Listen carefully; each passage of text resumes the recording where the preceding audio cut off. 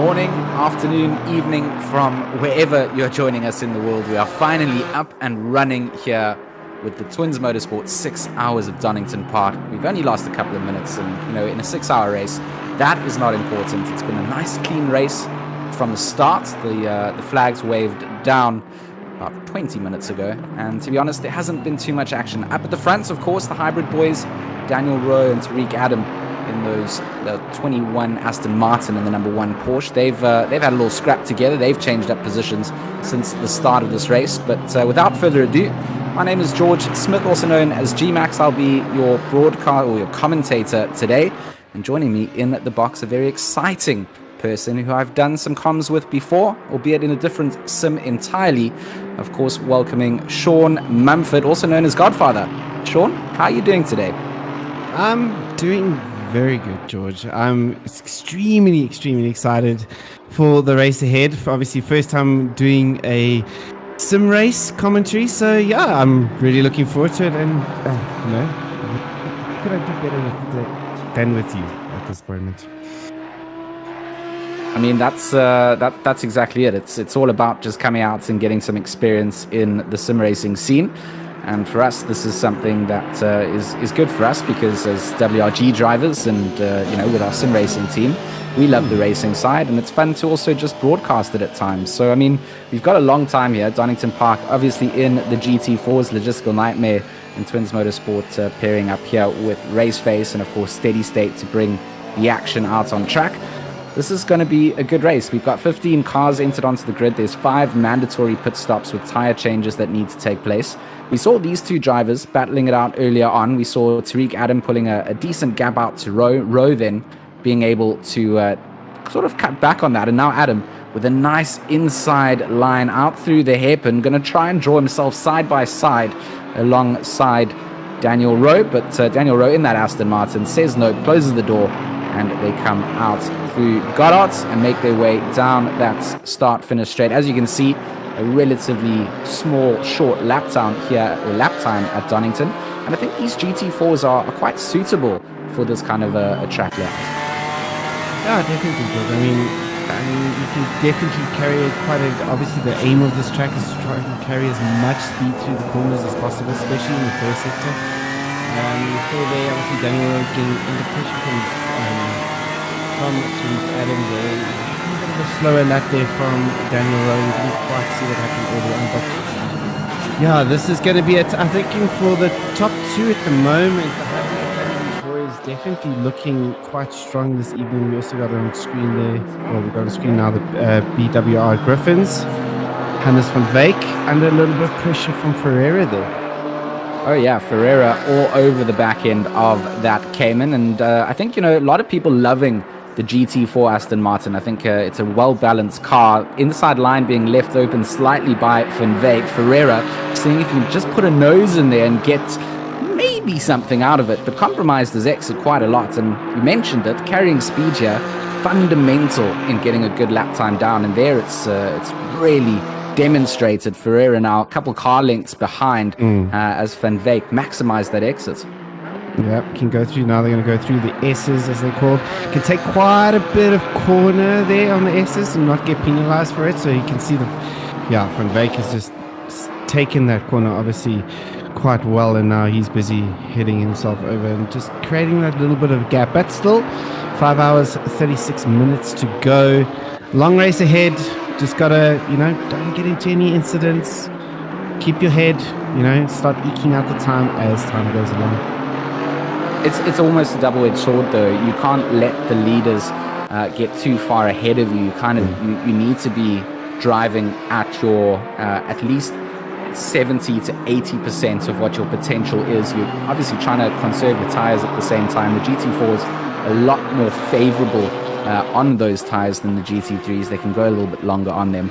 So I guess, you're trying to just hold on to the car in front of you. You're trying to keep the gap to the car behind you, and you're trying to just make some space through the field. Ferreira seems to have dropped off quite a lot in terms of pace compared to what Van Wyk is managing in that number 27 Porsche entry.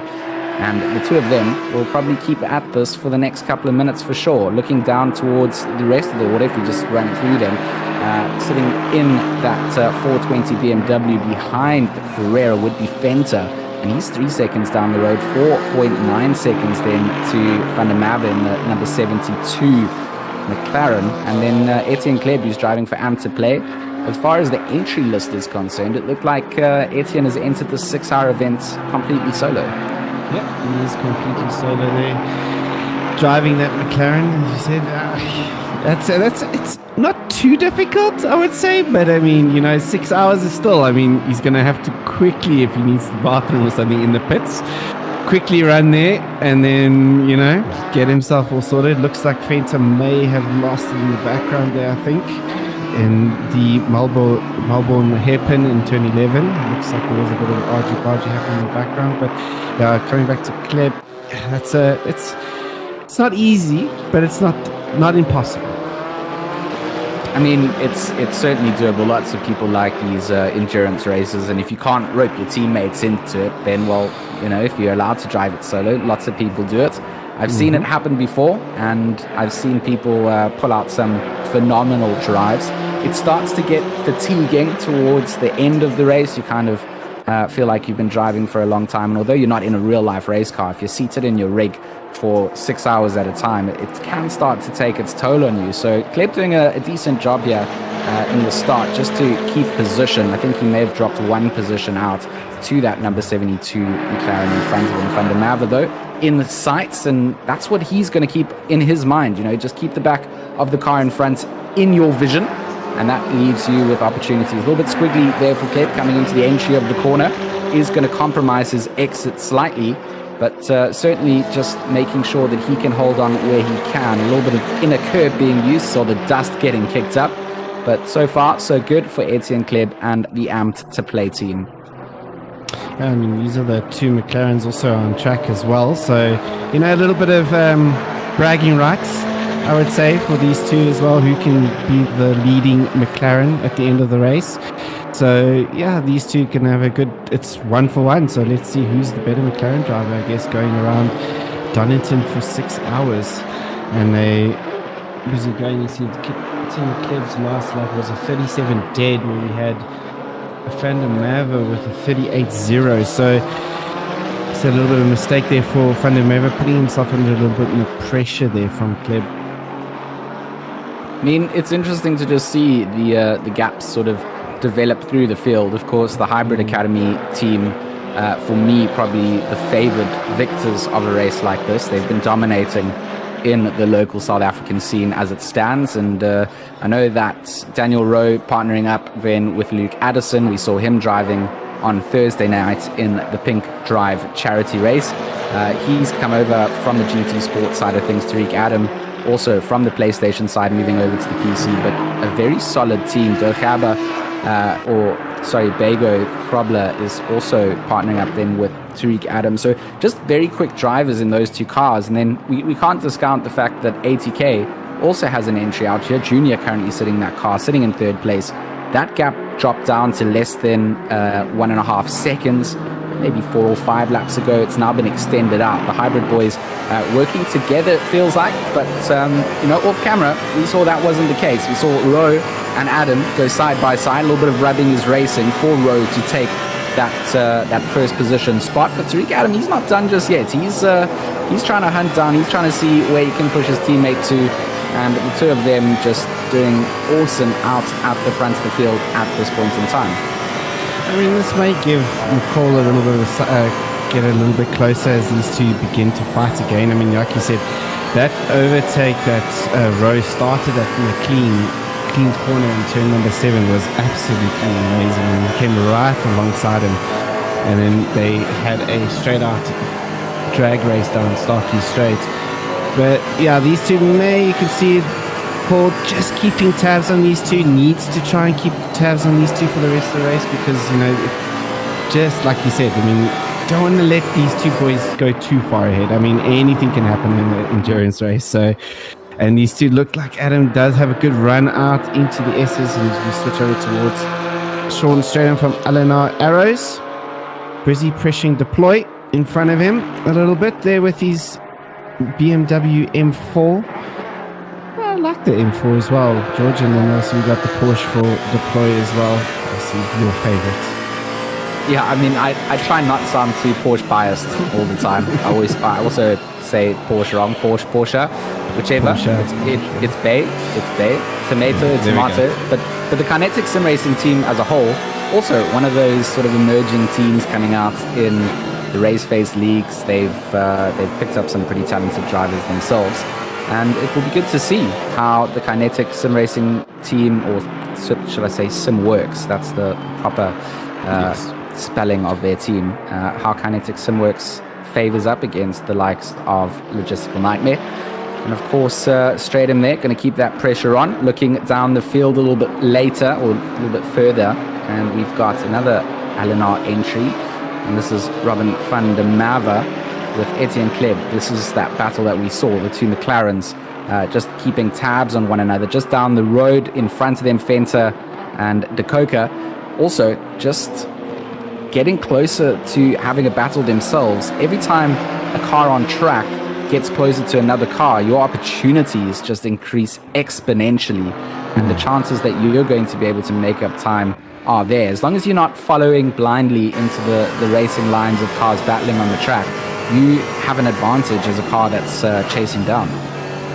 Yeah, 100%. I mean, a lot of factors come into play in these endurance races as well. You know, the blue flags, what can we do with the blue flags? That always seems to impact the race at some point.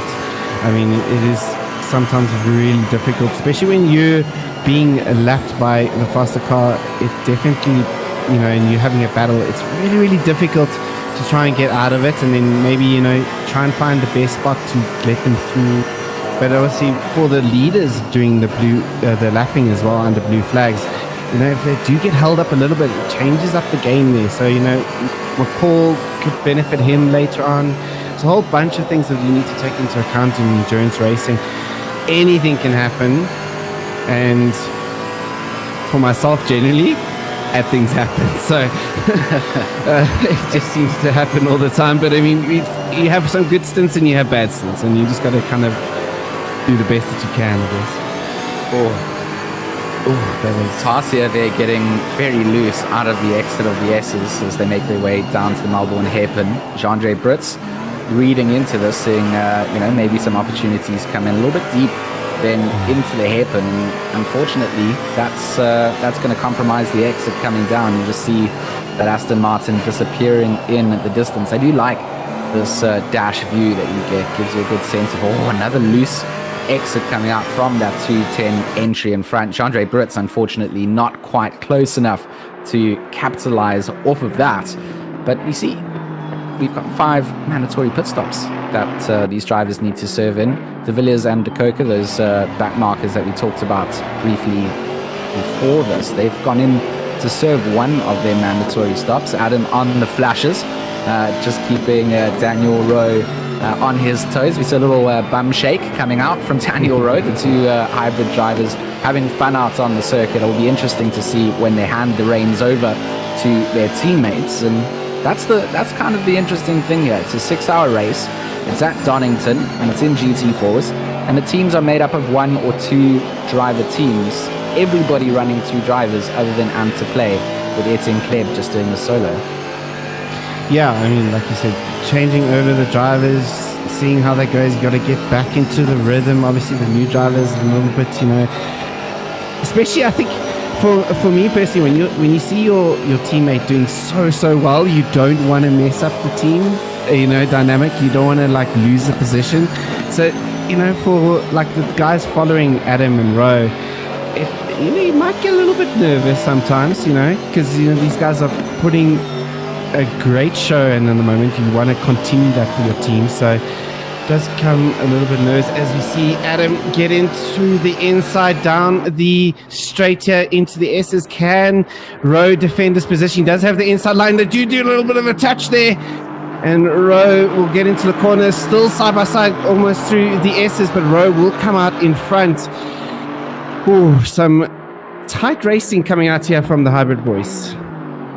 no love lost between teammates. I mean, down there's they are trying to push for the victory in their relevant cars, and equally talented out on the circuit. I mean, they're matching each other's lap times. Of course, Adam's got a little bit of an advantage in terms of being able to get some of that slipstream off. Not a huge effect comes out in the GT4s. It does allow for this closer racing. You don't get the dirty air getting kicked up from the aero in the GT3s. So the GT4s can race closer. And these two just doing a good show at showing us exactly how that takes place. Rowe grudgingly holds on to that P1. And, of course, Adam looking at every opportunity that presents itself to try and get back that lead position spot. He started in first place when the lights went out to start this race, and the two of them will continue at this. Stratum and Deploy, another two battles that want to take place. Kinetic Simworks just holding off against the logistical nightmare arrows. And Sean Stratum here in that M4 just trying to get the read on the Cayman and see where he can take advantage. He's certainly carrying a lot of speed. He's able to close down the gap to the back of that number 16 entry, but catching a car and passing a car, two separate entities entirely. Definitely, and as we saw there, obviously with Rowe and Adam, it's not easy to get the overtake done there for Adam as well. But yeah, like you said, not much slipstream with these GT4 cars. They've got a lot less wings, a lot less things, more. It actually does provide a little bit more of an entertaining battles going through it, as we saw. We'll see these long battles happen throughout the race where the guys will be side by side. But for Sean Stratum, just needs to bide his time. I think the BMW M4, not a bad car to be in it as well, but that Porsche obviously quite good out of the corners.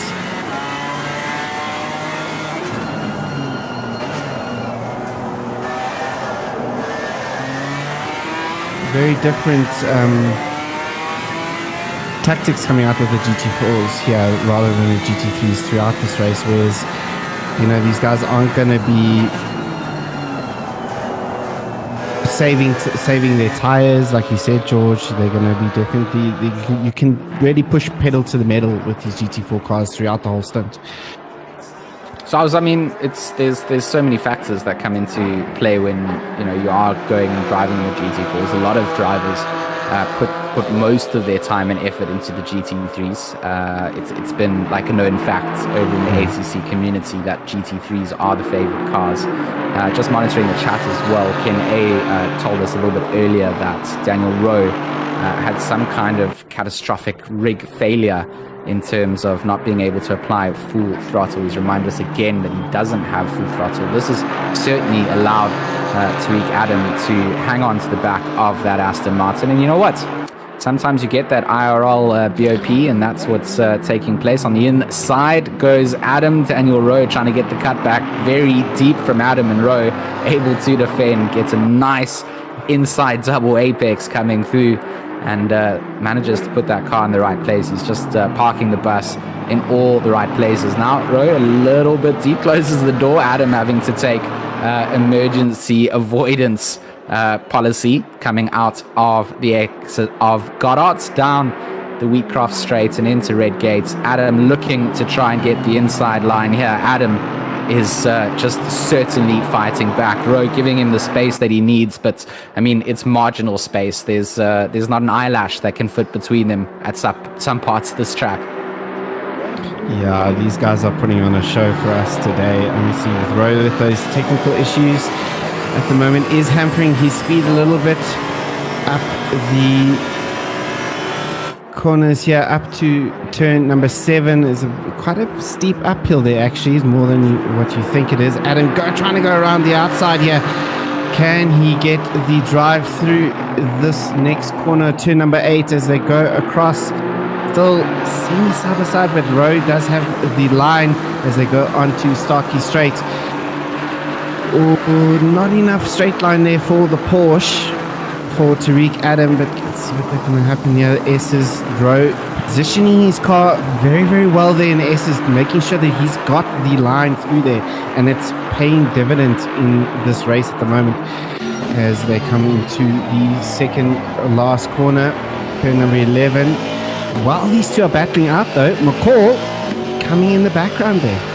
That was what I was just about to say. I mean, these two certainly pushing each other to the limits, but good old Junior from the ATK Academy, he's looking at this, licking his lips and thinking, well, you know, if you guys are going to compromise your potential lap times by battling it out, and they're switching the ideal lines that they would want to be taking through here. They are pushing each other to the limits.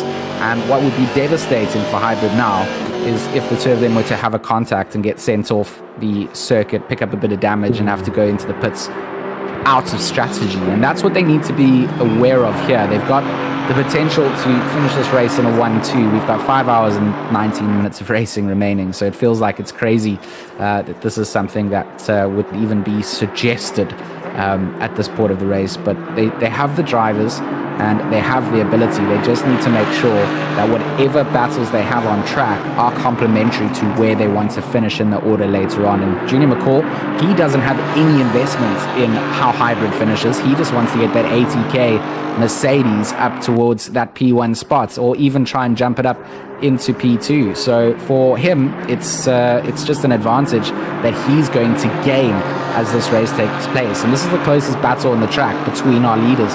The gaps and relative deltas between the rest of the field pretty separated. But these two drivers just pushing each other to the limits. And you know what? Rowe's just done a phenomenal job. If he is suffering with that throttle pedal, he's managing to park that car in the right place and force Adam to really work hard to try and get by. Yeah, he's doing a fantastic job defending, and like you said, I mean, with even not having 100% throttle, especially in these GT4 cars, it's really going to hinder you. But he's doing it. He's keeping the car in front of Adam.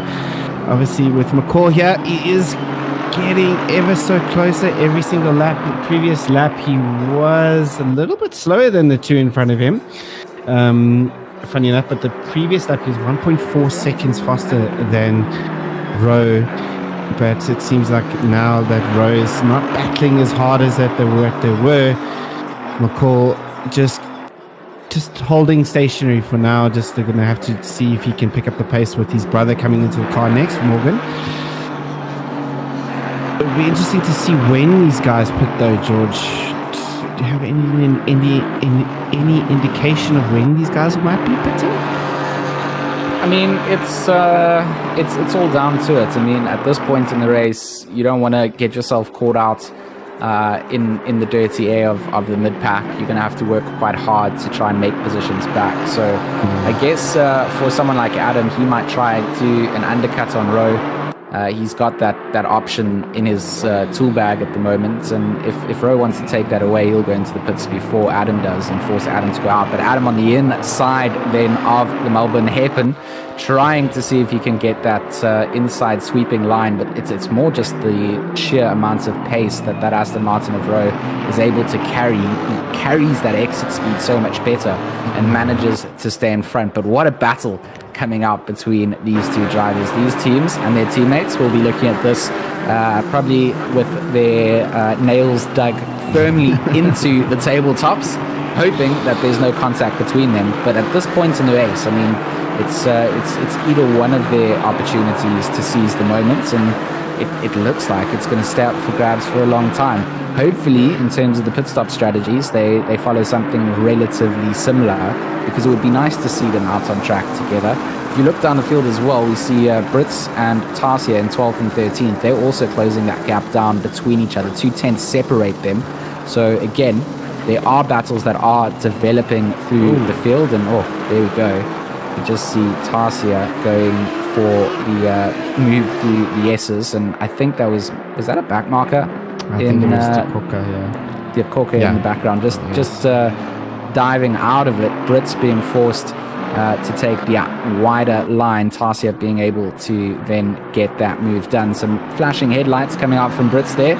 Not quite sure if that was a move he wasn't expecting, but that's just the way that the cookie crumbles sometimes. And there we go. We'll see Brits and Tarsier still continue to drag it out as they make their way up into Redgate and down through what is my favorite portion of this track, through the Craner curves, up to the old hairpin, this is where you can really feel the car on its limits, even in these GT4 cars.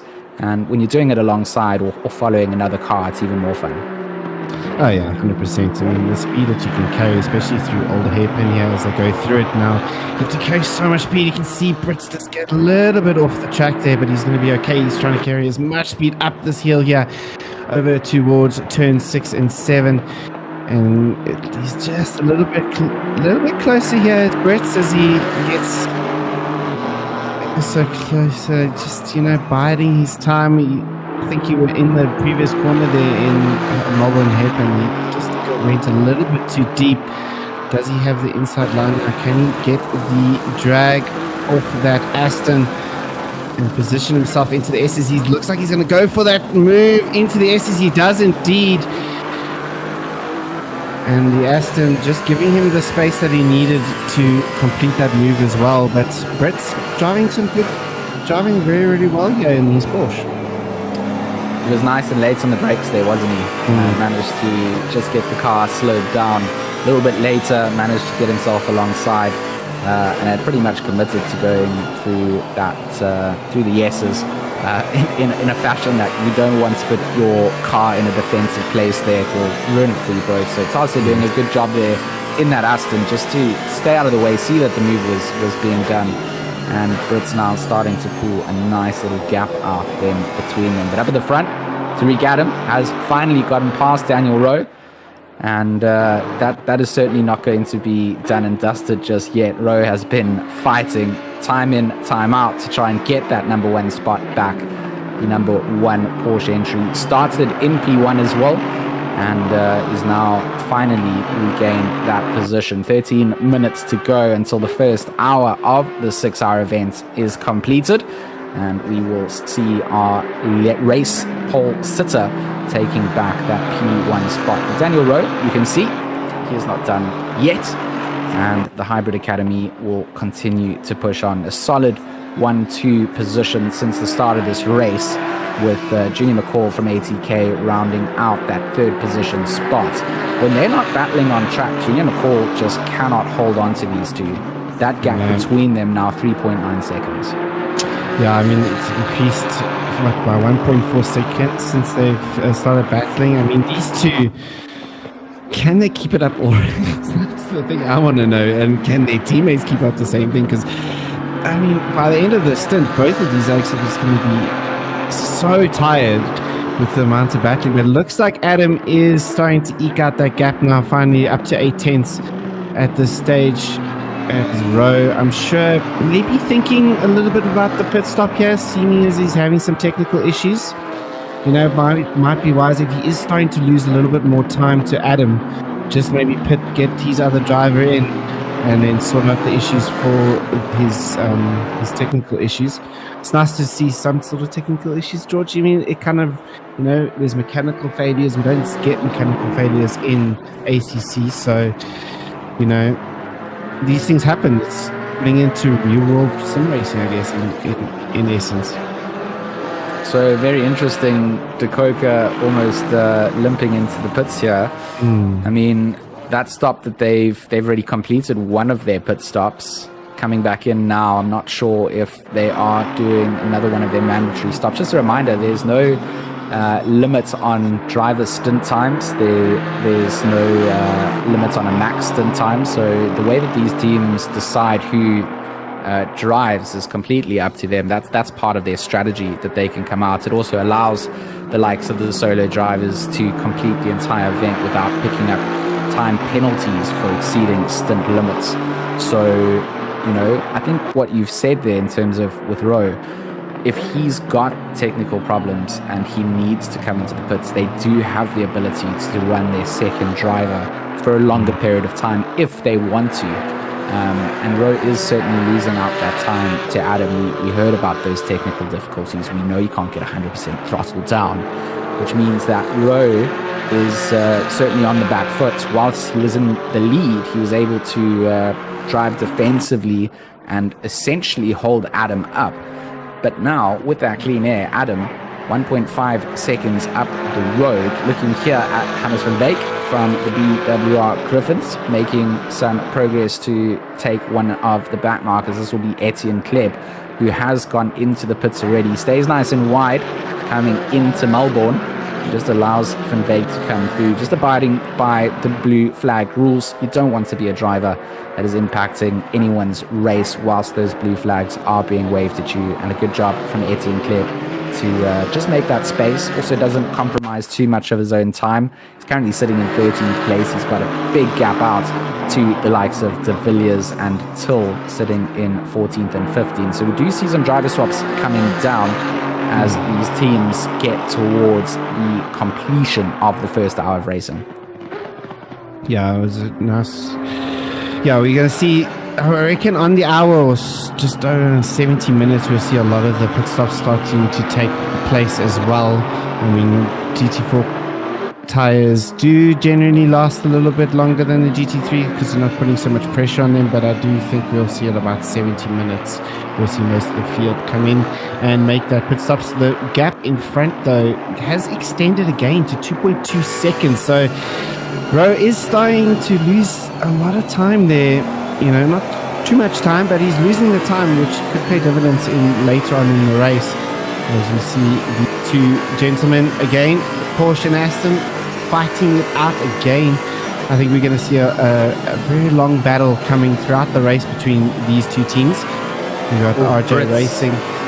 Brits running very wide at the top of Redgate is going to open up opportunity for Tarsia here in that Aston Martin. They are going to go, it looked like a little touch coming out there, but inside line now, that's a very dangerous place to be. You don't really get the turning angle in, and I think Tarsia there just has to back out slightly, allows Brits to get the run up the hill, and the two of them certainly another two drivers to keep an eye out on in terms of entertaining race battles. We've seen them change positions already. We've seen some headlights being flashed out, and as the story pans out, the Porsche entry, the 637 RJ Racing, currently with Jean-Andre Brits at the wheel, just doing enough to stay ahead of that Aston Martin. But I mean, those gaps change so quickly here.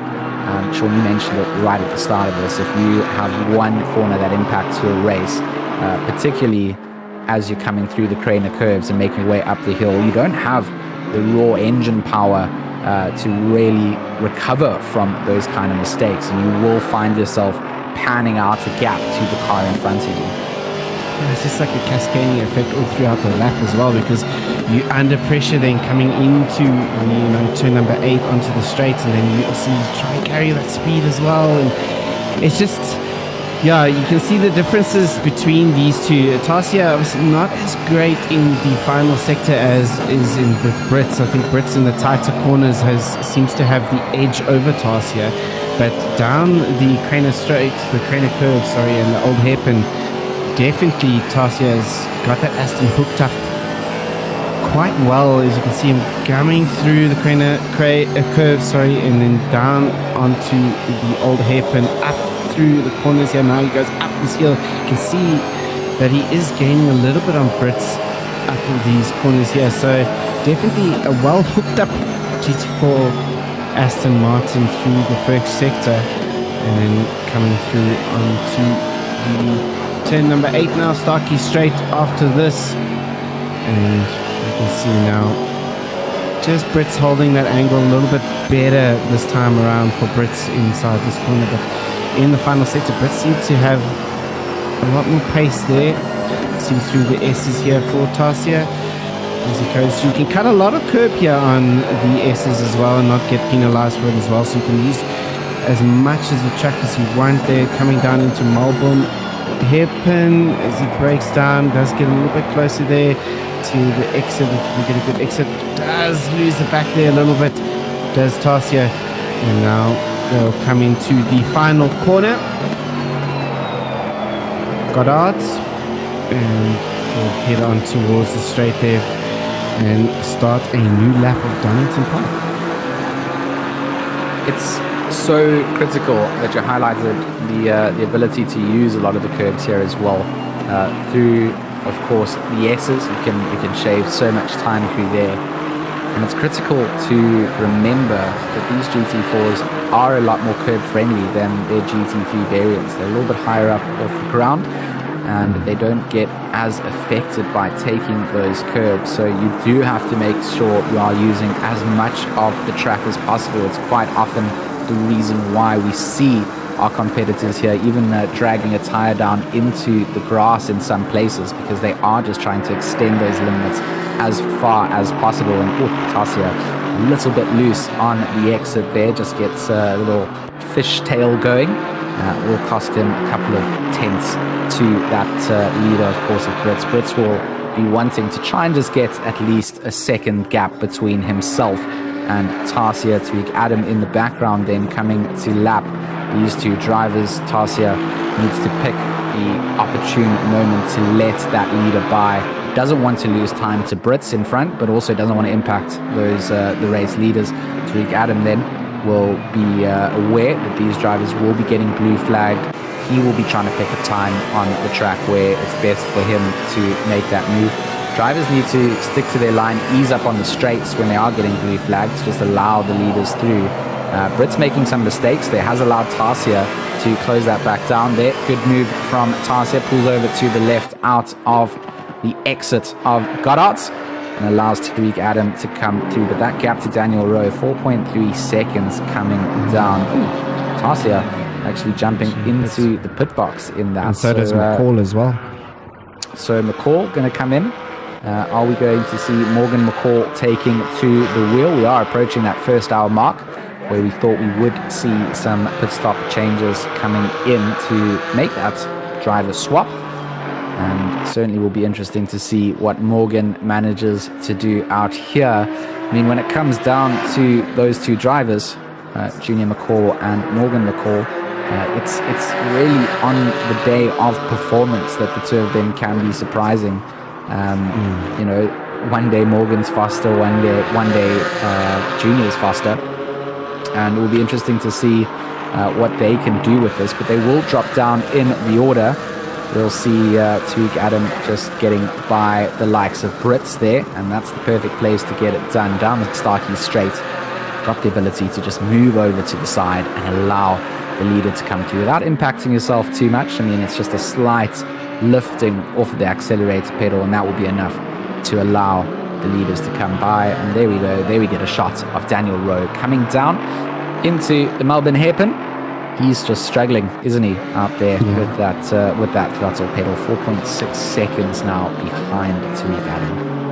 Well, the gap is just increasing. Even though Adam got a little bit held up, but not too much by Brits. Brits did a good job there of letting him through at the right time. Brits has pitted as well. But yeah, 5 seconds now, the gap from the two leaders here. Tariq Adam just another 5 tenths there. And I think Rowe needs to start considering getting the pit in as soon as possible if he's losing that time there on not having the full throttle there, and just try and get his teammate, who will be Luke Addison, who will come in next in this car, and see what he can do from there. Deploy hasn't pitted yet. He's in third position now, as we see. Where did the McCall come out? So Junior's still in the car there. I do believe, George, in 7th position. It looks like he's still in the car, coming out in 7th position.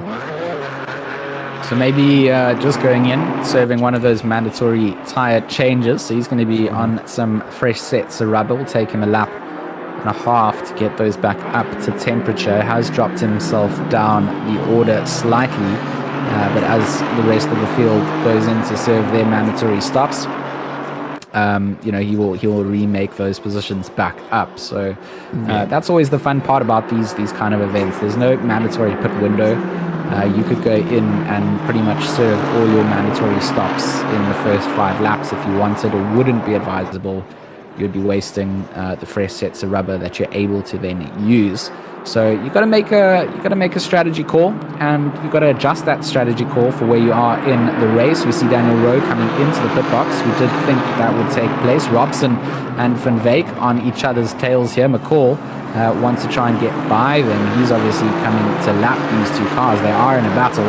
and the two of them will have to let him by. And it's not an easy place to have to do something like that. Robson and Van Wyk taking over from their fellow two drivers and continuing the battle that we saw taking place between the Porsche at number 637 and the 210. And there we go.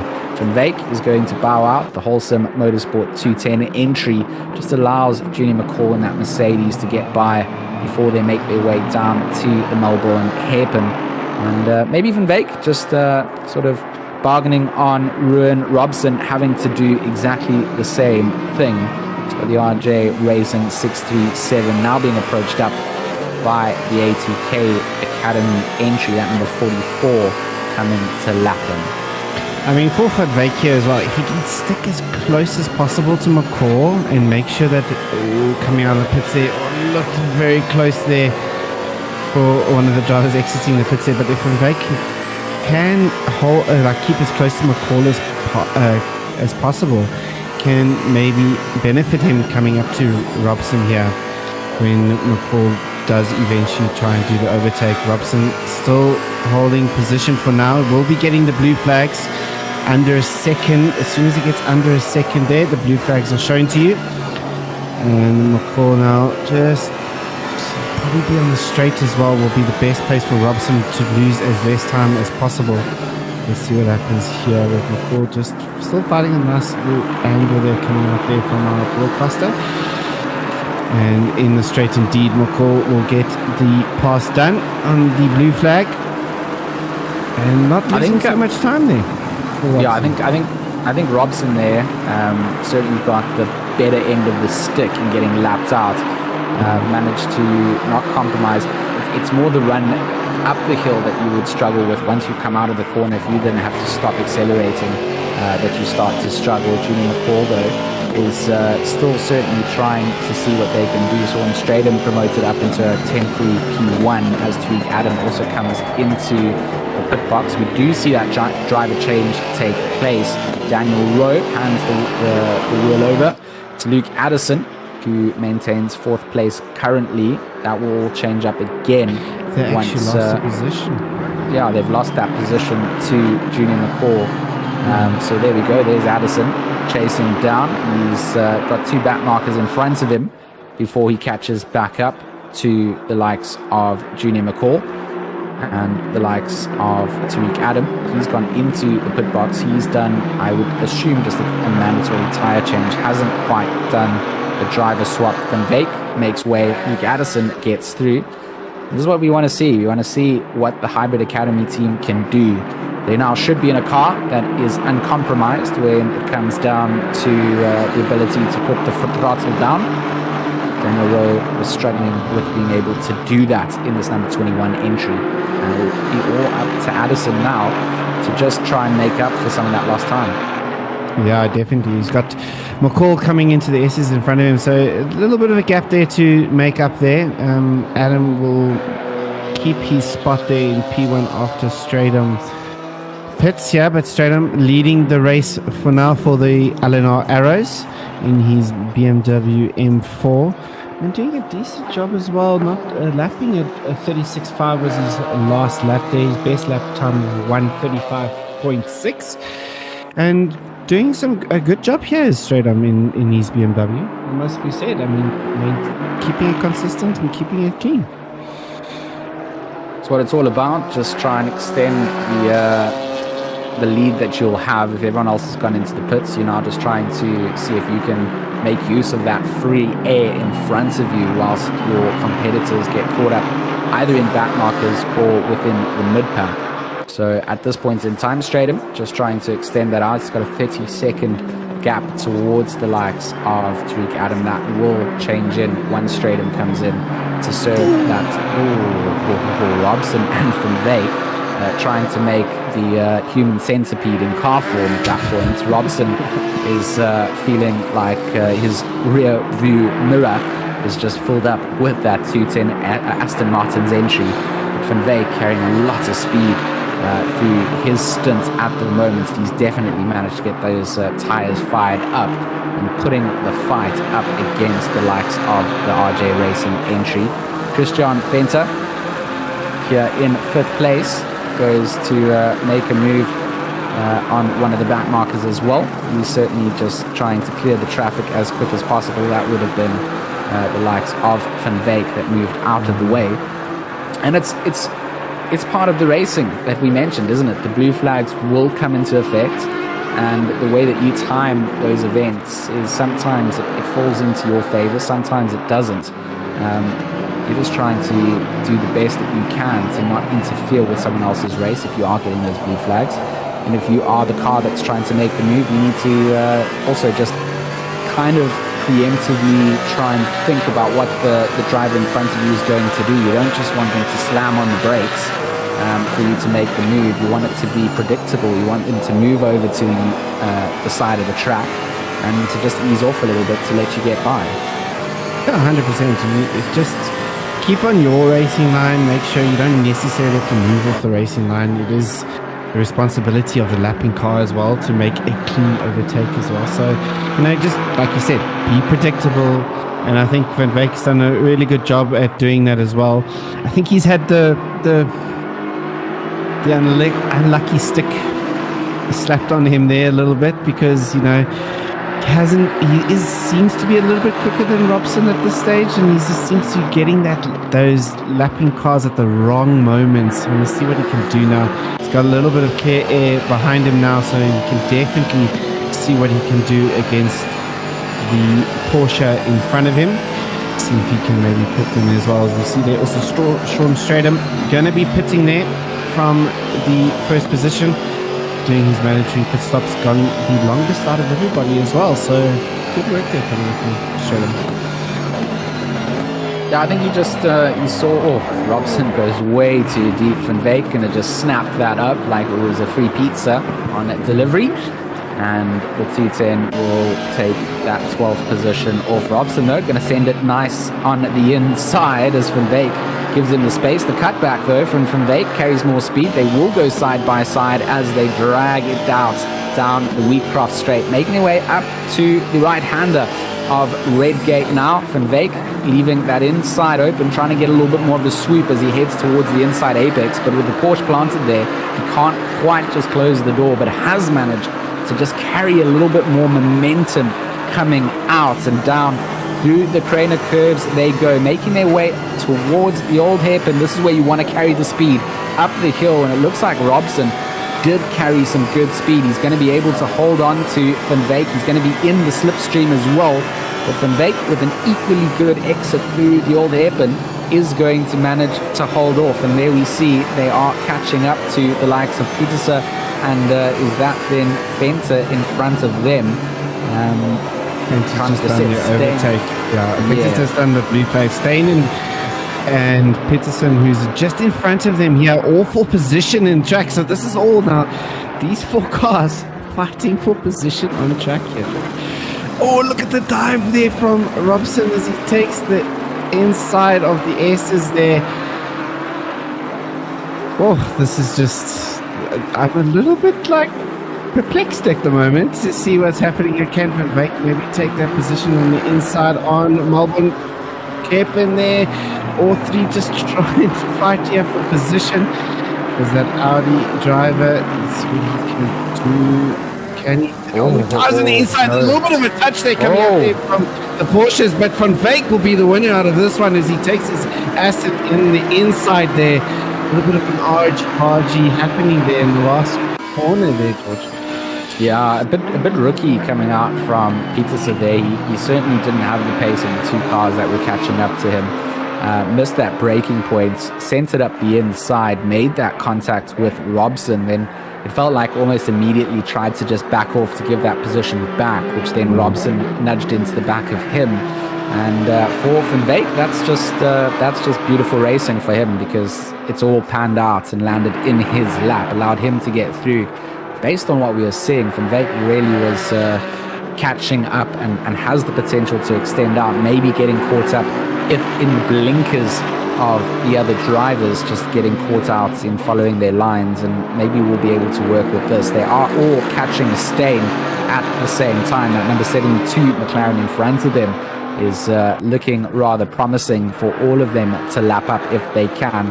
And when you're in this sort of position, Van Wyk, Robson, This is the opportunity for you, because as soon as Steyn has to go defensive, if he makes one little mistake, you can easily get 2 cars by on a track like this. So I'd be interested to see Steyn a little bit deep coming through from Veek and Robson on the inside. Steyn trying to hold on to that momentum that he carried on. He's going to be able to just block off Robson temporarily, and we'll just see what Robson decides to do. He's going to go a little bit earlier onto the brakes, try and take that inside racing line in that green, black and yellow Porsche. And it's not going to really work out for him too much in that aspect, as Steyn has managed to just keep that slip behind the likes of Van Veek in that blue Aston Martin out front. The McLaren is under pressure though from Robson. Look at that, Robson trying to go alongside, coming through the Craner curves, always a place that is scary to do so, but Robson is committed to this. From the rear wing we can see, and a little bit of some lag taking place. Steyn looking like he was jumping all over the place, and Robson getting through there, luckily not getting caught out by that little spike. Yeah, very lucky they did. Steyn did hit onto the grass a little bit there, and then he had to kind of, I would assume, obviously after that lag spike, had to correct himself, so very slow to old hairpin there. Now he's under a lot of pressure from Peterson, and it just looks like that McLaren's just not underneath him at the moment, really struggling for pace here. You can see, look at the gap that Robson's already formed ahead of him, and I'm sure Peterson is licking his lips, and I'm sure he could be able to get this to overtake soon. He would want this overtake sooner rather than later. And here comes Peterson. Will he be able to be the late breaker here? Not able to, just holding it off. Can Steyn get the exit that he wants out of the corner? Does seem to be a little bit better, calming himself down a little bit, maybe, perhaps a little bit. A lot of action in the last 2 laps, so maybe he's just a little bit under pressure. As you see now, great on board here. Helmet cam coming from Peter, says he got a good run here. Steyn just holding the line. Let's see, coming through the first corner here of Redgate. Over to the side. A little bit Steyn just oversteer coming out there from that McLaren, and that will give him a great exit into the Craner curves. Can he hold it out? Steyn Gonna go in the wrong place for this corner. Yeah, he's completely overcooked that. He's going to lose that position to Peterson as well. Just, yeah, like you said, wrong line coming through there. I think he was just trying to push it way too much into there. But it seems that first sector not happy there with Steyn. Oh, I mean, I think it was just amazing driving coming up from Reino Peterson there. Just pushing Steyn to the limits, going down through Craner, forcing him to think that they were going to go 2 cars wide. He tapped the brakes coming down for the left-hander before you get down to the old hairpin, allowed him to set his car up for the swooping right-hander up the hill. Steyn being completely parked on the right side of the track at that point, ran too wide, picked up some grass, lost braking ability, was lucky to be able to make the right-hander after all of that, but it was certainly a good... Ooh! That was Cargo Penny, Michael Penny here from the Kyle Army Rangers. He's decided that it's time to do some donuts. From 7th place, drops a position then to McGear, and now has to settle for 8th place. But he looped that quite badly. He came across the racing line in a way that certainly made me sound like an owl. Oh, that was a little bit hair-raising. Yeah, it's never nice. And now those tires will be on fire. So now it's going to be so difficult for him to get around this lap. He needs to just control a little bit. He has to be a little bit slower, get himself all focused up again, and get himself back into this race. As you see Adam doing that overtake, obviously under blue flag conditions. And continuing on the way here, comfortably in first position. In second position, we've got Morgan McCall there, 7.9 seconds behind Tariq Adam. And Adam's just having, since he's got his position back in first, he's just consistently putting up the laps here, George. He does have the fastest lap time of 134.9. His last lap was a 135.5, but 2/10, so that was a 36.0 for his last lap. So at the moment, I see the fastest guy on track at the moment we see is Luke Addison doing a 1:35.4 in the previous lap. So Luke trying to make up his positions. That was exactly the driver I just wanted to highlight, was the fact that Addison is catching up to McCall at a rapid race of knots. You see that gap between them as per the last Blitz update, 1.6 seconds, but that is closing down. And they lost a bit of track position in their pit stop strategy. Junior McCall obviously having gone in for a little bit of an undercut there, getting back out on the circuit, but another 10th being shaved off by Addison. He is flying at the moment, and just looking at their sector times between the two of them, just almost 400ths quicker in sector 1 between or Luke Addison being 400ths quicker than Junior, almost dead on equal when it comes down to the second sector. And then in the third sector, another 10th being shaved off for Addison on the last lap. So I think that with all of that considered, this should be one of the battles. If we had that AWS battle tracker that they've got in the Formula 1 in the next couple of laps, this would be, 4 or 5 laps would be sort of the mark that we might see these two making an overtake opportunity. But if Addison carries on with this kind of trajectory, it might even be a little bit sooner than that, because backmarking traffic can play a big impact in this, especially if you're following a car who's catching up to some backmarkers. You then don't quite have to go as defensive just yet as they do, while they try and preempt what those backmarkers are going to do. Yeah, 100%. And he is coming up McCall's coming up towards Kleb and Penny here. Obviously, Penny making that mistake earlier on, getting himself under a little bit of pressure there from Etienne Kleb. And this is, I think, McCall may lose quite a bit of time, because these two are battling in front. You can see there just with Etienne Kleb and Penny just taking on there. Penny holding on the outside. Kleb going to now relinquish that position, or the space on track as well. Doing a great job here is Kleb, getting out of the way of the leaders here. Really Let's one go in the left, let's one go on the right. It's a complete dance for the blue flags. Really good. He didn't lose too much time out of that one as well, as we switch over to Peterson here, pushing on towards Pullen for the LNR team. It's Pullen, I think it is, if I'm not mistaken. Indeed he is. But Peterson's been lapped out here by Pullen, because Pullen is sitting in P5, and looks like Peterson just either has been lapped or is trying to unlap himself with some pace coming out, maybe just settling down a little bit in that Audi. But we saw that there was unfortunately a little bit of a weird contact earlier on between himself and Robson, maybe just getting a little bit too eager.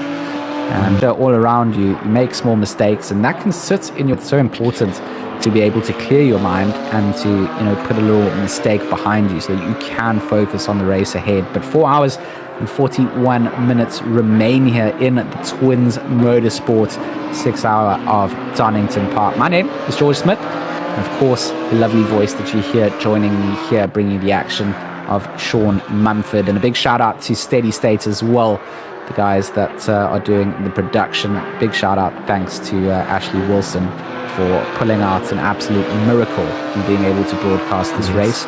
We had updates taking place, and that's part of the sim racing side of things. And he had to quickly shoot off to his actual studio to go and get things up and running. And it felt like for a long time he wouldn't be able to even broadcast the race. So, we're a couple of minutes late, but we are here, and we'll be here for the next 4 hours and 40 minutes.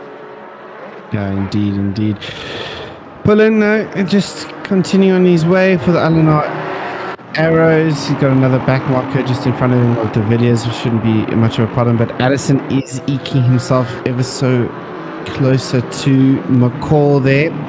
Now the gap under a second now, so this fight is going to start popping off fairly soon. Adam already into the first corner there as well, 8.6 seconds ahead of Junior. And Adam just maintained the gap. But Addison here into the first corner of Redgate. Get on the throttle as early as possible as you now go down the Craner curves here. Great sequence of corners here. A lot of speed that you can take through these corners. Now pick your braking marker, going towards Old Hairpin. Try and again pick up that throttle because you're going to have to go up the hill here in towards turn number 6 and now into turn number 7, which is after the McLean. And Luke Addison getting some good drive out of that corner as well into turn number 8 as they go through now. It's kind of like a blind rise braking corner. It's a very odd corner to try and take it, but we're going to go on towards Starkey Straight into the S's.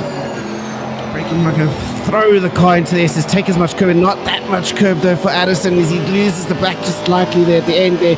Does keep it under control. And now we will go into Melbourne Hairpin. Late braking gear, pick your point where you want to turn in, get as much speed out of that hairpin as possible. And then now into the last corner of Goddard. As he comes there, gets around. It's a very long corner. It feels so long inside the vehicle. And then you get yourself onto the straight over the finish line. Start-finish line, and that's a lap again. Donington Park in the perspective of Addison there. Got a good lap there from Addison as well. I mean, he's just shaving tenths off each lap that he's coming out here, and that's exactly what he needs to do. And Ginny McCall will be very much aware of this at this point. We'll be looking at that live delta time that's being fed to him. Teammates will be whispering in the air that Addison is closing down. And that's what you want. You want to get into the head of your opponents. You want them to know that you are lapping quicker and you are looking to make that move within the next couple of laps. And, you know, I feel like Addison here has taken over from Daniel Rowe and just continued the legacy of great driving that we've seen from Hybrid Academy. It isn't helping them catch up with Adam, but it's certainly a place that Addison has the opportunity now to make up that position that they lost in the pit stop. Penny and the likes of, who's that? Is that Fenter that's come through? That's this is going to be a blue flag being waved out for Penny. Fenter is going to be trying to get by as quick as possible, not lose time. That Kinetic Sim Racing Porsche has just stayed in such a great position. There we go. Michael Penny just going to ease off of the throttle as they make their way down to the Melbourne Hairpin. That's Kinetic Sim Racing Porsche has just done such a good job just keeping themselves in this. I mean, they're sitting in 4th place. They're a little bit behind where they probably would want to be, but keeping themselves within the top 5. Yeah, doing a great job there from them. Consistency is key. And, you know, like we just saw, like anything can happen. I mean, another maybe technical failure in front of them. We saw Penny earlier on just do a little bit of a spin there out of Old Hairpin. It is possible even for the leaders for this to happen. And Fenter's in a good striking position at the moment to wrap up those positions as well. Coming down onto the credit curves into Old Hairpin. Here he comes. And the livery is actually really nice livery there from them as well. Nice colors. I do like the colors. I love their color scheme. That sort of electric blue, the purple and the black. I think it just is so complimentary, and it looks good on almost any of their entries that they put together. I'm not really a big fan of the Cayman GT4 when it comes to my love of Porsches. I say that now, but I got an experience to get a little ride along in one last year as a little bit of a surprise. My friends got me the opportunity to see one in real life, and I then had to take back that opinion, and now I love it again. But when it comes down to the GT4 entries, I would have liked to see maybe, we thought we were going to see a Ginetta coming out here as well, didn't we?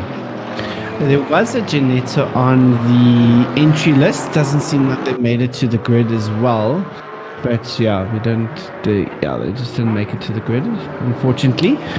And I love the Maserati as well. I mean, I know it's got none of the electronic assists that the other entries have, but it is such a good car to listen to. It's a nice car though. I would have loved to seen someone just give it a go though, around Donington Park and see how they fared up.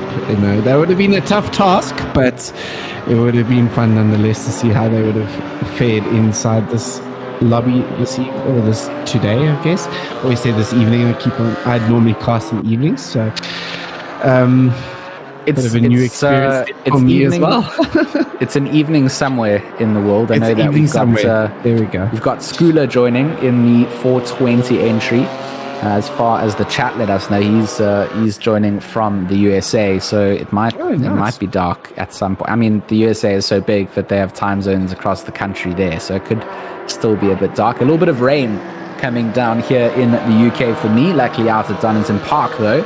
In the sim, no rain on the horizon. 8 kilometers of wind is blowing here, with current conditions indicating that we've got sunny conditions for at least the next 7 minutes. And the track conditions indicate that we've got a 26 degree track temperature with a 23 degree ambient temperature. So, that's also something that we didn't really factor in here, is that there is a dynamic chance that we could see rain at some point in this race.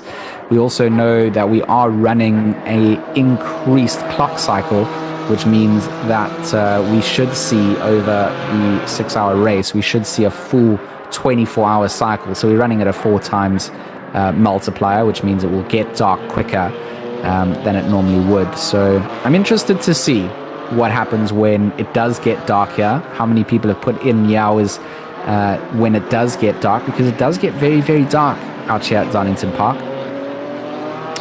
Yeah, not much lights around this circuit indeed. Yeah, so like you said, that 4 times multiplier, they are heading into the darkness now, and it's No. It's UK time. We don't see the sun get dark till much later. Much later. I mean, it's 6:15. So I mean, in the sim race time in there, what time do you suspect? Probably 9 o'clock, knowing the UK time. I mean, as it stands currently, it gets dark at like 9:30, going on towards 10 o'clock, but it never gets really completely dark. I don't think the sim accounts for summer and winter timings, to be honest. But yeah, I think looking at where the sun is currently up in the sky, it's at least another couple of hours in sim racing time, but you can see that timer increases quite quickly. So there we go. Good look at the sun. It's quite far up in the sky, so we might see it at about 9:30 on that race clock timer. And that changes up the game as well, especially in endurance racing. Definitely now you kind of change your reference points to a certain degree, because you look out for things that you can actually see with your headlights in front of you now, instead of like taking out the markers of the external, like the barriers, the marshal boxes, and all that sort of stuff as well. So it does change up the things slightly. Some teams have night drivers, some teams don't. It all depends on the people who'd like to drive at night as well. So it's another different aspect to endurance racing, though I kind of liked to see you racing in the night and stuff. It certainly is. It's something that, you mentioned it there. It's your brake markers, it's your turn-in points, it's all of that kind of stuff that you kind of drill into what you're doing in the daytime, and suddenly the night comes in and you've got this completely different element being presented towards you. You've also got the sunset effect as the sun drops down, that then shines directly into your field of vision at different parts of the circuits, it's quite cool. I like that, and that's kind of why it was elected to go for this kind of a increased time duration to try and get a full cycle a night today. Yeah, in essence, we're cycling through a full day, in essence, with the 4 times multiplier. So we're simulating a 24-hour day inside the sim. Is Pullen just continuing on his way there. Addison, how is he looking in relation to Morgan McCall? 1.4 seconds. Just looks like Junior is just maintaining that gap there for now. Doing a great job in there in second position. And with Tariq Adam 10 seconds up the road, keeping that gap increasing that gap every single lap. I mean, it's almost like Luke Addison has kind of lost a little bit of that mojo in terms of that time that he was making up. A couple of tenths being lost out in the time that we've just been rambling on about the weather, but he's still got Morgan McCall in sight, and the closer that he gets, the more of that very limited slipstream effect he'll be able to use. But this is a driver that I've wanted to see competing in the ACC side of things since I first got to meet him virtually via the GT Sport side on the PS4. That was kind of many years ago when sim racing wasn't really a big thing on the PC side. I mean, in terms of how many leagues and things we have running now, it was a much smaller space, and there was such a big PS4 community, especially out from the Call of Duty side, I was telling you before. And Luke has always been a big passionate motorsports enthusiast, and I've always wanted to see what he could do when he did come over here. Him and Tariq Adam are like the drivers for me that need to be watched out for most as upcoming talent in the future for South African sim racing. No, I absolutely agree with you there. Penny, now in front of us, does get that position back on towards Kleb there. That was a couple laps ago that Kleb managed to do the overtake, but it looks like Michael Penny's got his Aston back to where he wants it again after that spin and making that time up as well. Just having a look at what the lap times there in the previous, he did a 1:38.4 his previous lap. Etienne, I think, may have done a mistake there at a 1:40.6. But it looks like Penny's just racing away at the moment, and looks like he's got himself back into the rhythm of things. His head's clear. Everything should be good from now on, and just maintain this pace for the rest of his stint. And Etienne Kleb just a little bit squirmy there out of that exit. Both of them coming into the corner. Penny looked a little bit untrusting. And then Kleb again loses the back end on the exit there out of Coppice. And it's that sort of small mistake. You just see how much of a difference it makes, especially from this rear wing camera angle. It kind of gives you the feel of what a small little mistake on a mid-corner exit will do. And Kleb then needs to make up this time later on the brakes, very late on the brakes, and going to go and sample some of that grass out there. It's a very expensive lawnmower, the McLaren. Yeah, indeed. Yeah, I think he's just trying to make up that time, Kleb, and just overcooking his braking marker there quite a bit there, but Van Wyk will benefit from that. He'll move up a position now into 9th position, and he'll try and chase down the likes of Michael Penny in front of him. And the gap in front though is quite, these guys are in their own little section of the track here. Everyone's kind of spaced out around them. Fenter, I'm just having a look at the time, he's quite a distance away from Luke Addison as well. So pretty much the closest fight at the moment is these two at this stage. It is certainly a close battle between these two. Kleb, I mean, to be honest, he's lost a little bit of time. He lost that position out to Penny. He lost that position to Van Wyk as well, and he will lose this one to Robson. So he is the driver that is trying his best to try and get himself through this entire race as a solo driver. He doesn't have the option to hand over the wheel to somebody else. He's going to have probably the hardest battle out here in getting to the checkered flag. He's been doing a good job at just keeping it in the mid-pack at this point in the race. I wonder if he's got some sort of damage or something, because even with the mistake last lap of 1:44, this one also not that fast as well. So it looks, it goes deep again there, George. Not happy is Etienne Kleb in that McLaren at the moment. No, and I wonder if something happened off camera that we weren't quite aware of. You know, these cars are a little bit more robust than their GT3 cousins. They can take a little bit more of a battering, but it's not a lot.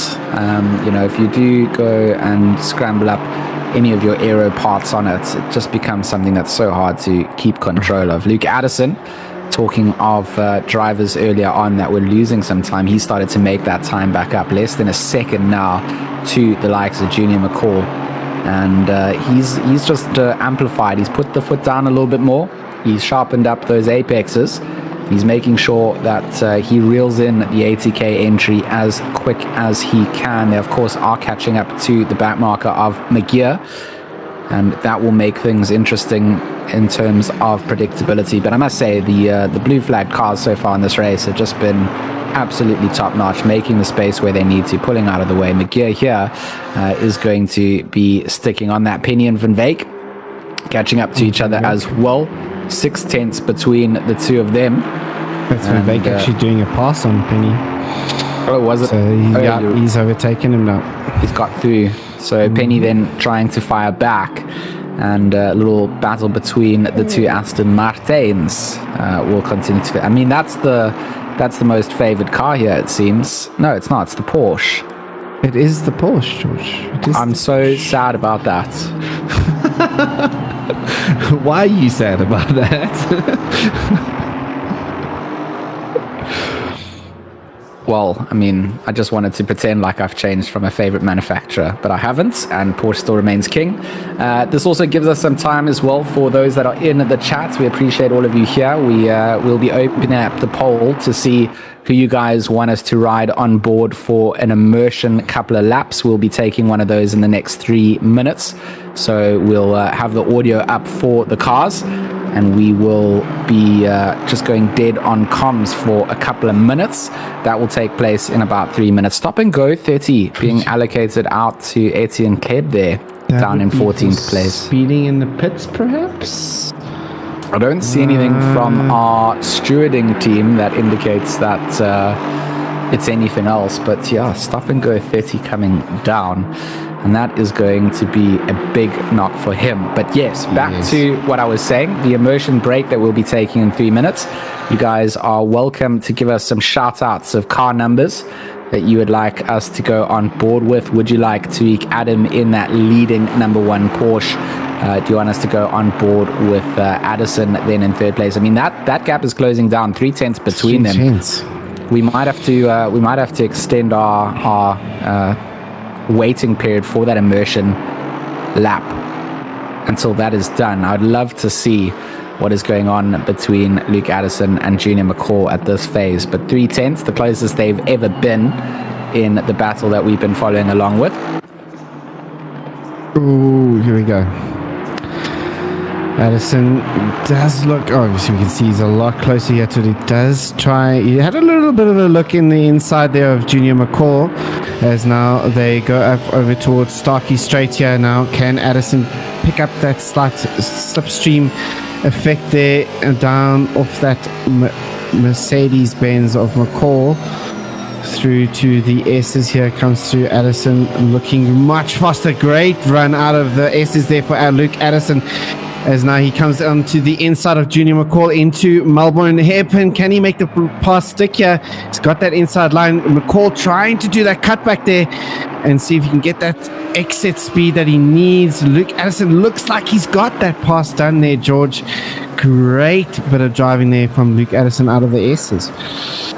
Super planning phase coming out there from Luke Addison. Read that like a book, saw the opportunity to make the move and made it stick, and now looking convincing to keep this sort of pace up, put some distance between themselves and that 80k number 44. Of course, pit stops are going to come in with them shortly, but until that time, it's not really done and dusted. It is starting to get a little bit darker out there on the circuit. You can see that sunset is starting to take place. Only 7 o'clock, so it might be a little bit earlier than 9 o'clock, Sean, that we see the darkness coming down. And a super move coming out from Luke Addison. Some nice shots as well from the rear wing here, as you see that setting sun in the background. Anthony Wilson asking us to go on board with Skula. That's the only vote that we've received so far. So unless there's anyone else with suggestions and votes, when we do go to our immersion break, we will be going on board with Skula. So some good racing so far in the TwinZ Motorsport. 6 hours of Donington Park, of course, partnering up with L&R, Raceface and Steady State on the production side of things. It's been a good race. It's been a little bit stressing this morning in trying to get things done. McCall trying to just hang on to the back of Addison as much as possible, try and take a leaf out of his book and make the move through the likes of the Melbourne hairpin. But Addison says, if you play those moves that I've played on you, just know that I know how you're going to do it, and keeps the car length ahead. Great little bit of work there coming out from Addison. Skula, there he is, our main man for our little break that we're going to be taking for the L&R Express. One of 3 teams here for. So, I mean, this is a nice little onboard as well. Onboard with the M4 then. And we'll continue to ride around with the likes of Skula in the 420 as we hit the 420 mark in the time clock. And we will see you guys shortly. Enjoy the audio up moments as we take a small immersion break.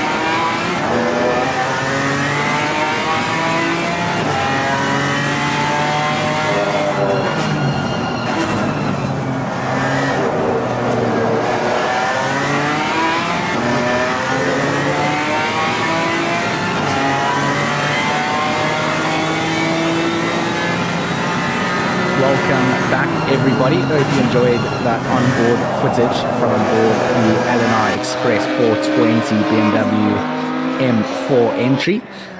We are back to live picture and commentary. My name is George Smith, in the box, of course, with Sean Mumford. We will be your broadcasting duo, or commentary duo, should I say, alongside Steady State, bringing you the pictures that you see on screen. Up at the front, it still remains a dominant performance coming out from the Hybrid Academy entries. They've gotten themselves back into that 1-2 position that we were so accustomed to seeing from the start of the race. Addison obviously getting past McCall, but not pulling a huge gap onto that third position spot. Here we see McCall live in shot at the moment, just 8/10 behind as per the last timing sector update. And Junior just doing a good job at just holding on to this. We saw that Addison had the pace. He had the advantage through all three sectors. And it's now just negating that gap for McCall to do. We know that Morgan will be coming into the car when they do their next driver swap. Again, we have no idea at what sort of stints these teams are going to be driving for any of their drivers, do we, Sean? No, we don't. They can pit whenever they want. Their strategy can come into play. It's all great. Stain just having a little bit of a moment there out of the exit of Melbourne Hairpin. A bit of a strange one coming out there from him. But yeah, we don't know really what will happen. They can run triple stints if they like. There's no driving time, like you said. So Junior doing a double stint here for his team at this stage. Luke Addison obviously taking over from Daniel Rowe, who earlier on had a little bit of technical difficulties. He wasn't able to put full throttle down. So hopefully he's sorting that out in the background. And then he can come back into the car a little bit later. Stain is pitting as well. Let's see what happens with him. He looked really, really slow. Yeah. Coming out of the likes of the Melbourne Hairpin, and then out of Goddard's, he seemed to be limping back there. He did go into the pits. So it will be interesting to know what took place there. If any of his teammates are in the chat, you're welcome to let us know if there was something that they were struggling with. The McLaren looked race worn when we saw it coming into the pit lane, but no real major damage that we could see visually. The damage model in Assetto Corsa Competizione isn't as detailed in terms of the visual effect that it does in the likes of something like iRacing, where bits of your car fall off, pulling into the pit lane in the 315. I was waiting for the whole time since we saw the entry list. I thought when Pullen goes in, but it's probably Pullen. We probably just say it wrong as South Africans. We probably South Africans, we probably do say it wrong. But with Stain and Etienne struggling in those McLarens, though, George. Just like we saw Etienne Kleb struggling earlier with pace, and then obviously we've seen Stain doing exactly the same thing. Van der Merwe's have taken over for Stain in that McLaren, but both McLaren drivers not having the happiest of times in the McLaren. As we see now, also Tariq Adam just in front of Van der Merwe. You can see he's taken over from Stain for the Logistical Nightmare Racing team. It'll be interesting to see what a blowout for Stain. We've been told in the chat there from Mr. Buck. A blowout. That's very interesting. So it would be. I wonder how many laps.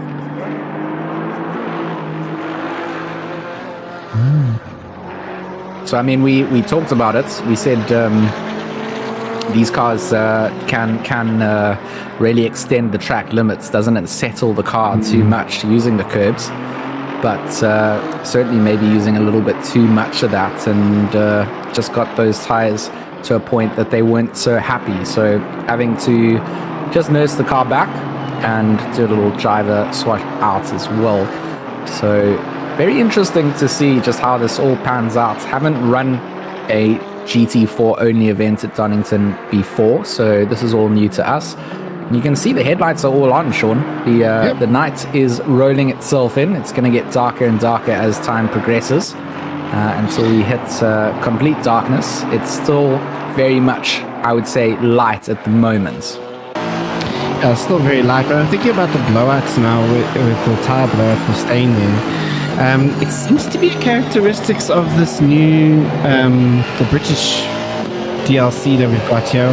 I remember watching a couple streams a few months ago as well on Alton Park with the GT4s. Guys were getting very close to those tires also, getting to that moment of blowout as well in those streams as well.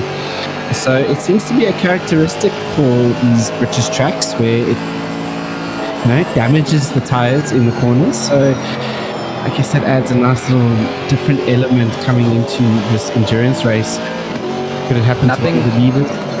Nothing says grip on the curbing like a couple of razor blades being thrown into there, and they're just chewing up some of the entries for sure.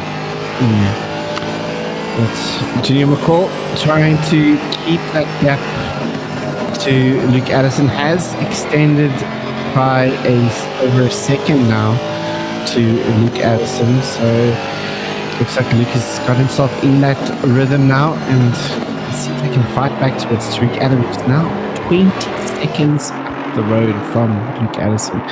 That man is it's looking fine at the moment in that Porsche. It's dominant. I mean, it's something that has to just be said. It's all comes down to consistency in endurance racing. There's no point in having a couple of fast laps and not being able to deliver them time in and time out. And it just feels like Tariq Adam has certainly mastered that craft of finding both the consistency and the pace in this. And really just, since he had those battles alongside Daniel Rowe early on, that was kind of holding him up, not giving him that fresh air in front of him that he potentially needed. We saw that potential was there in terms of where he was placing the car, how he was catching up to Rowe. And since getting past, it has just been purely dominant, to say the least. And it will be very interesting to see if Luke Addison manages to close this down. If Tariq Adam does make a small mistake, he's got some buffer behind that allows him a little bit of a breathing space. That's kind of what is pertinent to remember, is that even with a small mistake here, he's still got a very big lead at the moment, 20.4 seconds. But if it's a big mistake, you put that into the wall, you have to go in for a pit stop, some repairs.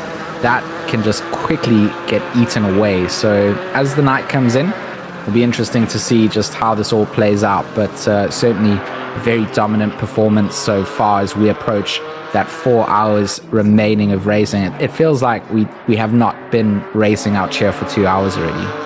No, it does not. And I'm just thinking about it now, like for the drivers, it does get tiresome. And just while you were talking about Tariq Adam there, he's been in the car since the start of the race.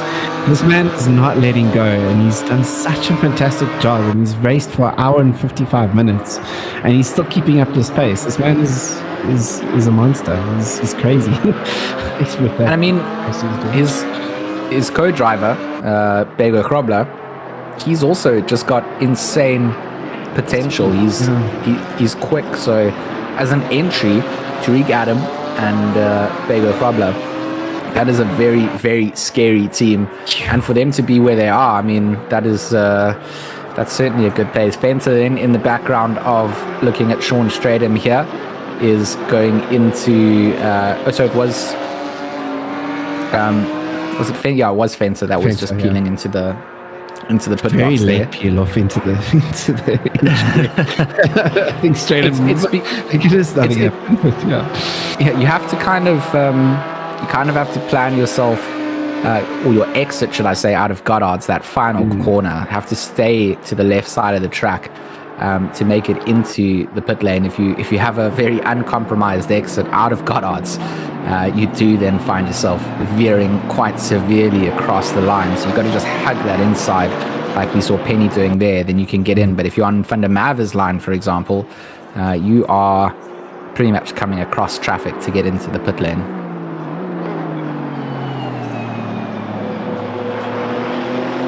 So we see Fenter into the pits. Looks like Deploy getting into that car for them. He's going to be exiting the pits very shortly. as we see here just a couple of on-track battles, not for position. This is just trying to get past some of the back-marked traffic. So Van der Merwe and Skula getting past the likes of Penny then, as Penny just gives them the space to do so up the hill.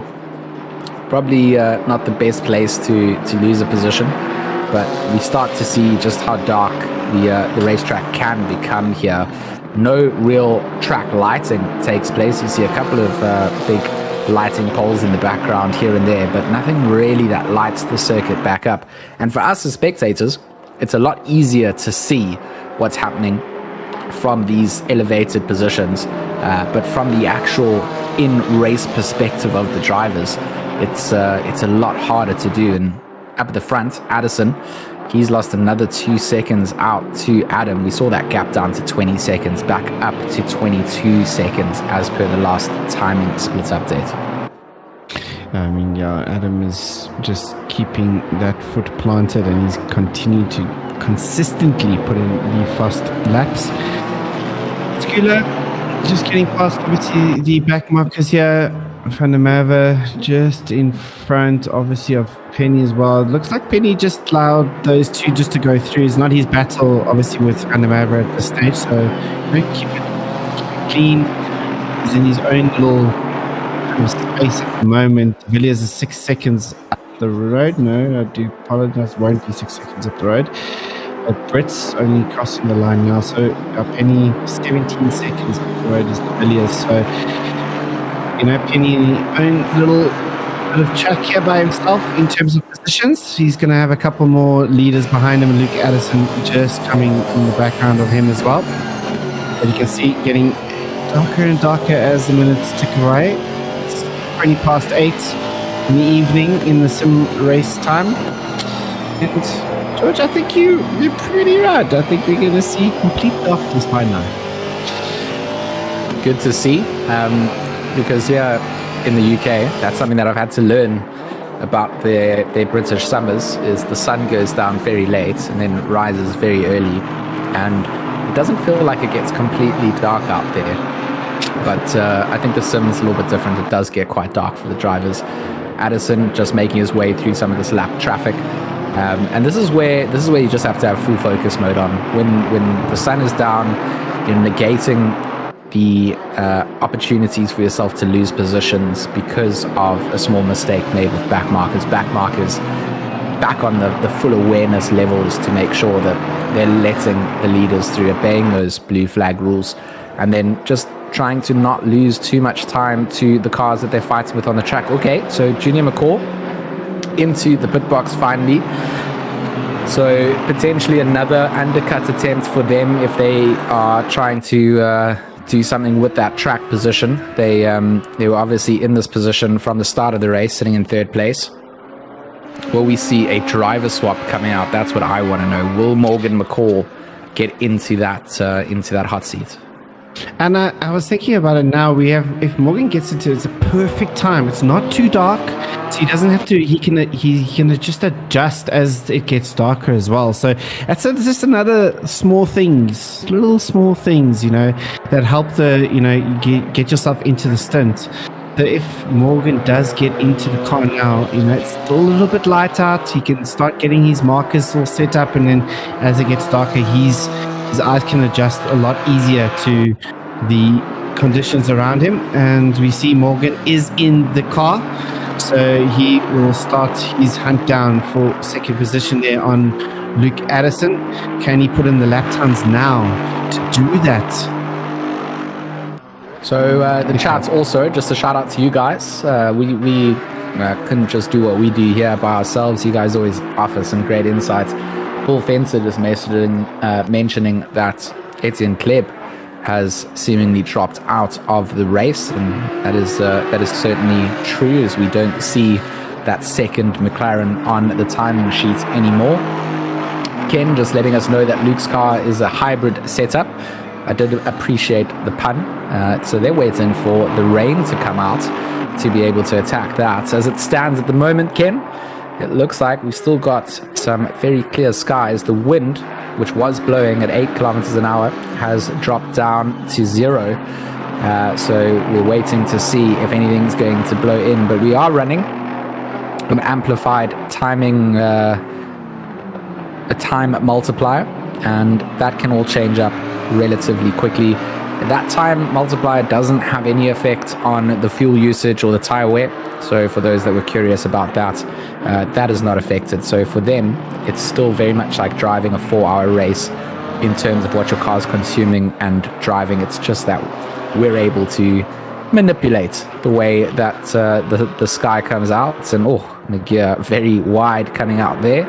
It is getting dark, 8:36. We might be a little bit early for the complete darkness here, Sean, as it's certainly getting dark on the track. On board with Mike McGear here, you can just see it's got that little onboard blue light going, so that helps you see your dashboard, and your steering wheel helps you feel like you can sort of pick out what is inside the car versus what's outside the car. For VWR preference. Sorry, Sean?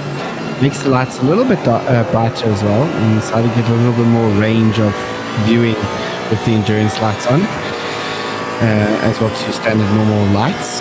So that's always a nice thing to see a little bit more.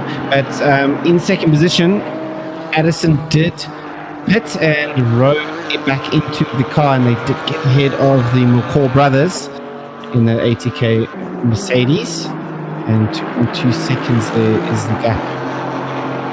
So it'll be interesting. It'll be interesting to know now if Daniel Rowe, in that time that he handed that car over to Luke Addison, if he managed to go and get that accelerator issue fixed out, because that's really what we saw was the biggest contributing factor in him not being able to stick that fight to Adam, was the fact that he wasn't able to get 100% of the power down when he needed it.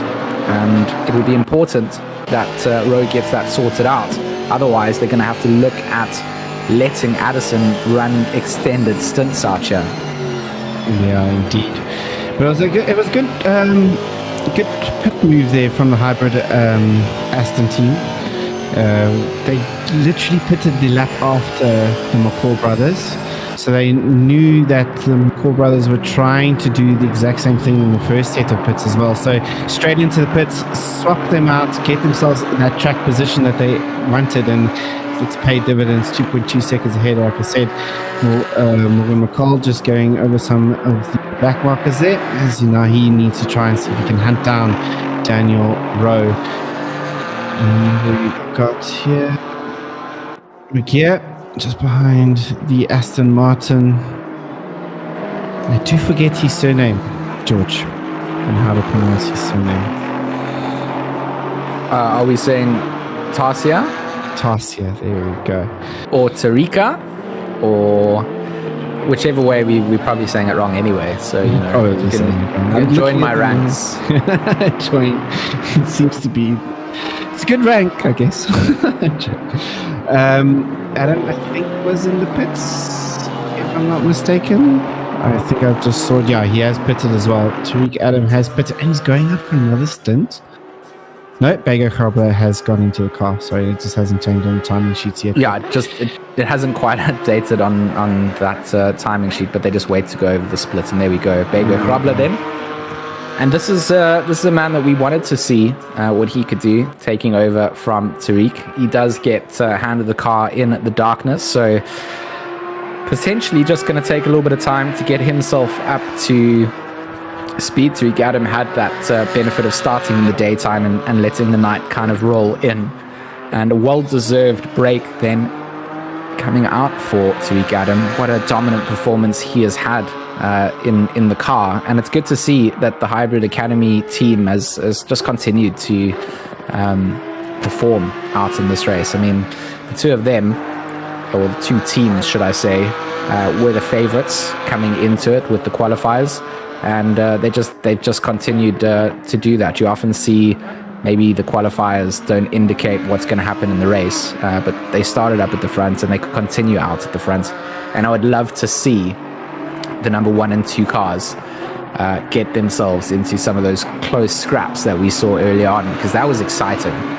Oh yeah, it was definitely exciting. But we got from Etienne Kleb in chat. He has come into the chat. He says, sorry gents, First time I got a rear brake failure and then a DC GT4, not my cup of tea. Unfortunate there for his rear brake failure there for Etienne Kleber, and that's why he's retired the car today. It was really unfortunate there for Etienne. Yeah, I mean, that's just part of the sim racing and the endurance stuff, isn't it? Sometimes you have physical hardware failures. Sometimes there's just an actual issue with your car. Also, just looking at the chat to see you've got a couple of fans in the chat, Sean. They're loving what you're doing today. Thanks, guys. I do appreciate the support. Except from Turtle. A little bit of shade. A little bit of shade is always allowed for Byron. But you know what? Yes. Good to have you guys with us. This race, we thought at one stage was not going to be broadcast. It would just complete. It was just a chaos storm. Really, it felt like we were trying to set up an umbrella market inside a hurricane 10 minutes before the race was due to start. But a big shout out to Steady State for getting this all up and running. Having to head through to the studio, was all meant to be done from home, and getting us up live with some pictures. So it's certainly been a good race so far. It's nice to have Logistical Nightmare involved with us as well. A big console community getting out and hosting. I think there is already a console race going down today as well, and this is just the PC side that we're able to broadcast. So it's just cool having the sim racing communities all get together and do cool things. And GT4s, they don't get much love. People love the GT3s, and here we get to watch them at Donington Park for what has been, well, it was set for a 6 hour. We've only got 3 hours and 51 minutes remaining. Yeah, it's flown past at the moment, eh? Definitely flown past. Having a look, it looks like Daniel Rowe is starting to get that gap down, though, in first position, down to 19 seconds. So that gap is starting to close, George. I mean, it was 22, I think, last time we checked, and now Rowe seems to have fixed those issues. These little technical issues where you can put down full throttle, and now he's definitely stamping the loud pedal down and getting himself closer to Vego Hrobler in the sister Hybrid Academy team. I mean, Daniel's just such an accomplished driver, not just in the sim racing world, but obviously from the real life aspects. And it's nice to see. We saw a big influx of real life drivers coming in during the lockdown periods. It really highlighted sim racing for a lot of the communities, kind of added almost an element of respect that people had for it. It wasn't seen so much as just a game. It was something that was a lot more competitive in terms of the realism sides, etc. And Daniel came in, competed in a lot of events, and has just kind of stuck with it as well, and continued to just show that he's got the pace out on the real live circuits, and he's also got the pace out in the sim, which is it's not something that often correlates over together. You can't just be mighty fast out in the real world and get into a sim and just be blindingly fast the first time you put like your foot down. It takes time. It takes that transition phase to be able to get up there. And with his team, with Hybrid, I've said it at the start of this race, they're a team to look out for in that South African sim racing scene. They enter into events. They've got a good social media in terms of just sharing the love and making sure they've always representing what's coming out. And that's all part and parcel of what you need to grow this community as a whole. 100%. I mean, I can't think of one event that I haven't seen Hybrid Academy in the recent months, let's put it that way as well. They are in the Raceface Thursday night races in the championship there as well. They've done the sprint series as well in there. They're inside the 80k series as well. So it's good to see them continuing showing that presence throughout all the communities inside the South African scene. And then, like you said, it's a good thing. It's good to see that this is happening. Alongside also like Morgan McCall as well. We've seen him in a lot of the international events as well that they race in. I do know that the Hybrid Academy team is also in the endurance race in SimGrid. So a lot of racing for these boys. A lot of racing, and it's just the tip of all. Tarsia there, getting very close to Morgan McCall. Morgan getting handed those reins as the darkness is fully in there. I mean, it's 9:14 in sim time. You cannot see what is happening without the headlights going on. And you can just see that the battles are going to continue out. And this is where backmarkers need to be careful of where they're placing themselves. Something like that, Tarsia running into the back of Morgan McCall. If that had been a catastrophic incident, it could have been very impactful for where Morgan and the ATK team would finish. So at the moment, it almost feels like the front three have just stayed where they started. Daniel Rowe, 18.5 seconds now behind Berger Krabbe. So you called it, Sean. They are certainly closing that gap down. Is the sister hybrid car. And Daniel Rowe maybe just having a little bit more experience in the dark, being able to almost feel his way around the circuit, not rely so much on physical braking points, which you cannot see at this point. No, there's nothing that you're going to see now. You just have to. But you do get into that rhythm at night as well. I mean, certain drivers do love driving at night. As you see there, LaRue getting out of the way there perfectly for almost cutting back into towards Daniel Rowe there. Very close coming out of the Melbourne hairpin. But yeah, you do get into that rhythm, and it becomes almost second nature. And then when you get back into the daylight, it's like, whoa, what do I do now? Kind of same with the rain. I mean, there's some drivers, they can just get that feel for how the car is gripping, how much slip they can use, and that's where their advantage then comes in. So like you said, some people are just more comfortable in those positions, and they don't they drive by feel, as opposed to how a lot of us mere mortals decide to learn specific places of the track that we need to go. And it's time and effort, and the more that you practice and the more that you put that repetition in, the more that it does come naturally. It's just, a lot of people don't often practice tracks at nighttime when they deciding that okay, I'm going to do a little bit of sim practice tonight. Okay, cool, I'm going to just do this track at night for the next 6 hours. Yeah, 100%. You have to, especially if you're getting into the whole endurance thing and endurance scene, which, I tend to like the endurance races a lot more. I love sitting with the mates, and then we try and work out exactly what we need to do. And, there's a whole bunch of stuff that goes in the background with your teammates, and especially for, the longer races like 12 hours or 24 hours. It's a real experience to go through, as we see someone going a little bit off there in the background. Not too sure who went off in the background there, but I'm sure we'll find out sooner rather than later. Phantom Ava though, for the logistical nightmare, it looks like we're going to go over the start-finishing line. Also, kind of bringing himself back here as well. Managed to overtake that McLaren after Peterson had a little bit of troubles in his early stage of his stint. And LaRue continuing on his way. Let's see who else is having close battles around. Tarsia and Van Wyk, 6/10 between them at night time, 7th and 8th position. They are certainly, last timing update, then just a quarter of a second as Tarsia runs a little bit wide there.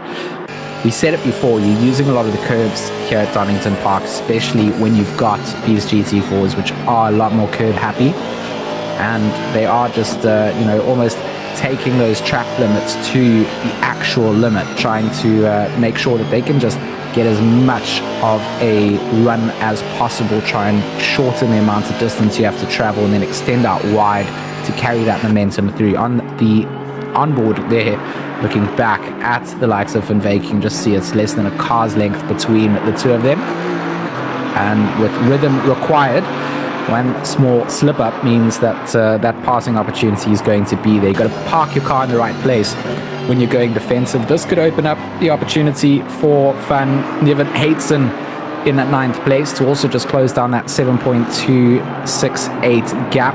He currently sits in 9th place, and then just 5 seconds behind him, Brits as well. They're going to sort of be putting their heads down at this point, seeing that cars in front of them are close. Means that the opportunities are going to increase for you to be able to catch up to them. They're going to be off their rhythm, and it's time to just put your head down and focus on trying to catch the it's not just the leaders, it's the cars in front of you. Yeah, 100%.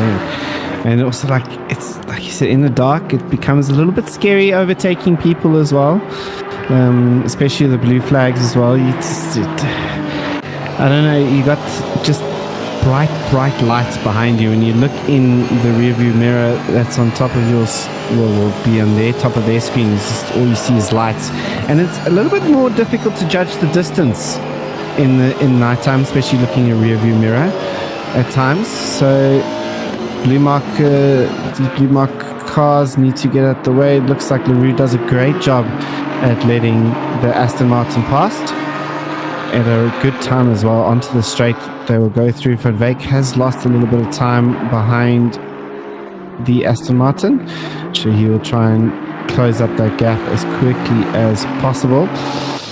Out in front though, Daniel Rowe, 15 seconds is the gap. The gap is closing. The gap is closing. It really is. I mean, it's sort of reminds me of Addison's charge to catch up to Junior McCall, with them just making that lap after lap progress. And there we go, updated again, 14.8 seconds coming down. So Daniel Rowe, best lap 1:35.049, his last lap 1:35.7. So it's certainly indicating that battle's coming down. As you can see, most of our competitors on a similar pit stop strategy in terms of their number of stops. Still 3 to remain from first down to 11th place. LaRue in 12th. They've got 4 stops still to make. And then Dakoka down in 14th place. They've only got 2 more stops to make. So I wonder if some of those early stops that 337 Audi made are going to turn and burn them, because we know that they've got to make the mandatory tyre swap. And they would have probably burnt through a set of tyres without getting to the limits at which you probably need to change it at this phase of the race. No, not necessarily, but also don't have a set tyre limit either. So, I mean, they could stop more times and see what they want to do. You know, obviously not the optimal strategy at that stage, but it looks like they have been struggling just slightly a little bit. Obviously, a little bit of damage here and there. You know, there's no... I mean, with a little bit of damage, you come in. If the tires are okay, you don't necessarily have to swap out the tires. Save yourself some time in the pit stops and continue out. But it looks like they are definitely going to have to stop at least another 3 times, George, I reckon. So definitely out of their pit stop windows there. Oh, so they're mandatory pit stops. It's not a required tire change. For each there is a required tyre change, but if they want to stop again and not put on tyres, they don't need to, but they have to change the tyres at least 5 times. Okay, so what I'm saying, if you did have some damage and you wanted to repair the damage, you don't have to change the tyres. Save yourself a little bit of time in the pit stops, you know, just to eke that one out, because, you know, time in the pits is, you know, time on the racetrack. So that is a very wide line, and that's a drive-through penalty getting issued straight up to Jevon Tarsia. And I mean, that was he was lucky to save that one. He went so wide, it's paid to get back on the circuit, and will be awarded a lovely little drive-through penalty for abusing the track limits. That's what the sim is telling you. Yeah, I think that is our first drive-through penalty as well, if I'm not mistaken, George, as well. So guys have been keeping within the lines. We saw a stop-go penalty for speeding in the pits, but not a track limits warning for being exceeded. And that drive-through then means that they do not have track limits to play with here on out. The extension of just one abuse of those track limits then for the 210 means that they will continue to get awarded drive-through penalties. So they're going to have to go a lot more conservative now for the next 3 hours and 38 minutes. Yeah, and he's that 210 Aston Martin will have 3 laps to serve that drive-through penalty. And he can come in within those 3 laps, otherwise he will get penalised even further. He does indeed now pit. Is he going to do the drive-through, or is he just going to... Actually, it looks like he's just doing the drive-through now. Quick and get that over and done with. He will... Will he come out behind for... Yeah, he will. Yes, he will. There we go. Yeah, there we go. So lost the position for that mistake, unfortunate for him. No, you just got to keep it within those white lines for the next 3 hours and 38 minutes. That's something that sticks with your car. So even when you switch out your drivers, your limits have been exceeded. Your next driver has to be very wary that he doesn't have track limits to use either. If only we could adopt this in F1, these track limits, because this is fair track limits. Don't you agree, George? Very much so, and we're going to have to rely on the chat to keep us updated with the live Formula 1 qualifying when that goes down. I know that Sean will be running it on a separate screen there as well, so you'll be able to shoot me some updates. But for me, with my single little screen setups, it's not going to be possible to be able to track the F1 and the 6 hour of Donington at the same time. So chat can do us a favor. Tarsia then going to make this move on Brits, looks to send it up the inside. You've seen these two cars battle it out before, and it looks like the Melbourne hairpin is the place to get things done and dusted at this phase of the race. Yeah, we've seen quite a few overtakes there happen throughout the race, but these two teams still battling it out with different drivers. It's cool to see that they've continued on that trend all the way through the race as well, fighting for that 10th position, and they'll continue on the way here. Some good racing coming in between these, fair racing between the two, it must be said as well. I mean, we haven't seen any sort of incidents happen between them, some close racing as well. So great work coming out from both these gents in these two cars.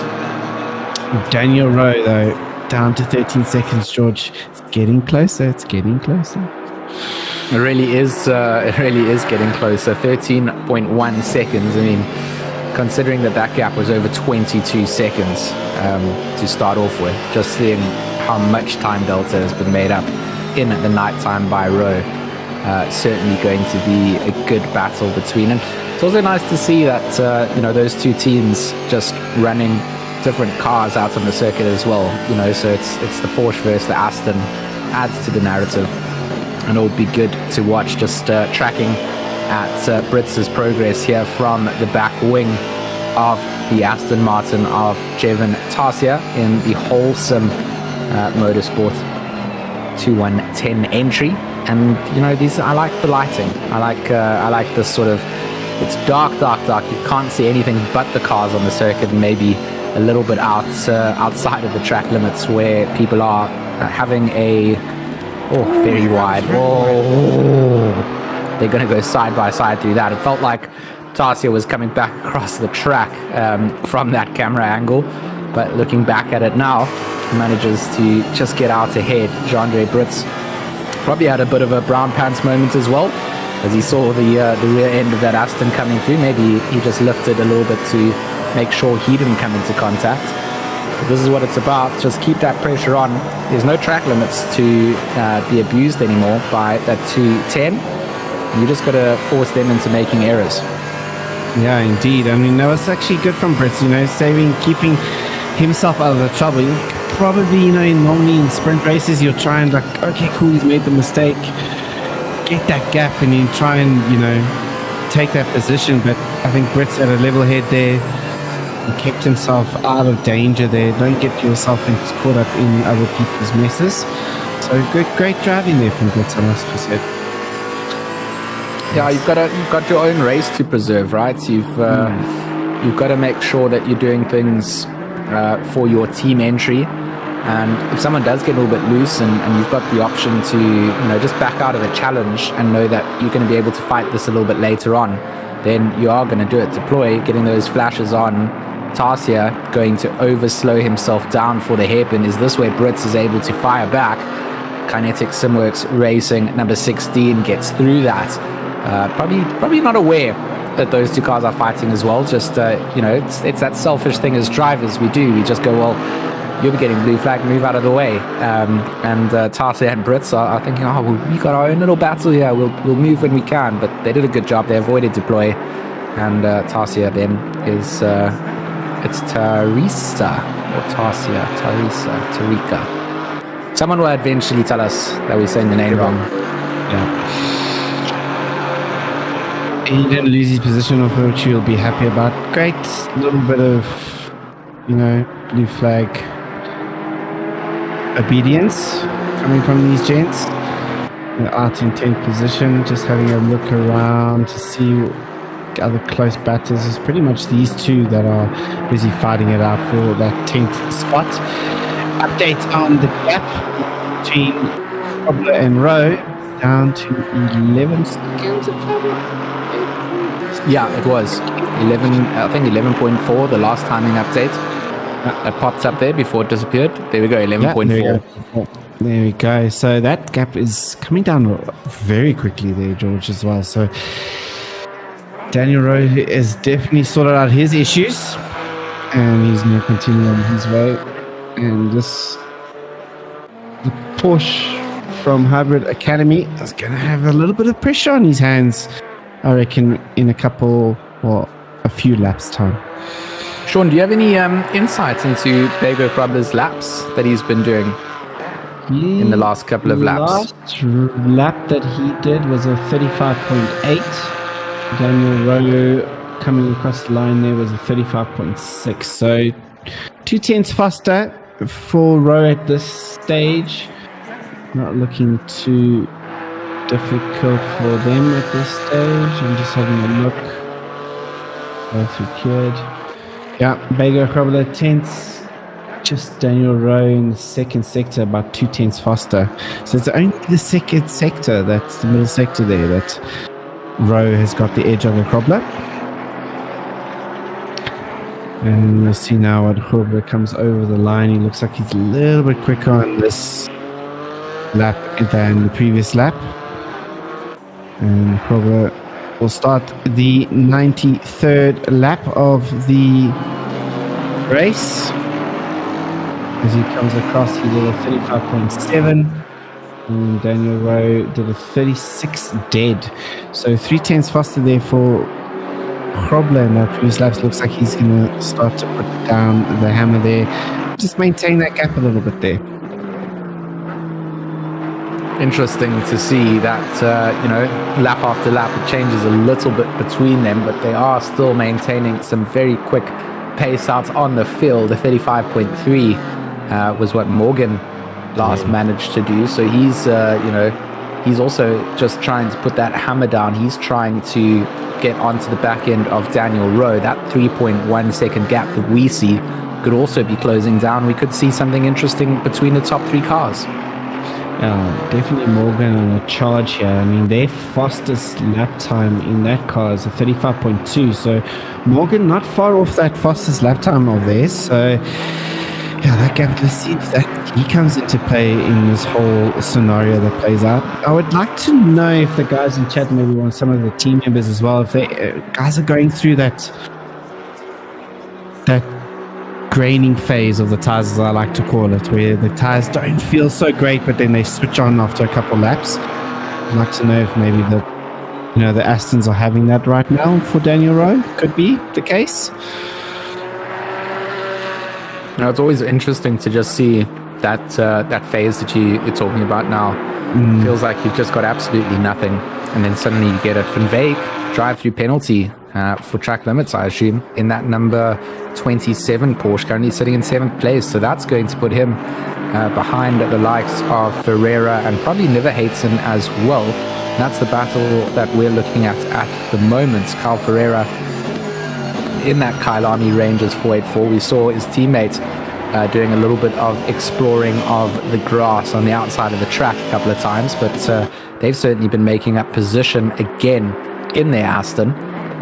And that drive-through penalty is going to benefit both of these drivers as we see Hannes van Wyk going in and through. Is he actually going to get out ahead of them? I think he's going to get out of the pit box, but will he be able to carry the speed that is required? Here they come, one, and then comes in, no, Niven Hateson not going to quite be able to slot in there at the same time. He's quite lucky, is Van Wyk, that right-hander for Redgate does need you to slow down enough that what you're picking up from the pit lane is enough to carry you through that sequence of corners.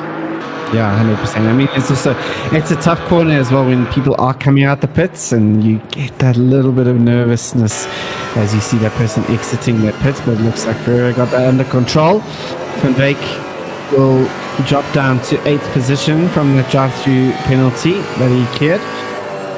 And these train of cars, except for Deploy, who's now coming to lap this train of cars as well. So that will put a interesting twist into effect for these 3 gents in front of him. And they come now through the S's, does Van Wyk. Great little shot here from the dash cam here. Seeing what he's doing. Getting quite a good exit out of S's. We'll break down, see if he can maybe tighten that corner a little bit more than Ferreira, get the exit speed that he needs to maybe try and attempt a lunge into the last corner a little bit too far back this time around. But Deploy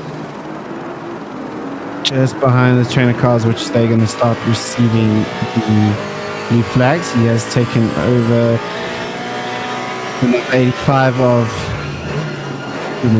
a portion of 85, and now Van Wyk will be the next person to get the blue flags here. Blue flag racing, you said it at the start, Sean, going to be a factor that drivers are going to have to account for. Not a massive grid coming through here, only 15 cars started out here as far as I remember, because we've only lost Etienne Kev. He was the only driver that we have lost from the field. We're set to be, I think, 22 entries. Correct. I lost my entry sheets. And I haven't found it again, but I think I remember sorting it and seeing 22. So, a bit disappointing to see that we didn't get all the entries showing up, because I think it would have added an extra element to the racing. But good racing between cars on circuit is good racing. You don't need 100 cars on the grid. It would have been nice to see how 20 or so cars handled themselves around here. Very much in favor of GT4s racing out here. Not a circuit that I enjoy doing races out in the GT3s. I think it almost feels just a little bit too short to me personally. But again, that's probably just me, and the rest of the world will be like, how can you hate this great British motorsport track for GT3s?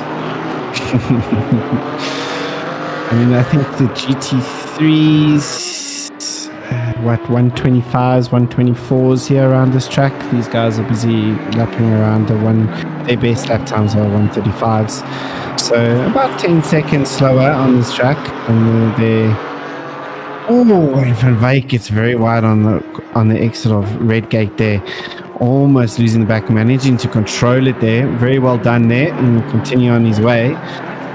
But obviously trying to push as much out of that Porsche as possible to try and gain position onto the Aston. Has lost the time though. Ferreira, he's got Deploy, who's going to be lapping him very shortly. Have to give up that position, but it looks like he will do that on the straight. Should be no problems. Like you said, George, blue flag guys has been, and the blue flags are out there, have been very respectful. It's been really, really good racing for them. Just obeying it and making sure that things stay fair and competitive for the drivers that are on laps ahead of them. That's kind of all you want to see when it comes down to the blue flag side of things. It's something that occurs in motorsport. It's there for a reason. That's why blue flags exist. It's not just because people are terrible drivers, like everyone always assumes blue flag racing, Those assumptions, just, it doesn't matter. If you understand motorsport, you'll know that it's there and it's just about being respectful of those conditions and doing the right thing when it's faced towards you. Daniel Rowe doing the right thing himself and just continues to eat at that gap that Bego Grobler has.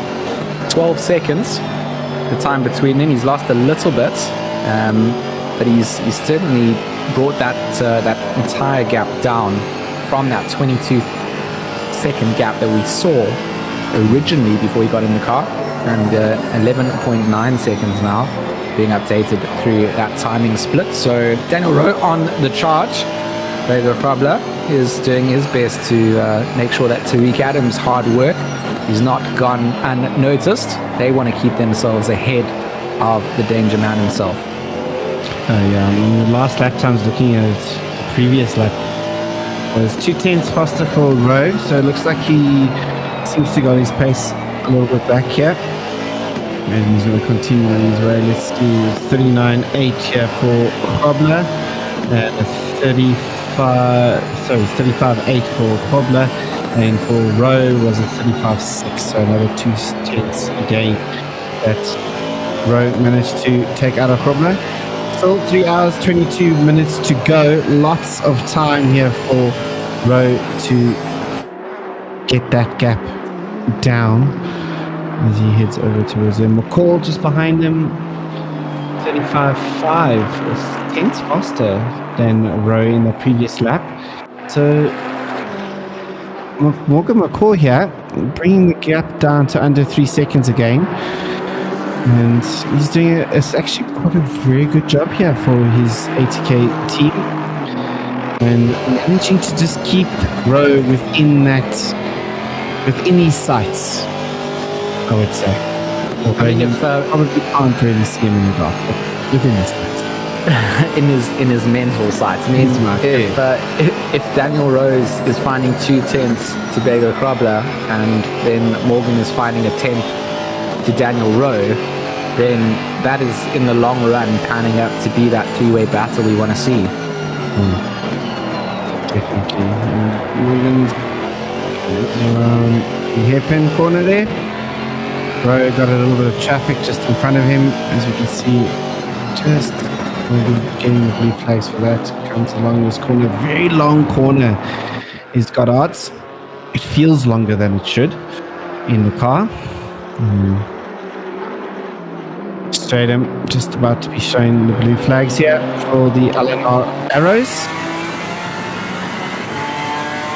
Decent job here from Adam as well. Yeah, certainly a decent job holding on to that P5 position overall. Bego Grobler's last lap, they're very much impacted by the traffic that he was coming through at 36 dead. 6/10 quicker was Daniel Rowe, and then unfortunately for Morgan, 4/10 being led out. So it's that consistency that we need to see from Morgan McCall if he is going to catch up to Daniel Rowe. Doesn't help to have 1 or 2 flyer laps where he's outpacing him. Needs to make sure that he's actually got.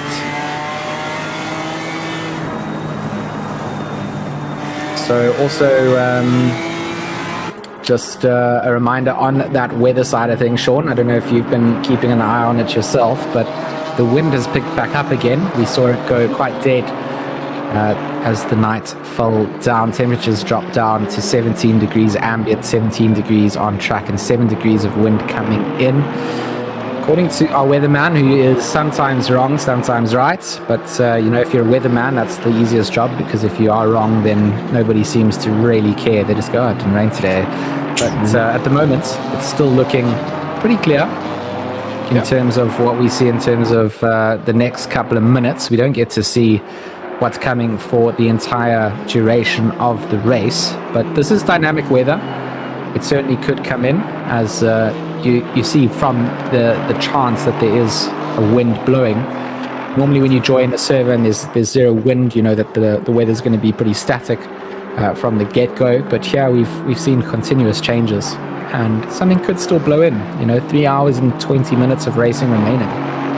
I mean, the weather prediction was a very slight chance of rain in this race. This is dynamic weather, so we don't know just yet. So the guys who did try and set up their cars for the wet weather, maybe curtsing a little bit under their helmets there as they go around, because not a sign of rain in sight here. And it was Daniel Rowe and Luke Addison's car, the guys currently sitting in second, that we were told were running a hybrid setup, preemptively expecting rain to come down. So if it doesn't rain, they'll certainly be wishing they'd just planned this out for the dry. And I wonder if Mr. Krobler and Mr. Adam, who currently sit in first, I wonder if they've taken a gamble on it just staying dry, or if they've also gone with a hybrid setup for their car. Yeah, it would be interesting to see. But those, obviously, you can see those 2 minutes and 7 minutes. That would simulate the 10 minutes and half an hour stages in the race. So where it says 7 minutes means half an hour in game time, because obviously we've got that multiplier set. So just so you guys are aware, that in the game we got 4 times multiplier. So if you see 7 minutes, it's actually half an hour in the game. And then Skula continuing on his way for Alanar Express in 6th position. The second BMW M4 for Alanar, both in 5th and 6th. Doing a great job as well, keeping it consistent. He's got a very big gap behind him to 7th position. And looking pretty good for them at this stage. This is the phase of the race. You're just going to be very careful not to lose that concentration level. It's very dark out there. You've been driving for a decent amount of time when it comes down to that race timer that's been ticking down. You've either used up a lot of your track limits, or you've gotten pretty close to using them up, or you've just driven super consistently and gotten more on the side of just being cautious, and you've got a couple still to use. But either way, you can't let your concentration level slip.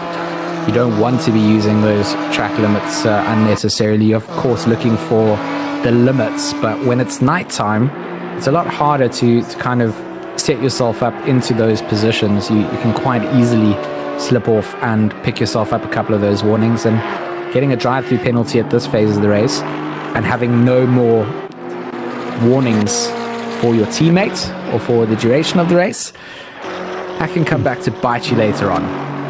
And your teammates aren't very happy with you either. Let's put it that way as well. I've seen a couple of races where, a teammate gets 3 of them, and then you just get into the wheel and you do one little slight extension and you get the drive-through penalty. And then the commentators seem to blame you instead of your teammates, because obviously you don't see those track cuts. But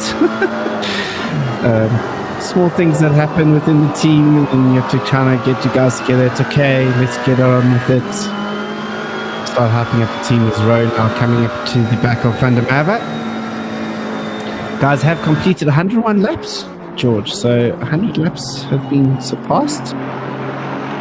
You'll probably see just over 220 laps, roughly, by the end of this race. So guys are almost halfway through. 15 minutes to go before the halfway mark. And at the moment we see Bago Krobler in the lead. Second position is Daniel Rowe,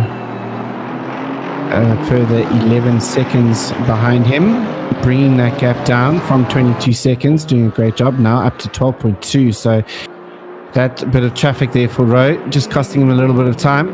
And then Morgan McCall in third position, 5.1 seconds behind Rowe at this stage. Also struggling, I think, with a little bit with the traffic here, which comes into play yet again. Cars are at all different phases of their race, right? Yeah.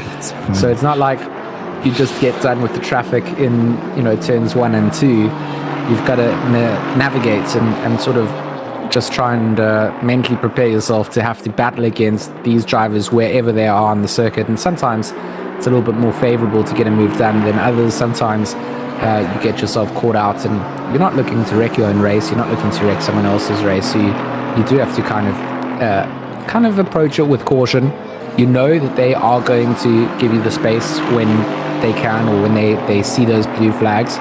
And it's predictability. Some drivers, let other drivers by in different ways. And the longer you race with drivers, the longer you become accustomed to how they're going to handle those situations. But each of these cars is completely different participants inside it. So you might be lapping a car now who had a driver that did it a certain way. And later on, a new driver has come in and not quite done it the same way. And you just got to sort of account for all of those possibilities. Yeah, for sure. I'm just reading a chat there. Some people wishing for the rain to come.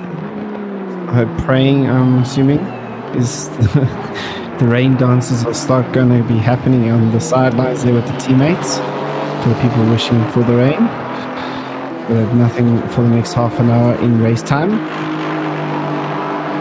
And Morgan just lapping along here. Let's just have a look at quickly at his lap times. Last lap there, 36.0, where we saw Daniel Rowe with 35.5, and then Gregor Krobler with a 35.3. So Krobler definitely putting down the loud pedal there and getting himself and eking at that gap as well, George. 12.8 seconds now, the gap. So Gregor's still got some good pace in there in that Porsche. He certainly does. And I mean, that difference in time has just been evolving over the last couple of laps. And now, specifically from like lap 93 up to about lap 100, that was where we saw the likes of Daniel Rowe really kind of getting into a bit of a dip where he wasn't quite making up the same progress that he was before. From lap sort of 80 to 91, he was consistently making up a lot of time coming through, bringing that gap all the way down to about 11, just under 11, close to 11.8, 11.6 seconds between them. And then it certainly just started to drop again. And this is where it becomes important for Daniel Rowe to make that decision. Van der Merwe going for another very expensive lawnmower session there as we ride on board with Morgan McCall.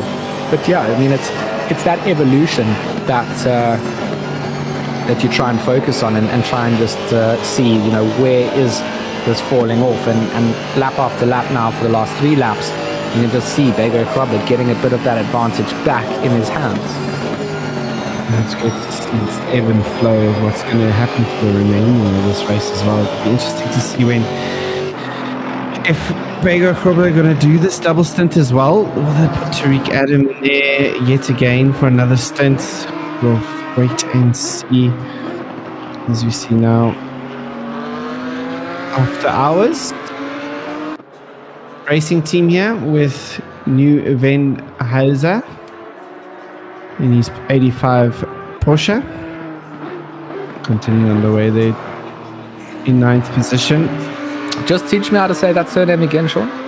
Nieuwenhuizen, I think. So I probably got it wrong. I do. Nieuwenhuizen.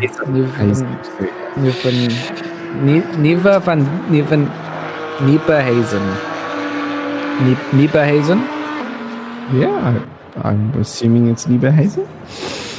We'll just pretend that we are actually language experts now, and we'll call it Nieberhazen. How did those letters make a B, is what I ask myself.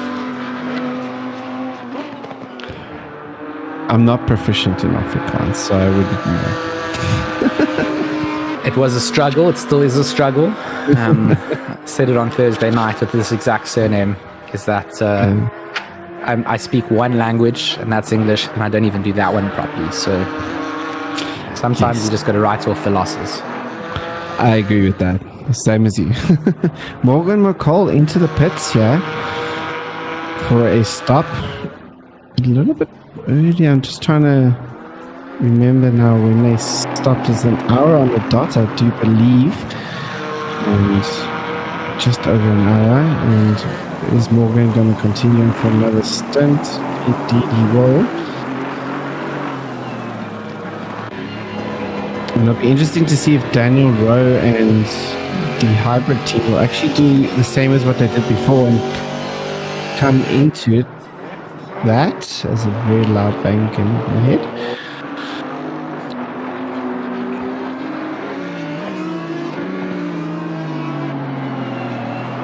That's something that I want to say. I mean, it almost felt like Rowe had to cut his previous stint early because of that accelerator issue that they had. We saw the likes of Tariq Adam taking a longer stint, similar to what Junior kind of did in their first 80k stint. So I wonder if Daniel Rowe will stay out a little bit longer here, kind of try and get things back on track for where they wanted their strategy to go. Either way, they've made up some good time. They've started to lose it again. 13.1 seconds now behind the leaders. And Morgan McCall just going in and doing one of those tyre switches and making sure that they just managing those mandatory stops to get the tyres changed. Hasn't done a driver switch, so Junior not back into the seat just yet. They've just dropped that position out to deploy. But we expect the Kinetic Simworks team to also come in and stir that pit stop, so that will then correct the times.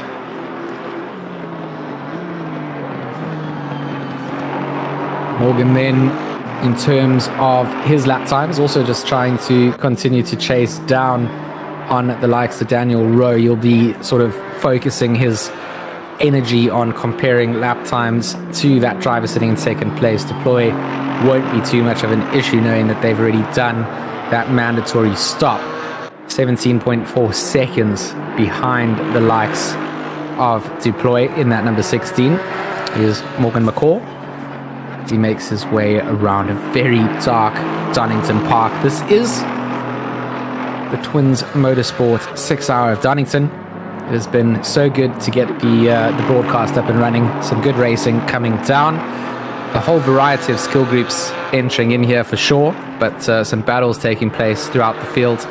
And for a lot of drivers, it's going to come down to that final hour, that final 45 minutes. That will be of key importance. Yeah, it's always the last hour sprint as well that you seem to get as well in the car. Sometimes if you haven't planned out your strategy right and things go wrong, you have to do like that splash and dash at the end. And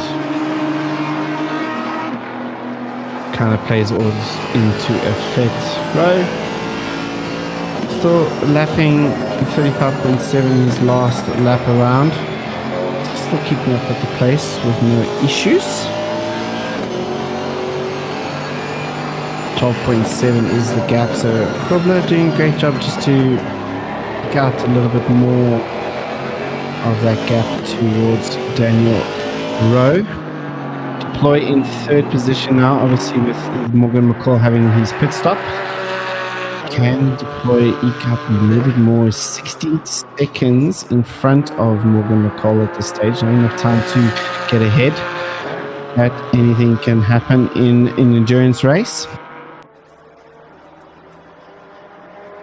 It's that phase of the race. We said it before. It's all about just consistency, managing your position at this phase. We also are approaching another one of our immersion breaks, Sean, which gives us the chance to let the chat vote for who we're going to take an onboard lap with. My personal suggestion would be to ride on board with Grobler in the first position. Has nothing to do with the fact that he's driving a Porsche. So don't even think that that's why I suggested it. But if you guys, want to drop some suggestions in there, if you don't make suggestions, then we're definitely going to do an onboard with the number 1 car, which happens to be a Porsche. No bias. But yeah, Sean, I mean, this race is certainly getting to that phase now where it's all about just managing those positions and negating losses. You cannot afford to lose stuff at this phase. Exactly. This is it's the stage where you just sit back, your teammates sit back, and you just literally just watching you go lap by lap, just eking out the time, trying to get as consistent as possible, making, as limited mistakes as possible.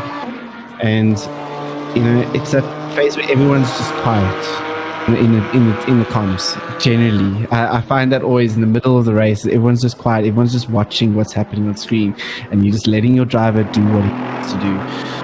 So, guys are still, the pace out there is pretty phenomenal. I mean, they're all remaining with the top 3 guys, especially remaining within the 135s, and they blitzing the field at this moment. Fenter jumps into the Porsche of Kinetics Works Racing, taking over from Deploy.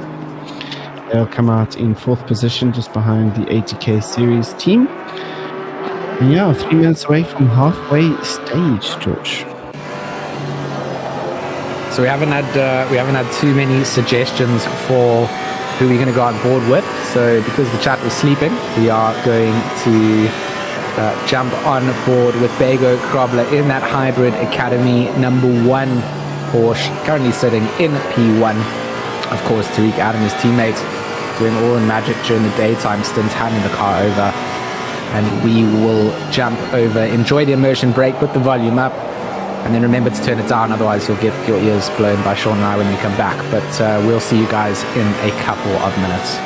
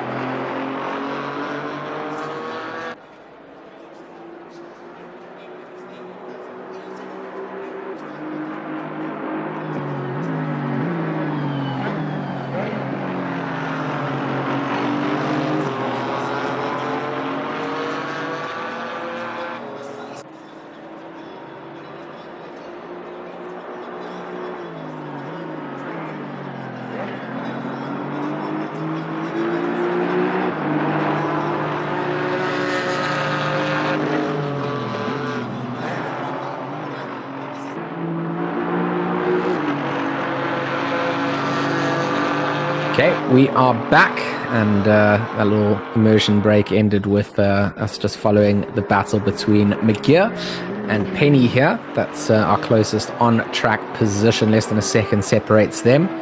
We saw some pit stops taking place as well, which handed the lead overall back to Daniel Rowe in that number 21. But, they've still got to make one of those stops. As you can see, Bego, Krobler and McCall, only 2 more mandatory stops to make. So it'll be interesting to see where all of these pit stop strategies pan out. I mean, having to make 5 mandatory stops with tire changes is certainly interesting, knowing that you don't have to make it during a set window whatsoever. And I think that that sort of freedom is nice, having strategies pan out from other teams. Whilst we're in that break, a lot of teams electing to head into the pit box and make their one of their mandatory required stops.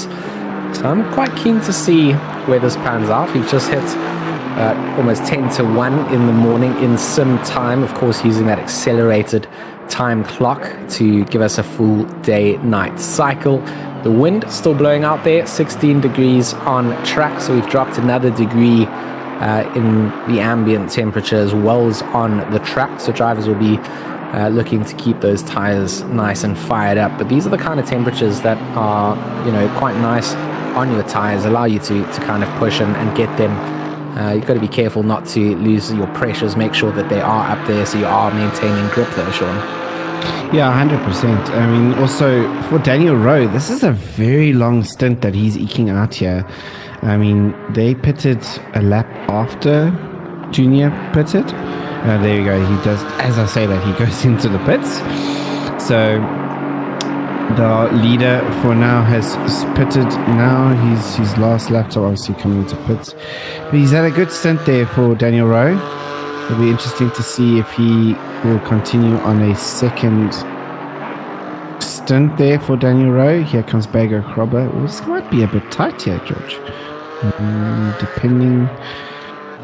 Let's see how this one plays out. Bago Krobber coming to Goddard, the last corner of the lap. We'll just go on towards the straight here. As they come out, Penny just crossing the line. Should have this one out, no problem. We'll pass for the lead of the race here with Bago Krobler for the Hybrid Academy team. Yeah, that mandatory stop, obviously it's about 30 seconds for your tire change once you do get the car stopped. So Daniel Rowe then being released from the pit box will come back out.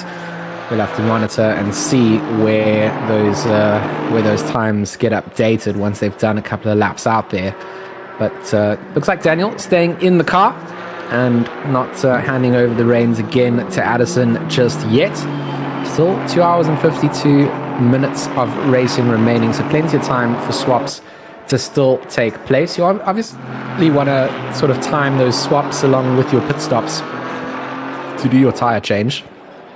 And it's this kind of racing that really starts to fire up only towards the very end. That's how it always is in endurance racing. Once all the stops have been served out and you've done your requirements, you then get a better picture of where the finishing positions are going to be. On board with Ryan van Veek in the Wholesome Motorsport 210 Aston Martin. Again, the 210 and the 637 Porsche in front. These two cars have just been back and forth a couple of times since we started this race. And now we get to see, you can just see how dark it is out there. Your headlights illuminate the car in front of you, and that's about all you can see.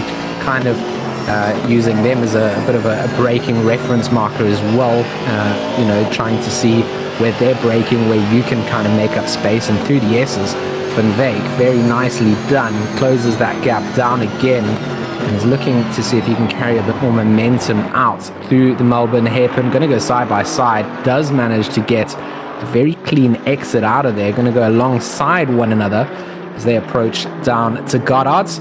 But on the outside will be Van Veek. Robson able to just hold on to that lead and then just etches out another couple of bonnet lengths as they make their way down the Wheatcroft straight. So good racing here between positions 10th and 11th place. So Van Veek trying to get themselves up into that top 10 running order. Yeah, these two have been swapping positions all race, but look how close Van Veek gets to the back of Robson there as they go down the Craner curves. Great work coming out into hairpin, a lot more speed taken there from Van Veek. Can he get that extra speed as well up the hill towards Starkey's Bridge? And they're going to keep up there, but great racing from these two teams yet again. I mean, great. Ooh, looks in the inside there, does Van Veek. As now they make their way over this little blind rise, very difficult corner there. It almost felt like Van Veek coming down through the Craner curves a little bit too close to get the run that he wanted out of Old Hairpin, which meant that he had to kind of slow himself down to avoid contacting the back of Robson, which then any ease off of that throttle up that hill, we said it before, with the lack of horsepower and torque, you do just struggle to then catch back up again. But he's done very well in the braking zone in that Aston Martin to really just close down onto Robson. And it's catching up to the car in front and trying to find a way past them. You've got very limited space to do so on this kind of track. The GT4s, at least, we talk about it. They can follow a lot closer. They can go side by side a lot more often. But those kind of lines on a circuit like this, requiring that rhythm and flow, it's not a place that you want to be, and you lose time out. So you're in this position. You want to get this move done. But you're trying to not lose out position to other cars around you. So at this point in the race, I mean, they've got some lap advantage over the cars behind them. And for them to, it's really just a personal battle. And this is where, coming back down through the hairpin, that Van Veek needs to be able to capitalize on his ability to take the exit through the Craner curves and use it on this run up all the way to McLean's, and then make use of this blind right. He's got that almost, I would like to say, bravery aspect to him. He can extend it out, and at this point in time, Robson just planting that Porsche in all the right places and forcing Van Veek to not get the advantage that he should be getting out here. No, yeah, 100%. We said it earlier on in the race as well, but this Aston in the first and second sector seems to have it really hooked up. And this is where Robson is this is where he gets his little bit of advantage in this third sector. The tighter corners for this Porsche plays just a little bit. It's a little bit easier for him to accelerate out of these corners here as well. So seems to get a good drive for Robson 90% of the time. And you can see there he just pushes away, gets good exits out of this long corner from Goddard's as well. He's able just to turn that Porsche and accelerate away, and then Van Veek has no answer for him there. But first sector, I think Van Veek needs to, like you said, extend that bravery just a little bit. Maybe he can pull off a move here as well. And it's nice close racing between the two of them. Look at that. Once again, Van Veek tucked up right behind that rear wing of Robson as they make their way down through the Craner curves. This is where you can sort of force the other driver to make a mistake. Oh, Van Veek misses where his turn-in point needs to be, has to go and pull out of that move. And just look how much this impacts the run up the hill now. It's the Craner curves and the hairpin that you really need to get right in this first sector. And if you don't, you're going to be fighting off the back foot. Yeah, and great racing from the both of them as well, yet again. But Robson positioning his car exactly where he knows that it's going to unsettle Van Veek as well. So really good racing from him as well. Just really good defending coming out there from the Porsche driver. It's that sort of it's that point that you make. The driver behind putting pressure on the driver in front, trying to force the error out. And as the lead driver, or the driver in front of the battle, you're just trying to make the person behind you life even harder. So you're trying to force them into making a mistake. And I think, like you mentioned, Robson there doing the right thing and forcing Van Veek into making that error, and then gives himself some breathing space for the rest of the lap. Yeah, and he's not cutting off under braking. He's just literally positioning, giving him enough space, but is making Van Veek even think even more. So here again, these two into the first corner red gate. They go into it. Here's where Van Veek is very, very strong. And then we come down the Craner curves. Let's see what happens this time around. They've been so close the last couple of laps through this section here. Has Van Veek, can he make a move stick into all the hairpin? As we wait for us to come around. He does get in front of him. And he does make it around all the hairpin. Van Veek is going to go side by side up Starkey's bridge into the McLean's corner, but Robson seems to have the legs up the hill there. The momentum playing favor for him as they go around that corner. Van Veek trying to see if he can maybe find the inside line there. Can he find any sort of position? But Robson having that covered off already. So good racing from these two drivers is great to see, and then just over halfway through this race. The way that Van Veek made that move through Old Hairpin just gave me goosebumps coming out. Robson then extending his momentum, going very wide outside of the track, almost feeling like he could have lost that car coming up the hill at any point, and then just gets that Porsche back onto that inside apex for the top of the hill and the turn through McLean's, and just make sure that he kind of backs Van Veek up enough that he's then got the rest of the lap advantage, because he's put the car in the right place, and Van Veek is then on the back foot. But I mean, you can't think that it's done and dusted at this point. It's just been so close between the two of them, and at this stage of the race, I mean, with 2 hours and 44 minutes still to go, that's the kind of racing that you wouldn't expect to see right now. You'd expect this later on, but they've obviously been at this since the start. They've swapped drivers out, and the two cars very equally matched in terms of who is sitting behind the wheel, regardless of who gets handed that position as a driver. Yeah, and it's great to see. I mean, the battle's coming out. No one's taking each other out. There's been a couple laps as well, so it's been fair racing as well. They're giving each other the respect on the track as well, and it's some good hard racing coming out from these two. Looks like Van Veek's got a little bit of more momentum coming up into before the Starkey's straight. Let's see if he can get that slight slipstream on that Porsche in front of him. And here we go, going down towards the S's on Starkey straight. Doesn't look like he gets much of an advantage there, George, from it, but he's got a much bigger, but he had to correct that under braking. Didn't suspect that Robson would brake so much, and then he's lost that little bit of run. You can see that visibly that he's lost quite a bit of time there to him. Ooh, a little bit deep there from Robson. As Van Veek now, they'll continue another lap of the Donington Park. Well, I mean, it's just been good racing for the on-track battles that we've seen. We know that people are running different strategies, and that means that we're not always going to get close car wheel-to-wheel action. But when it does come out, it's a real treat to be able to see Penny and McGear. Also, two cars catching each other up. Penny closing that gap down less than half a second to the likes of McGear. Another Porsche versus Aston battle to take place. Feels like lots of the battles we've been looking at are between those two manufacturers, and the two BMWs of Cullen and Fenter just kind of staying out of trouble in 5th and 6th place. And of course, McCall in that lonely Mercedes entry. He's just been doing a good job to hold on to 3rd place. Both Junior and Morgan putting in decent stints to keep themselves up in the podium playing positions. But it is all down to the line. I mean, there's prize money from 1st down to 3rd place. So any of those positions where you're waving the champagne also come with a little prize money benefit.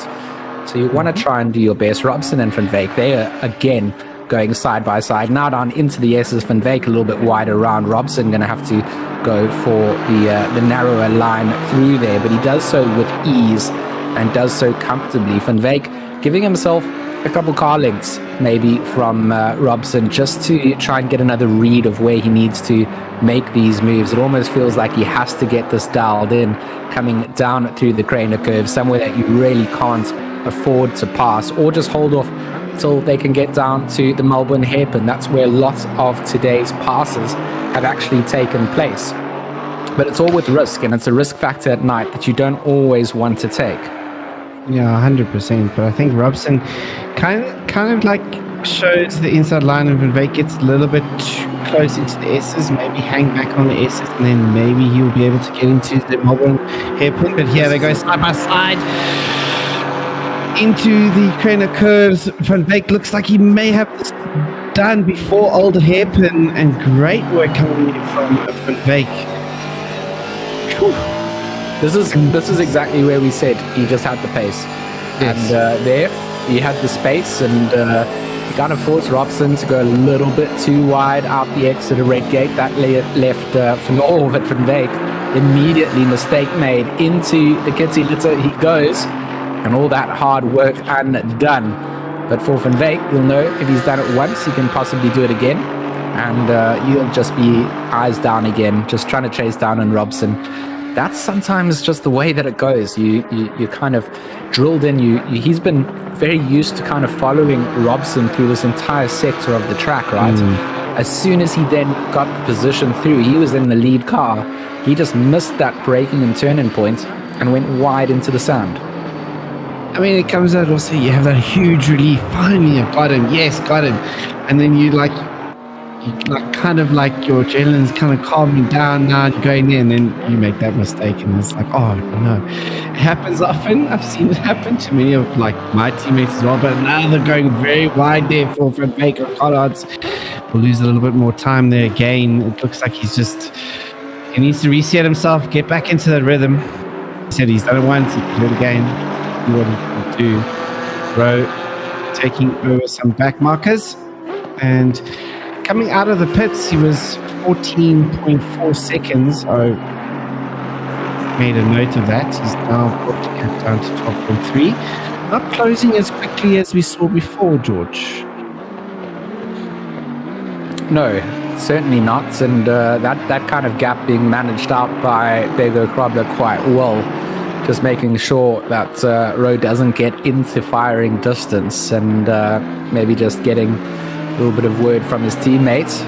We see Tui Gadden in the chat here, so it's our chance to just sort of give him a little bit of feedback that we said earlier on in the race. Just a crazy drive coming out from him to set themselves up into this position, and to fight quite hard against Daniel Rowe early on, whilst he had those throttle pedal issues.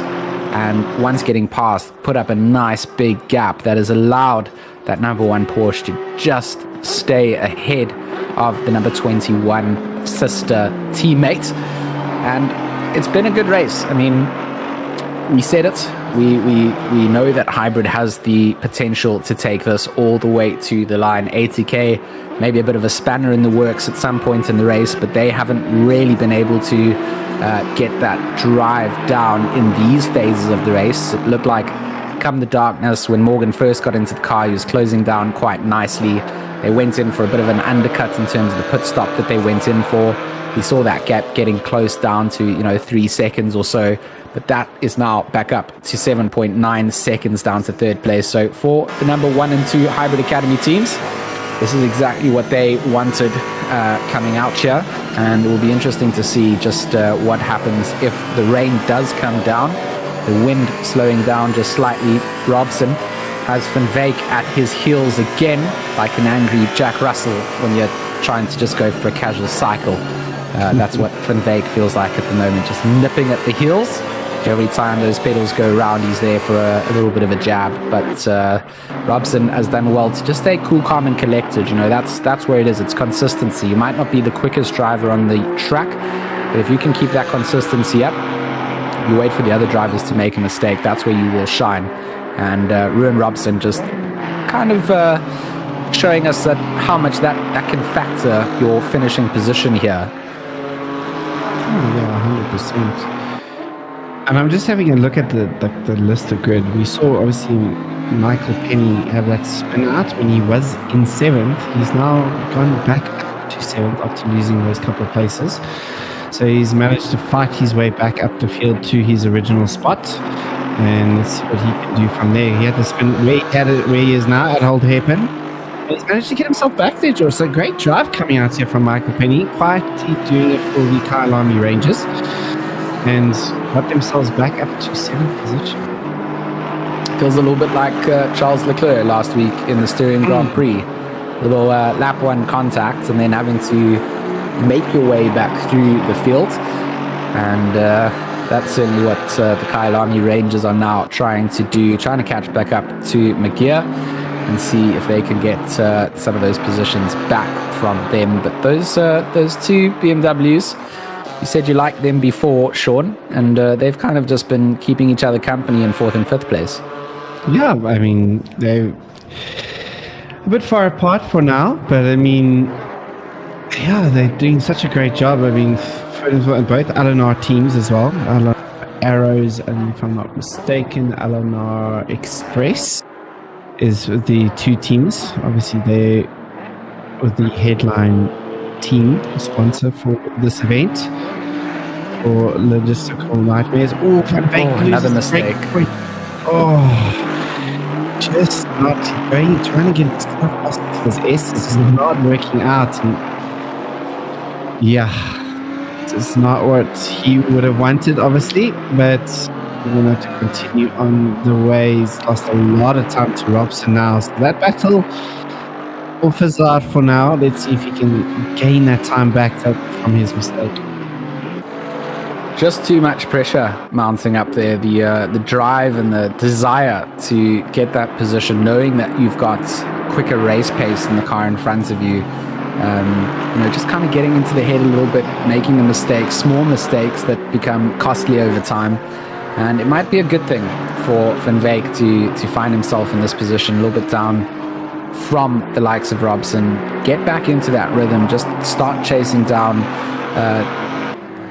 let's say, the lap times that you can do without having to follow another car in front of you, so that when he does get that next move done, he's more used to the fact that he doesn't have another car for reference in front. So I feel like for Van Wyk, it's just been a little bit too much in the head and not enough real focus on what his own individual race is. He's trying to make adaptive and reactive changes to Robson, as opposed to just sticking to his own race and just keep mounting the pressure on. You can't always just get a move done, so sometimes you just have to force the error out from the car in front, and Robson just did a phenomenal job at staying so counter defensive that it just boded so well for that 6-7-3 entry. Penny here under fire from Deploy. That Porsche in the background, a couple of car lengths down as they make their way out of red gates and down through the Craner curves on the way to the right-hander of the old hairpin. Tap on the brakes, steer the car in and try and carry momentum up, but that Porsche just looked so strong coming out through the exit and up the hill, out under Starkey's Bridge, or what was Starkey's Bridge once upon a time, and then back onto the blind right-hander for McLean's, and that's the corner that sets you up for Coppice and the exit that comes out of it. Again, just got to make sure that you're getting as much potential out of these two right-handers at the top of the hill, and then make your way down the Starkey straight. And this is where the slipstream effect for Deploy will be paying as many dividends as it possibly can in these GT4s. Trying to put it on the inside there is Deploy as they make their way in through the S's, and a good braking place chosen for that Porsche. Side by side they go. Michael Penny looking a little bit loose on the exit as they make their way down to the right-hander hairpin of Melbourne, and Penny getting that dialed in, manages to carry momentum through there, and Deploy is all over the back end of Penny, and it continues to go this way. Penny just having his own race at this point, making sure that he's hitting the markers that he needs. Deploy certainly has a good read in through those sectors, starting from the Craner curves. And for the duration of the track, Penny just needs to make sure that he plants that car in at the right place at the right time. Yeah, it'd be interesting to find out what happened with the Deploy and that Porsche, because they were fifth, if I'm not mistaken. Or fourth, they were indeed. Fourth, yeah. So it'd be interesting to find out what actually happened with them. If anyone in chat knows, let us know. Because they've dropped, obviously, like to 8th position. So somewhere lost something within the pit stops or somewhere. But Deploy goes around the outside of Penny to try and take the position. Penny goes really wide, and Deploy manages to secure that position into 7th. for his Kinetic Simworks Racing. And it looks like he's got the pace now to just try and pull himself away from that Aston Martin of Penny. Having a look around, 129 laps done and dusted for the gentleman in front. Morgan McCall losing a little bit of time there. G-Max now 11 seconds behind Daniel Rowe. It's quite seen what would have happened was last time we checked was about 7 seconds, and Daniel to Bago Grobler. Now the gap down to 10.1 seconds, I do believe. No, it's certainly starting to, I don't want to use the term unravel, but from what ATK was showing early on, they've started to drop quite a lot in terms of that pressure that they were putting onto Daniel Rowe. Daniel Rowe also just doing a good job at trying to hunt down onto the back of Grobler. 10.5 seconds between them. I mean, that is probably the smallest the gap has dropped down to since those wheels were handed over. So Daniel Rowe here, head down and focus, 2 a.m. in sim time. Starting to think about what time that sun is going to come up now. Well, you're best know. Do you know, Josh? Well, sometimes. It depends. No, I mean, now during this like summer period in the UK, the sun is up by like 4 a.m. It starts to get light from like 3 a.m. in that like sort of dawn twilighty phase. But I mean, I honestly don't know what time zones they run for the sim. I don't think they're like dynamic in that kind of aspect. So during the winter time, you can expect the sun to be up by like 8:30 in the morning. So it's the time variation north of the equator can be quite interesting at best. So somewhere between, I'd say, 5 and 7 o'clock in sim time is probably when we'll start to see the light coming up, and if it gets lighter before then, we'll be able to make a call. Bago Grobler getting himself around the lap of Donington, pretty much on his own at the moment in the darkness as he continues to put in the laps. And let's see exactly what lap times he's doing. The last lap with 0.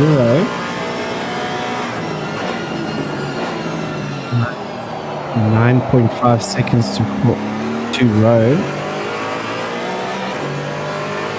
So the gap is coming down indeed.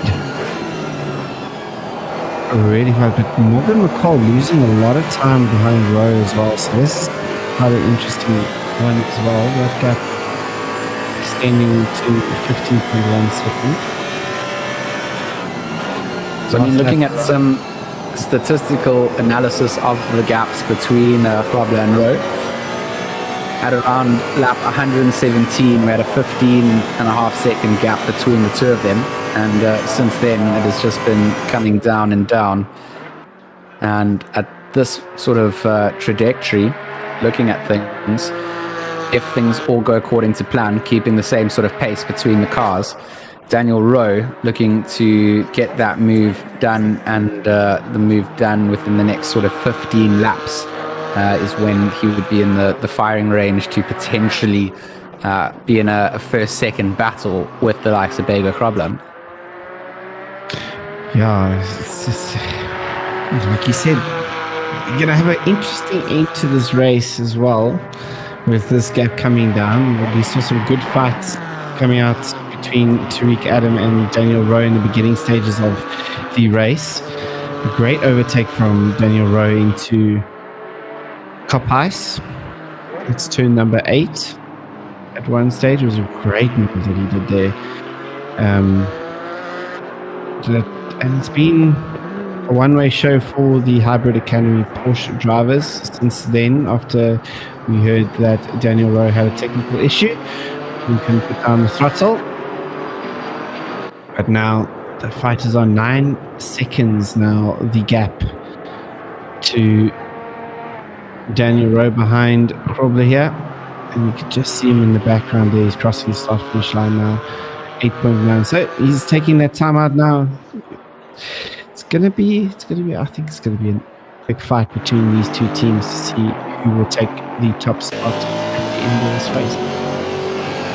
I mean, you would be expecting Krobler to be handing the driver's seat over to their danger man, Tariq Adam, within the next pit stop or two again. Time would have probably been enough between the drivers, giving Tariq a bit of a break. He had a big run in the start of this race. Based on Daniel Rowe's pace, he's probably going to be settled in and continuing to push from this driver's position. He's still got Luke Addison to do some workouts if he finds himself feeling a bit fatigued. But as things stand, I mean, it feels like Daniel Rowe warming himself back up to the pace that we saw coming out from him earlier on in the race. Yeah, and we have lost another driver here, George, down to 13 drivers. So now, and there we go, he's back in the game again. Not sure what happened there. And also deploy pitting again. There's just some issues there for the Kinetic Sim Racing team. Because they didn't put too long ago, now down to 11th. So some issues happening there for them.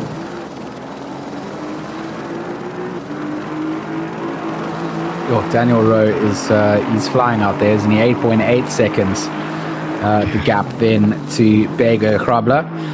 You can see just at the top on the track map, every now and then you can see the dots of Bego Krobler's car getting closer and closer. It's not always in shot because the gap is still relatively big between the two of them, but you can almost start to track the position based on that track map as he comes in over the timing line there, drops 2 tenths and gets himself a little bit behind. 9 seconds is the last updated time, but it's just ebb and flow. Some parts of the track you lose out, but there you can see Bego Krobler on the timing sheet as he makes the right-hander of McLean's. Looking back down again from Veek, managing to catch back up to Robson. We're going to have this feels like Mayweather versus Logan Paul in terms of the number of rounds that they're going. It's like we're on round 7 now. Yeah. I think there were 8 in total in that fight. I'm not sure. Yeah. Call it a fight. Yeah, it wasn't a fight. I'm going to say. But for Jake, in the strong position, yeah, this is where we've seen him being so quick inside the first sector here, going down the trainer curves over Old Hairpin, going up. They can get a good drive up on Robson here.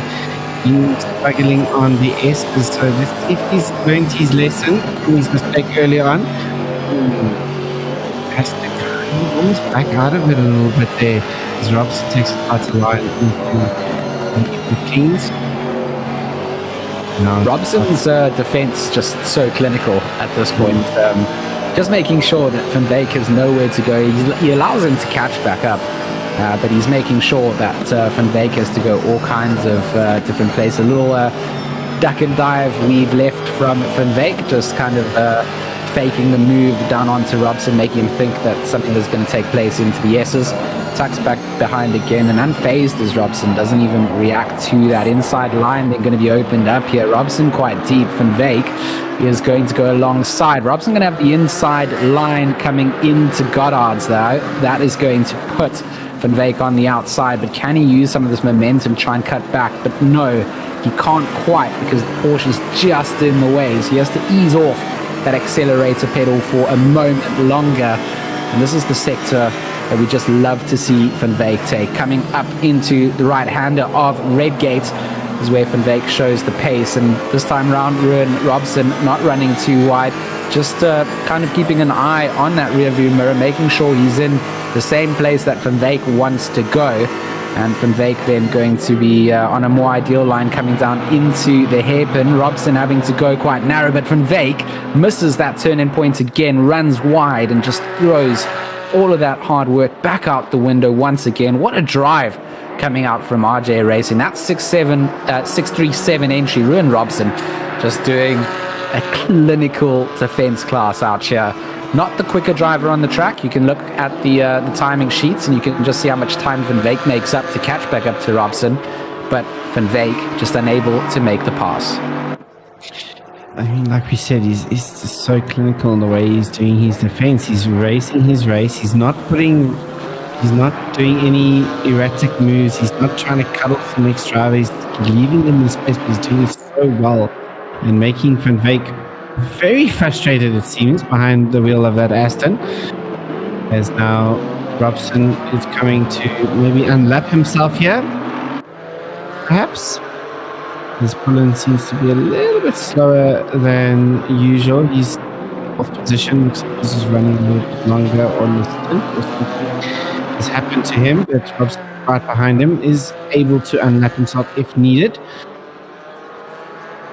And these two will continue on their way. And Van Veek now needs to get himself back. He's already starting. He's overtaking that Audi.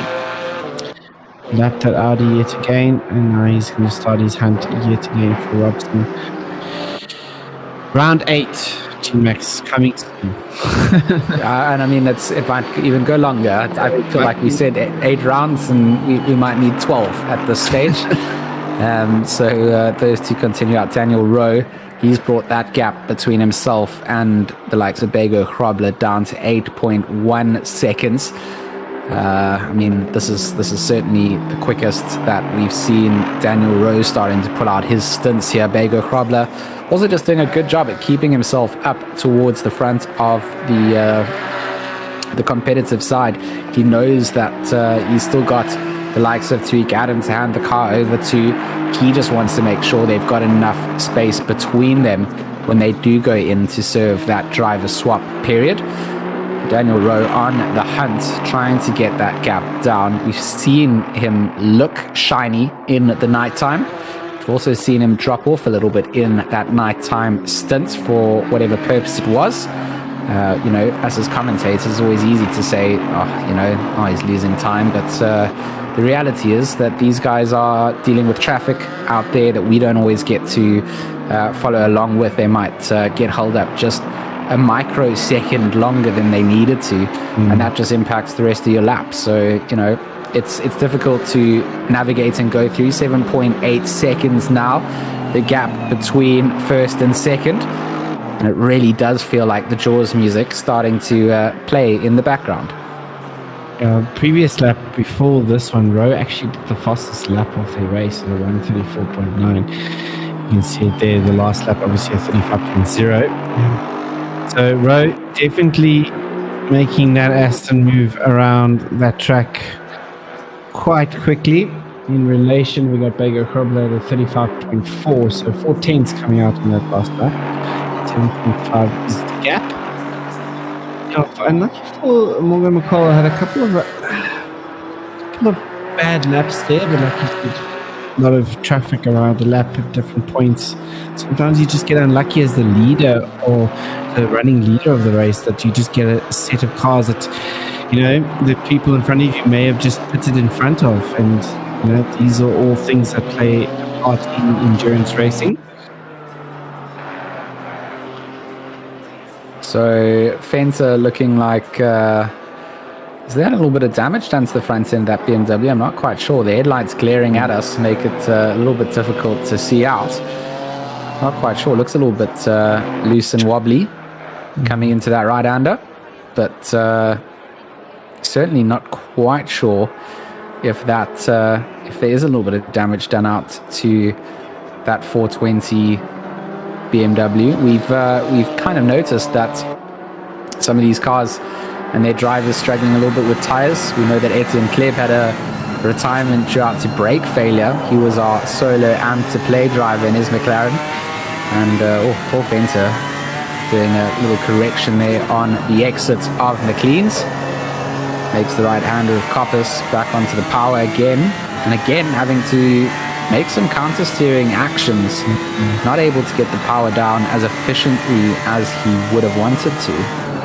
Be interesting to note. I mean, I wonder if maybe their tire pressures are just a little bit out at this stage as well for both of these LNR BMWs, because their lap times have, after they pitted, have been falling a little bit. I just noticed now that Cullen in the last lap has done a 1:41.3, which is really outside of his optimal lap time. So definitely something up with these BMW M4s at the moment for the LNR team. You can see there the pro going through to unlap himself.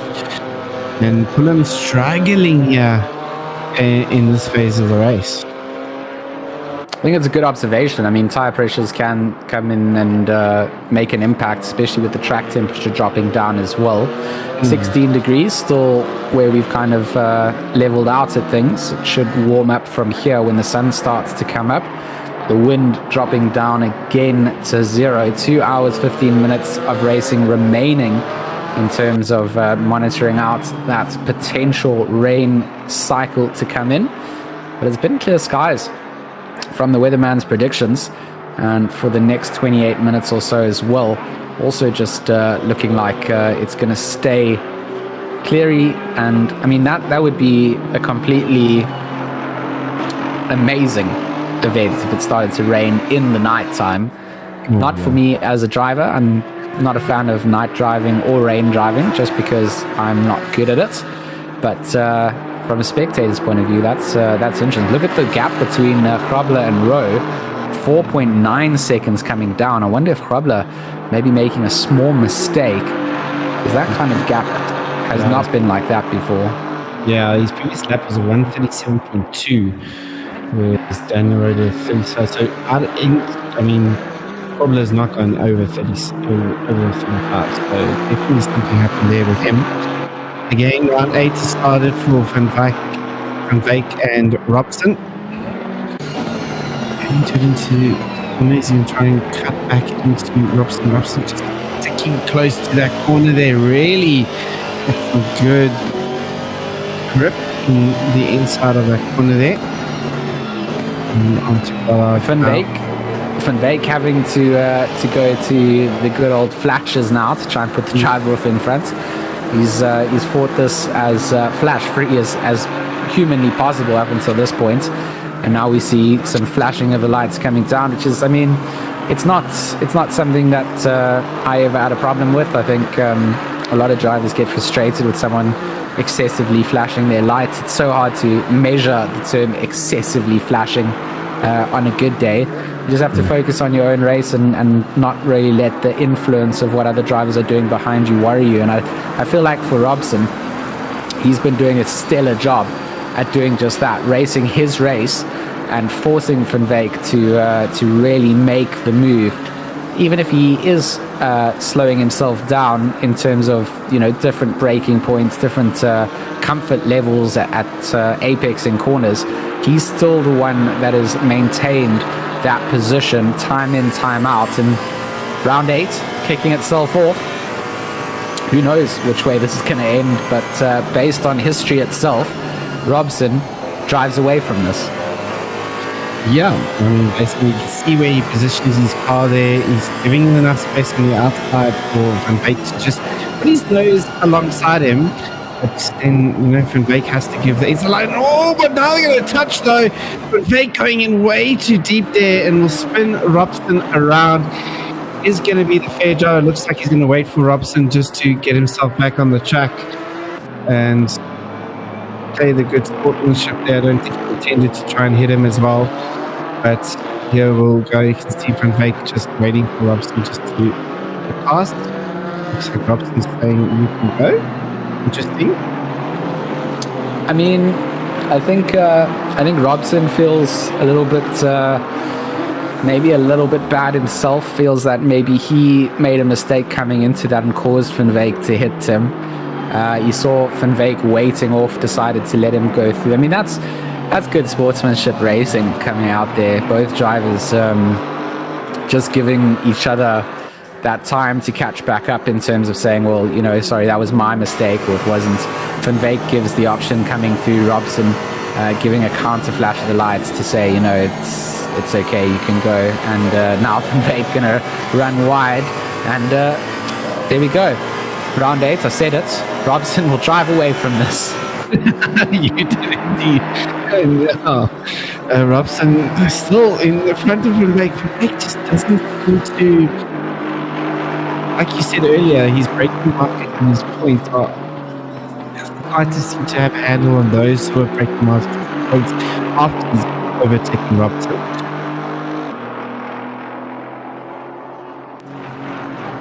So for Tariq Adams and the likes of Bego Krobler, a little update from Tariq Adam in our chat, just saying that there's a yellow flag. It's been a long day. A yellow flag incident that was blocking the track.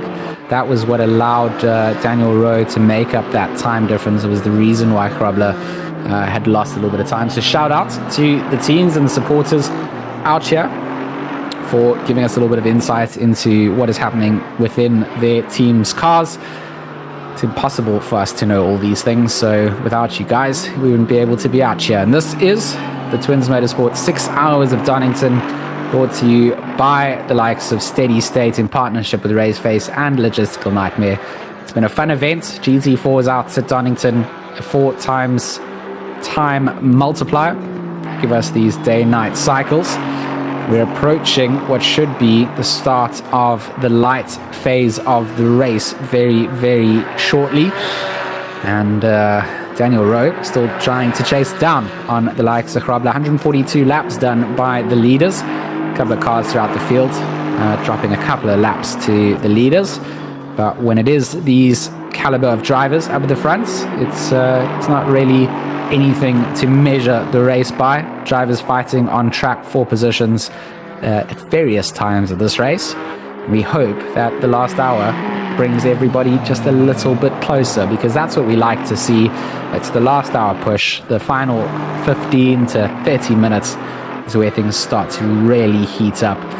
And with 2 mandatory stops needing to be served by most of the field, bar Peterson in that number 30 Audi, there are still some factors to take place. Deploy in that number 16 Porsche. We saw the Kinetic Sim Works team up in 5th place. They've now served an additional pit stop compared to the rest of the field. So maybe they're just lining themselves up to allow pit strategy to work out. And looking forward to just seeing where things continue as we continue racing here, Sean. Yeah, indeed. The gap now 4.3 seconds there for Rowe to Krobler. And we now continue on there. Krobler needs 3.1 now, George. Now, what happened to Krobler in the previous lap? Another slow lap coming out there from Krobler. A 136.2, where Daniel Rowe is done a 135.0. So the gap is decreasing rapidly at this moment, and now he's within sight. Daniel Rowe will be able to spot Krobler out in the distance there in the lighter parts of the track. I mean, we get the benefits of just seeing the headlights in the darkness, and there you can see it from the back wing of the Hybrid Academy number 1 Porsche. That will be the 21 Aston Martin of Daniel Rowe in the background. Through the S's, Bego Krobler goes. And we're expecting to see a driver change at some point here, handing the wheels back over Luke Addison to take over that number 21 Aston Martin, and then of course Tariq Adam to take over this number 1 Porsche. Yeah, and that's going to be the two what we call a GT Sport gents going to be fighting it out on ACC now. So that's going to be interesting to see as well, George. Seeming that both coming over from that discipline over towards ACC. So let's see how this one plays out. 28 seconds further back though, Morgan McCall just seems not to have the answer for these hybrid boys. Just coming around Melbourne hairpin, and I think he secured his 3rd spot. That's just a lonely 3rd at the moment for Morgan McCall. A very lonely 3rd. He's got decent amounts of time ahead of Pullen here, which works out in his favor. But it's never fun to just have a whole race sort of almost hot lapping by yourself in a non-winning position. you will take home some prize money. But Morgan has done a decent job. Would be nice to see if he can tighten up those gaps a little bit more. Junior McCall still potentially to come out into that car. We say this all theoretically because there's no limits on driver stint times or maximum drive time. And if wanted, Morgan would be able to finish this race out if he wanted to. Indeed, he could. Yeah, gap down to 2.3 seconds. Rowe and Krobler, that battle gonna soon start popping off as well. As we know, qualifying is also happening in the background. And George's driver is safe. Yes, good old Max Verstappen. Robson picks up a drive, the penalty then for track limits. And this could work out for Van Veek. Bego Krabler is into the pits. This is that pit stop that we talked about. Maybe Tariq Adams going to be coming back out into that car.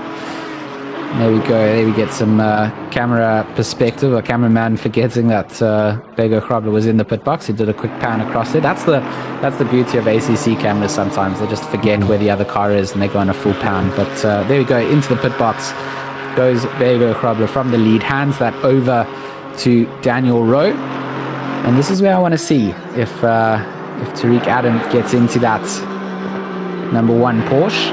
And when Daniel Rowe will be going in to hand back over to Luke Addison. But now, clean air for Daniel Rowe. He's been putting in monster laps for the last couple of laps. And it's time to keep those monster laps up and try and do as little damage against what could potentially be, that pit stop was a long time coming. Maybe Bego Krabler just wanting to come in and get another tire change done. We'll have to wait and see if they do a driver swap when the timing sheets update. Daniel Rowe going to come out to a bit of traffic here in front of him. As we see, Tariq Adam has jumped into that number 1 Porsche. And let's see if he can... This is crucial laps now for Adam, just to really put down the hammer and get these fast laps down to that position of track. Yep. Daniel Rowe into the pit box then. So we predicted that would take place at some point. Bego Krabler forcing the issue coming in. He did the stop a little bit earlier. Means that Daniel Rowe is going to react to that. Tariq Adam making his way in through the S's now.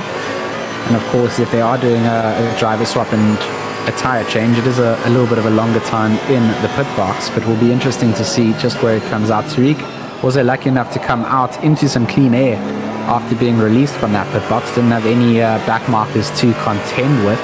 He makes his way out of the Melbourne hairpin into Goddard's now. We'll be heading down the Wheatcroft straight in a couple of seconds. Of course, Daniel Rowe will be stationary in the pit box. There we go. Is that car going to be released? It's going to be very close when they do get back out on track. I think that was Daniel Rowe comes out just ahead, and of course the driver swap has taken place. Luke Addison comes through, and what a big drive coming through. Flash of the lights then from Tariq Adam in the background. Battle of the Call of Duty players out on the circuit. And it makes me sad. Both these guys would beat me in Call of Duty on console and probably on PC, and now sim racing as well. I mean, when you're good, I guess. And these two now can have a head-to-head battle now. This is going to be interesting.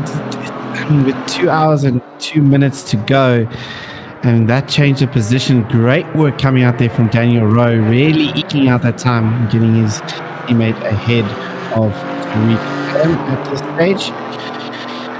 And it's going to be a close battle. Morgan McCall, can he eke this time out a little bit more? Last time they pitted was at 3 hours and 6 minutes. So just come over an hour now for the NTK drivers. But Tariq Adam, great drive out of the S's. Trying to get himself alongside Addison here. Does be able to brake a little bit later. Can he go around the outside though? Can he get the speed up? Can he pick up the throttle as quickly as possible? Not able to. Addison getting a good exit out of Melbourne hairpin and down into Goddard's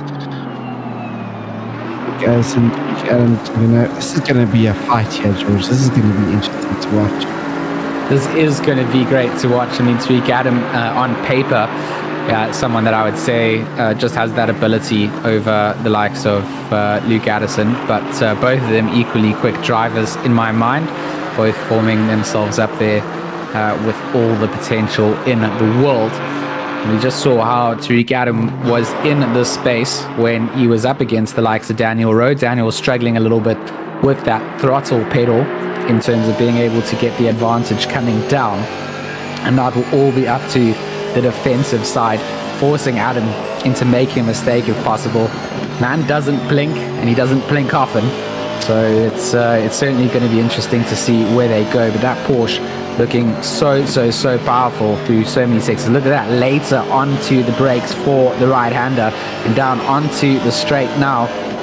Just going to be sitting in that slipstream for as long as possible. Luke Addison versus Tariq Adam as they make their way down to the S's once again.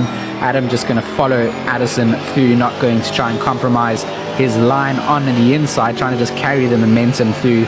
And this is the breaking point that we see so many moves take place. The Melbourne hairpin, the right-hander, the sharpness really forces you to slow that car down, and any kilometers an hour that you carry through there, just an advantage as you make your way down towards Goddard's. It looks like Luke Addison just getting a better run and a drive out through there as they make the left-hander and head back onto the start-finish straight, the Wheatcroft straight, and the run down to Redgate. Addison remains ahead, 6/10 ahead of Tariq Adam.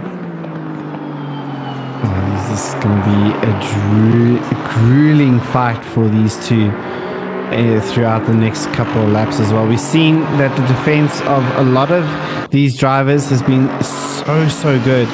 So in the beginning with Daniel Rowe, we've seen Robson defending for his life previously before this, and now can Addison put up the same challenge? He's got a great exit coming out of old hairpin up the hill. And now he's given himself a little bit of space now. I wonder if Adam is just going to hold back just a little bit. By this time, maybe tire pressure's going a little bit too high, maybe trying to stabilize a little bit. Maybe let's think about this because it's a long distance ahead of him.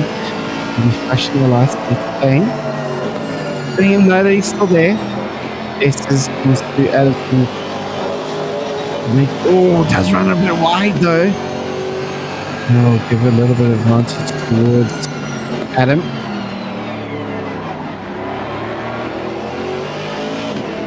It's small mistakes like that can all add up together in the long run. And Adam will know that any of those sort of tires being dragged in the dirt will just add to his advantage from behind.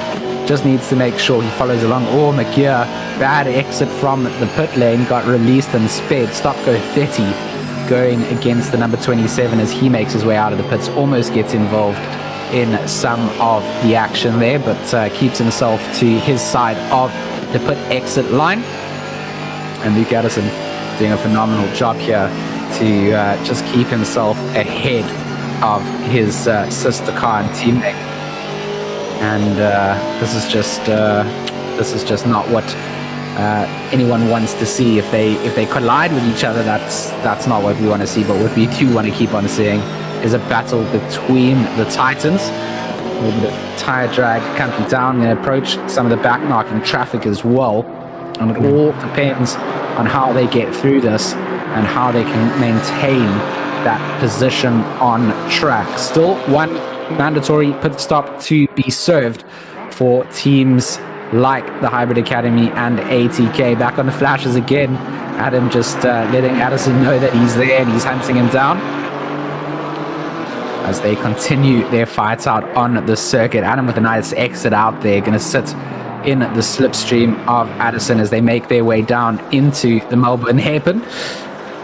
It looked like Luke Addison just dragged a little bit of a tire again on the entry through there, but not going to compromise his exit speed at all as they make their way down through the left-hander of Goddard's and back onto the Wheatcroft straight once again.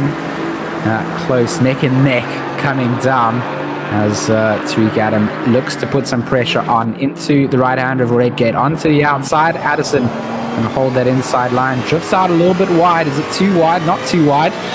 Manages to keep it in between the green lines, and Tariq Adam just going to realize that he's not going to get the move coming down here. He wants to try and carry the momentum up the hill. I'm going to make sure that he gets the old hairpin nailed correctly, making their way up to what was called Starkey's Bridge. No more bridge here, but this is where it all counts.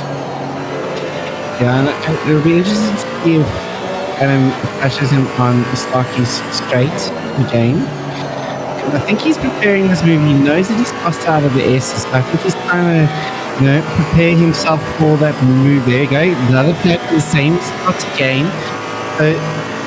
See how much faster Adam is through the S's here. I think he's trying to gain this momentum all the way up and towards the hairpin where we've seen somebody overtake before. So that time around, though, Addison doing a great job over the S's, not gaining as much of an advantage. But Adam, I think this is where he wants to do the move here. It seems like he's stripping this out in the last couple of years. I mean, from the get-go, it looked like Adam just came out there like a racing dog, like a greyhound chasing on the rabbits. And from there, he's kind of just had to settle back a little bit and just wait. I mean, an hour and 55 minutes is a long time of racing remaining before we see that checkered flag.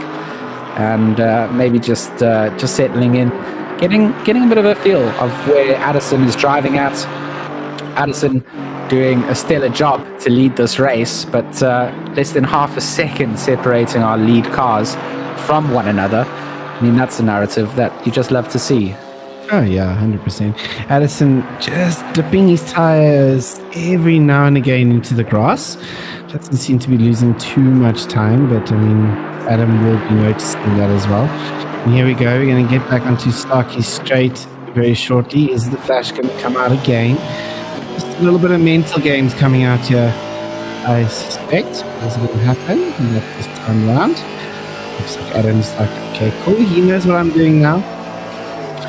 Let's go through this to see if Adam can get a bit clean exit out of here. It looks like Addison's got that corner down now. He knows exactly what is being prepped for him, so he's doing some good work there now. And around the hairpin we go. Great bit of exit coming up with Addison as well. To see being able to pick up the throttle, get a little bit of daylight or night light, should I say, between himself and Adam. And then again onto lap 152 we shall go with the hour and 52 minutes to go. Have you seen these lap times these two are dropping? 134.8s and 134.9s. It's mental. I mean, they are certainly pushing it to the limit. This is talent out on the field. Junior McCall is back in that ATK number 44. He's got plenty of space between themselves and the likes of Cullen in that 315 entry in fourth place. And for them, I feel like you said it quite early on. Sean is they've got almost an easy third place, but would be very difficult to catch up to second or first at this point. Yeah, I think they're kind of out of the game now with the hour and 52 minutes. Junior putting in lap times is just about 1:35.6 compared to Adam and Addison, who are sitting in the 34s at the moment. I mean, these guys are lightning fast, so it looks like I think they'll be happy with third position. Well, the two brothers from ATK Academy, and a pretty safe third, as we said. Pulling further back in fourth. Fifth, we got Schooler and the other LNR BMW. Clapping around in fifth position. Sixth position, Deploy has got himself back in for Kinetic Simworks Racing. Had a bit of a strange mid part of the race there. In seventh position, we have De Villiers in the After Hours Porsche. Eighth position, we've got Ferreira. Ninth, Tarika in the 210 Aston Martin, and rounding up your top 10, Van Veek in the 27 Porsche, who's just served his drive-through penalty. Sorry, it was a 30-second stop and go as well. 11th position, Brits. In the 637 Porsche. Peterson in the Audi in 12th position. Van der Merwe in the McLaren in 13th, and running up our grid is De Koker in the Audi and has completed all their mandatory stops, so he can just go all out if he really wants to, but I don't suspect that they will be on those tires for an hour and 51 minutes. Luke Addison still in front of Tariq Adam. Tariq Adam trying to do everything. It's almost doing the summoning circle to try and get that P1 away. But the pace that's being dropped by both of them at the moment, they're pushing each other to the limit. Skula picks up a drive-through penalty then in 5th place. That's going to be a bit of a knockdown for them. They were a couple of laps off catching up to the likes of Palin. But certainly, you add a couple of drive-through penalties onto things and you can certainly feel the power of other drivers coming into you. And if that happened to anyone here in 1st or 2nd place, that would completely impact the outcome of this race. So although they're pushing it to the limits, both Luke Addison and Tariq Adam need to make sure they are managing those track limits. 100%. And managing those tires well, especially for Adam as well. I mean, he's going to be riding just behind him as Colin gets really out of the way of the leaders there. Good job coming from him. But tire pressure is going to be make sure that he can get these tires so he can get to the end of his stint. Interesting to know how long does it actually last in these two. Quite a while as well. So as they come onto Stocky Straight, Adam just behind Addison again. This is where Adam seems to have the advantage on the S's, going through the S's generally. See how Addison still doing a great job. As he can a little bit closer, you see him fighting across the table to get himself a little bit closer. Van der Merwe just ahead as the blue flags will be waved there for Addison for now. Both of them now flashing to get that blue flag marked car out of the way, and does a great job at letting both of them through. That's what you want to see from the back marker. Sees that this is coming through, just hangs it out wide where you know that people are going to be going for the inside apex, gives the ability for both cars to get through unimpacted. And I say unimpacted as the impact of the drive-through penalty rains down onto that 337 Audi De Koker, getting caught out then with a mandatory drive-through penalty. So having thought that maybe they had gone into the pits for the last time, serving all of their mandatory stops with a little green indicator, would be a long list to do on those tires, but going to have to go back in there for a bit of a throwback to the pit crew as he drives on by with the pit limiter on for that drive-through penalty. Yep, indeed. Cullen has pulled into the pits. And he'll still need to do one more stop after this, but they've been running really long, has that 315 BMW throughout this race, even straight on pulling a long stints in that BMW. So work coming out from them. And look at this gap in front from these front two, as Adam does get alongside Addison there, trying to go around us, and mate just trying to do the cutback here. Can he get onto the throttle quicker? No, he can't at this stage. Addison got that one covered off, but it's getting closer and closer as the laps go along. Adam just can't find a way past at this moment.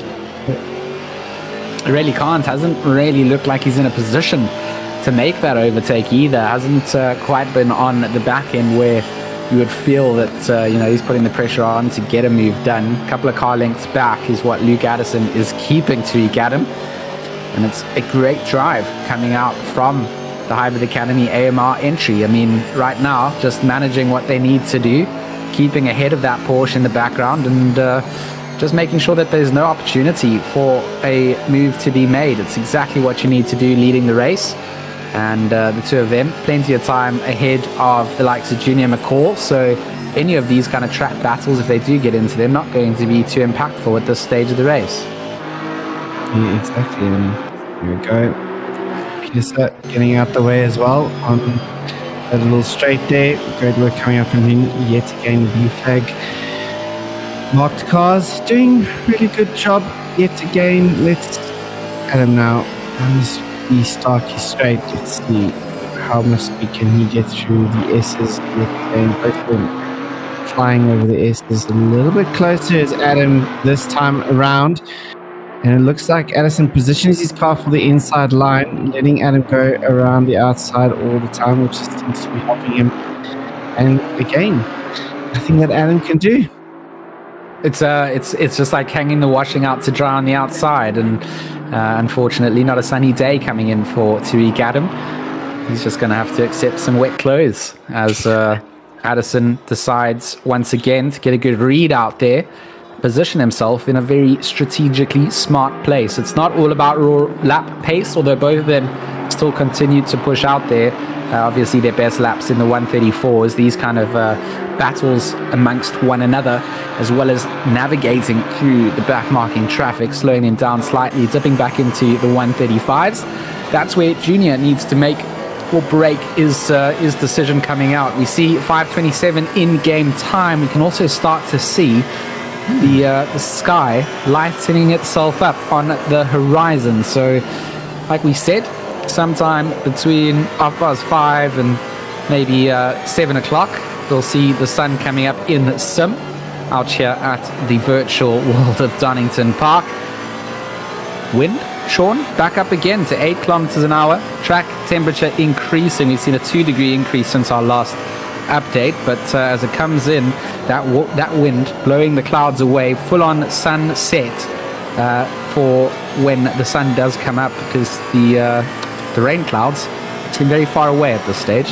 Yeah, they do seem very far away, and obviously that bringing no clouds, that temperature is going to start to climb excessively over this next, I would say, 20 minutes, what will happen with the tires at this stage as well for these competitors or these drivers over here.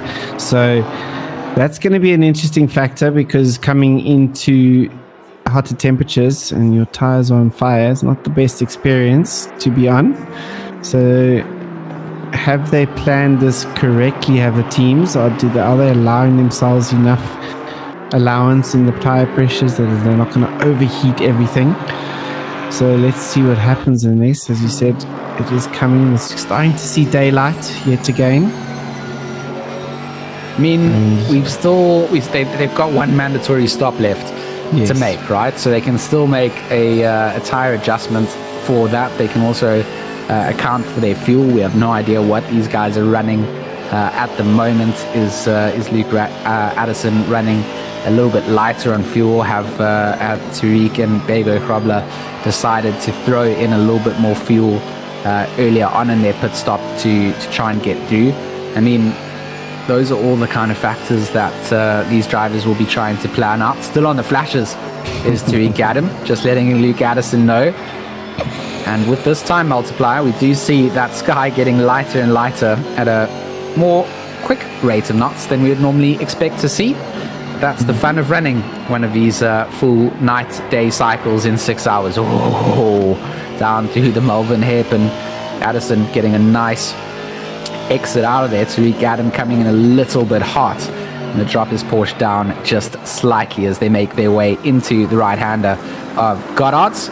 And I'm just using rule of thumb here, 1, 2, 3, 4, 5 lengths of cars between the two of them as they make their way over the timing line for the Wheatcroft Straight into the right-hander of Redgate, down the hill for the Craner Curves. And the two of them two here are almost identical when you look at their split times. Yeah, they've been identical throughout the way. Where the time difference seems to be between the two is the middle sector yet again. I'm looking over here. There's Tariq Adam just a little bit faster in the middle sector. And then the final sector seems to be now and again owned by Addison. And these guys are doing a great drive. I mean, you've driven for 4 hours and 20 minutes already. And these guys are still at it racing 9/10 apart from each other. It's a great race coming out from both these teams. I guess it's a bragging rights at the end of the day for these two. Who wins over the other inside the the hybrid academy. Some nice bragging rights come out here at the end of the race as well. I mean, it's probably the biggest gap we've seen between these two cars, and that's going to be 9/10 of a second as they make their way out through Goddard's here. Over the timing line, has it sort of evolved? Has it increased? 1.1 seconds coming out then. Potentially the time that, that the tyres feel like they're going through your graining phase, as you like to call it, Sean, where maybe the grip's sort of slipping off a little bit for Tariq Adam. Maybe he's going to get back onto the pace once again. But for Luke Addison, I mean, just kind of handling that pressure, turning the temperature up on that gas pedal, and making sure that Tariq Adam feels the pressure in that part. Yeah, exactly. 4/10 faster in the previous lap as well for Addison. So he looks like he's getting himself into his own little rhythm. Like I said, it could be that phase for Adam on his tyres that's just not as grippy as you would like them to be. That will come back to him though. And they pitted at, if I'm not mistaken, 2 hours, just over 2 hours left. So only 20 minutes into the stint. So we look over towards Morgan McCall, heading back into 35s yet again. And, like as we said, a lonely race here for himself. Interesting livery coming out here from the 813, and as we said, more Christmassy livery as we Christmassy was the polite thing to say about the livery colours coming out here. I'm definitely not a fan of the red, green and white that is running on there. Maybe closer to Christmas I would change my opinion because I want to get presents from Santa. But at this phase, I think that the ATK livery, that's the reason that they're not in first and second. It's all the livery. It's all the livery. Nice livery here from the Alunar arrows on the BMW. Kind of like the color scheme.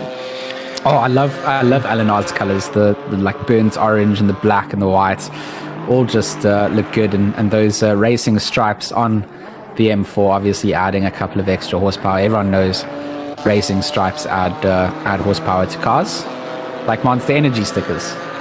Monster Energy stickers, yes indeed. They also break things, does the Monster Energy stickers as well at times.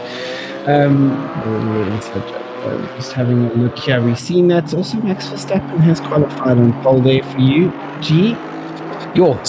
Verstappen, Norris, Perez, and then the rubbish Mercedes is in fourth and fifth. I mean, that's just everything I want for a Saturday. Good old racing here at Donington Park for the 6 hour. A good quali coming out there. Both Ferraris getting out qualified by both Aston Martins and a Williams. I mean, Ferraris just losing out all the time. So it's the Ferrari supporters. I feel sorry for them now.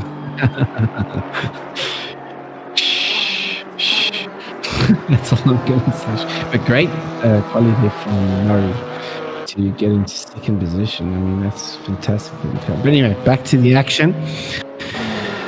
Just a nightmare. We've got Robin van der Merwe. Busy lapping around. We've got 2 stops to go, mandatory stops to go. So they might want to be thinking of doing a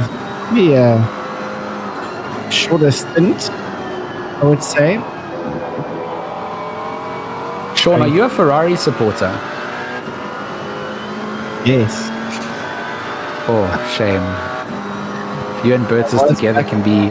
You and Bertus together can be sad. We'll host a little sad party after the stream today. It'll be good. But in brighter news, the sun is coming up at Donington. The sun is coming up. And as I said, yeah, we still got, apart from everybody else, we got the Audi 337. He has finished all his matches up at position 12 and 13. They still got 2 stops to go. With an hour and 36 minutes left inside this race, and we've 2 very short stints here. So interesting that they've managed to eke out these tires for such a long time as well. So it's some positive maybe in that stage. Obviously, we need to get in as soon as possible. Otherwise, they were in for a penalty, if I'm not mistaken. In-game penalty. I mean, look at this. That sun coming up, not going to change the gaps up at the front too much at all. 1.2 seconds between Addison and Adam. And the two of them very much in this race to the very end. Another pit stop still to come between these two drivers. And we are approaching yet another one of our immersion breaks before we carry you through to the final push to see who is going to be crowned the winner here of the TwinZ Motorsport 6 Hours Donington. Again, we open up the votes to the chat to decide which driver we're going to follow on board with, although my inkling inside says that we should follow the car in second place because it'll be nice to see the onboard of second catching up to first. It has nothing to do with it being a Porsche again, if you guys are going to give me nonsense about that. It's just because I think the narrative would be good. I agree with you. That is the first time that Sean has agreed with me that we should follow a Porsche. Just let it be known. Let it be known that this has happened. But no, who do you guys want to follow on board with? Would you like to be on board with the Mercedes of Junior McCall, one of the BMWs of Strader and Muscula? A couple more Porsches up for grabs there as well. We can take a ride on board with one of 2 of the Audis, or perhaps even the McLaren of Van der Merwe. We're happy to take a ride with anyone. I think Ken A saying follow Tariq. I mean, that's who I thought would be best to go. And Anthony Wilson also saying that we should ride on board with Mr. Adam. So there we go. On board we go. Enjoy the sounds up moments of another immersion break as we ride on board with Tariq Adam in the Hybrid Academy Porsche entry as the sun starts to rise here at Donington Park and we head in towards the final stint of this 6-hour endurance race.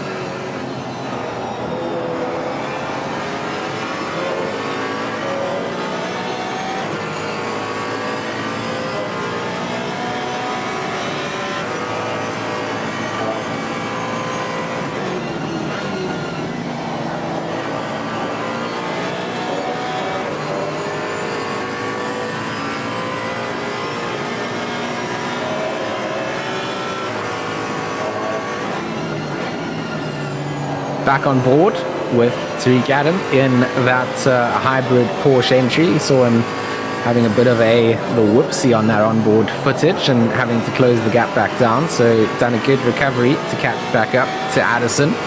Get that gap back within less than half a second, 3/10 the last updated time coming through. Still a mandatory stop for the entire field to make.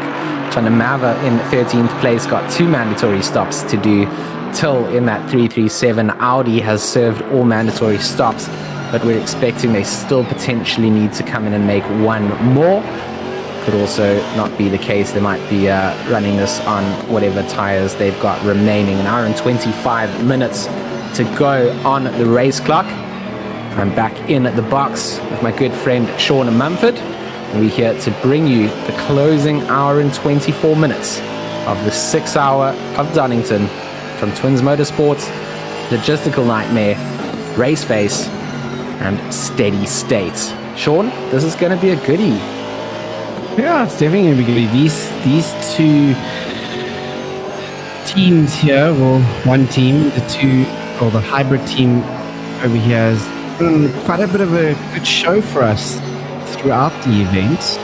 Started off in the beginning and Tariq Adam was trying to defend his first position, and now later on Adam now trying to grab that first position back from his team. And yeah, it's just been some good battles even in midfield. We saw obviously between the Porsche and Aston, doing Robson from Veek specifically, doing quite a lot of following there from Veek, and a lot of battles coming out there. So overall, really great event. And like you said, the next hour and 20 minutes is gonna be exciting as Adam gets alongside yet again, taking the wider option again. Addison got to that inside, covered off, and they get out of Melbourne Hairpin. And the drive that Addison's got out of there is keeping him in front, that's for sure. He's definitely positioning himself and giving a good defense against Tariq Adam. And that gap, as we saw, was up 2 seconds. He made them now close that back up again. And yeah, it's going to be exciting, George. I mean, that sun coming up now, starting to add on to the track temperature, 19 degrees on the circuit, as well as ambient and 6 kilometer an hour wind coming in. Is that going to blow any of the weather this way? It doesn't feel like it based on what our weather predictions are showing up at the top. Looks like we're going to have a full 6 hours of dry racing, with teams expecting that maybe some of the rain would come down. You have to just expect the unexpected in these kind of things with dynamic weather. And it could be the way of seeing no rain out here at Donington Park. Tariq Adam has done a good job so far. They've still got the likes of Beggar Krobler that potentially might finish the stint off, or will they just leave it to Tariq to come in, make that final tyre switch? Does Luke Addison change out with Daniel Rowe? Do they make that switch on the very last pit stop? We don't know. That is something that we're going to have to follow. There's no mandatory requirements for those driver swaps. Things could stay the way that they are, with both drivers just coming in to change the wheels. But there we go, on board from the helmet cam of Tariq Adam. He's actually using this new technology. It's contact lenses cameras, and we're able to see absolutely everything from within the visor of the drivers themselves. You can see that sun making its way up into the sky. It's kind of at driver eye level at the moment, so that's going to be glaringly obvious that these drivers are going to be battling with that for a couple of minutes, because obviously with the accelerated time that will rise a little bit quicker. But it does give such a nice little ambiance as you head in through the Craner curves, out through Old Hairpin, and make your way up the hill. Get to see a lot of the track elevation that we missed during the nighttime portions of the race. Gets completely dark out here, and then suddenly the sun comes up in the morning, and it feels like we're on a whole new circuit once again. Indeed, it's good. I've just been watching, as you were watching Tariq Adam, and he's throwing that Porsche into the corners. trying to get in, get the throttle so early. He's just trying to pick out everything. But these two, as you said earlier, battle of the titans, pretty much just going at each other here. And it's just good viewing. Oh, Addison does get a little bit squirrely out of S's. And Adam had to kind of avoid that to a certain extent, but he's got the inside line going into Melbourne hairpin. Can he make the move stick? They touch just a little bit on the exit as Adam now gets to drive out. Can he stick this movement in, or can Addison fight back into Goddard? Flashing lights come out as late braking comes from Addison into Goddard. It looks like Adam has got first position in this race. And it all came down to that move coming into the S's. Tariq Adam getting great drive out of that, almost running into the back of Addison with that exit speed that Addison have. And then Addison just hanging out wide, coming down into the Melbourne hairpin, left that inside open. And Tariq Adam made that Porsche as wide as possible as he made that exit through there. A little bit of a rub did come through between the two drivers. And Addison had to sort of elect to then follow through. Tried to make a little bit of a late lunge down into Goddard's, but that just forced him out a little bit wider. But both drivers now neck and tail towards one another and trying to just see who will fall first. Good drive then coming out of the top of McLean's. And for Coppice, it's also looking good for Tariq Adam coming down through there, make their way down the Starkeys straight away. And 2 car lengths now. I mean, I say 2, that's definitely more like 7 when you switch to the Helicam perspective. In through the S's, that's where the move was made by Tariq Adam. And looking very comfortable at the moment. This is kind of reminiscent of what we saw once he had gotten past the likes of Daniel Rowe right at the start of the race when he lost that position. Kind of got caught up behind Rowe for a long time, and then eventually once he got past, he was able to make some good progress up towards the front of the order, gave themselves a big space. Him and his teammate Bego Hrobler were very dominant up at the front, and then big drive in the nighttime stints coming out then from Daniel Rowe helped reel in that gap. Good pit strategy as well, working out for them, managing to get themselves into that position. And right now, we see that change of the leaders. Still one mandatory stop to go, so you can't discount anything just yet. Exactly. I mean, what does, I'm sure now, ooh, bit wide there from Adam out of old hairpin. That'll give him a lot slower up the hill here into McLean's. And now you can see in the rearview mirror there, Addison getting a lot closer as we expected. You need all the speed up that hill that you can get. Otherwise, there's just so much slower to fix you all the way up until this corner onto Starkeys Straight. And Addison just a little bit closer. Oh, what happened there? Addison, a little bit of lapse of concentration there coming out from him. That was I think he managed to keep on back onto the black stuff there. Yeah, looking a little bit wide indeed.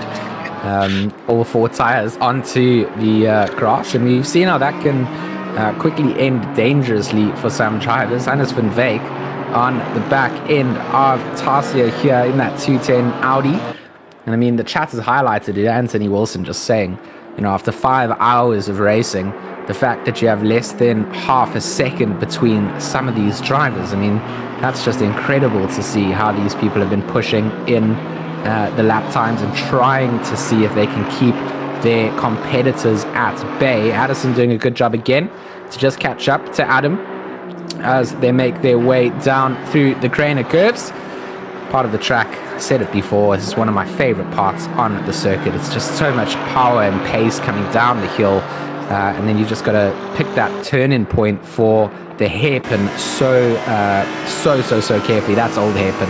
And then up the hill, you can just see Addison just hanging on to the back end of that Porsche, sitting underneath the back wing almost, and just doing his best to hang on to this. The flashes are out. The competitive advantage trying to come in wide for Tariq Adam, trying to just negate any of that loss that he made, turning in there a little bit late.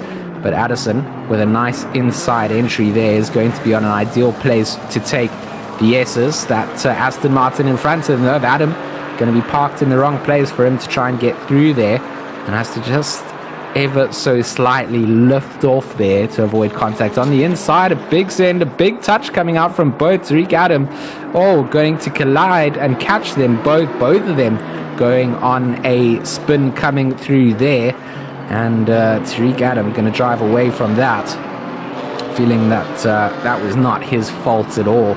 Addison catching the rear quarter panel coming in there, and then in sort of in response to that, catching the spin, just catching Addison off guard. And we said at the start, for the likes of the ATK team sitting in third place, they would need both hybrid cars to take each other out based on the sheer pace that they've had. And that wasn't enough really to give advantage over to ATK, but it certainly put this very close battle on ice for a little while now. Yeah, it's just too many. He has such a good drive in the previous lap out of old hairpin, which gave him all that momentum up onto Starkey straight. It's just so unfortunate, it's a little bit too late on the brakes. And yeah, that kind of ruined that battle for now. He is still gaining on him, was 2.1 now down to 1.9. So he has Adam burnt out his tires too much now? These are the questions they're going to be starting to ask. I think they need another 14 minutes at least, just to have a good fresh set of tires to have that last bit of sprint or the last bit of this race. Expecting them to go, but that looks like Adams responded 2.4 seconds, and that's them going for that.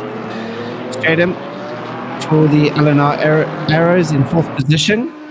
Doing a really solid job here for his team in fourth position, and feeling quite good to finish off there. I don't think Victoria has time to maybe catch up. We can always see what happens.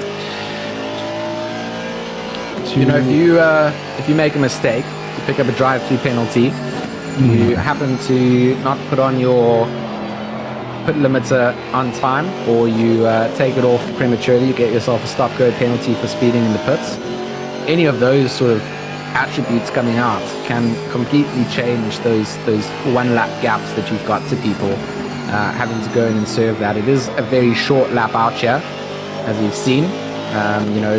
A lot of the people originally, when ACC came out, looked towards the likes of Kyle Army as a very short circuit. Brands Hatch pretty short, Laguna Seca short in the GT3s, but this, even in the GT4 cars, a very short lap time coming out. And if you are handed any of those penalties, it can influence the way that your race position is going to finish towards the end. So we can see a lot of the teams here with those green little indicators next to their race time on the timing sheet on the left side. That indicates that they've served all their mandatory 5 stops with tire changes. And if you've still got a little number next to it, that's the number of required stops remaining. So it's 1 for the entire field, bar the guys that have come in and served all of those mandatory stops. That gap between Addison and Adam increasing again by about 5/10 as they make their way out of the Melbourne hairpin. And Teresa getting very, very close to the back end of Adam, just trying to slip back into the slipstream and try and make up some time, perhaps for having to ease off and let the leaders past. It's always good to follow the lead cars, try and see where they're taking their line, see where their braking points are. If you can hang on to that, you get a little bit of a tow along. Yeah, indeed.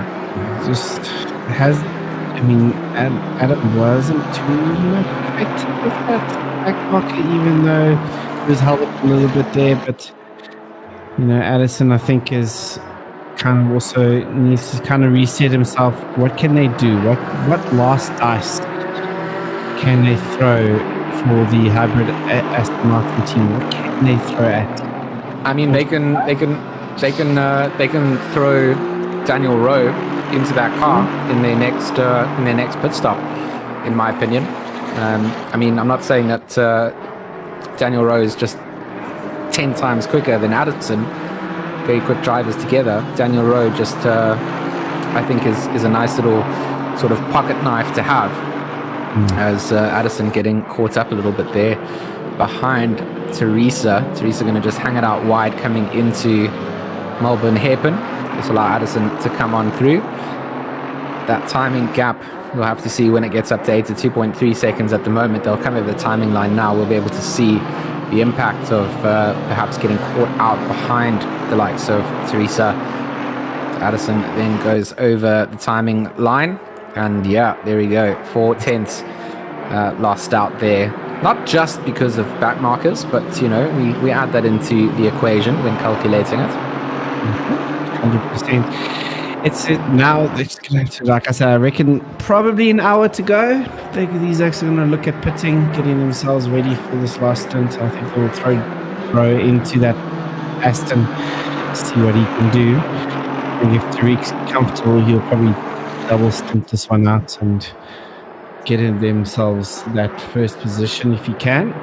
And I would think that's a good time for Addison to look at going into the pits now to make a driver change if they are going to make the driver change.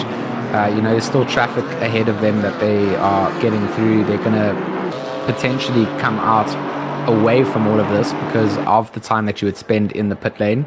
Adam now has a lot of free air in front of him before he catches back up to the next back markers.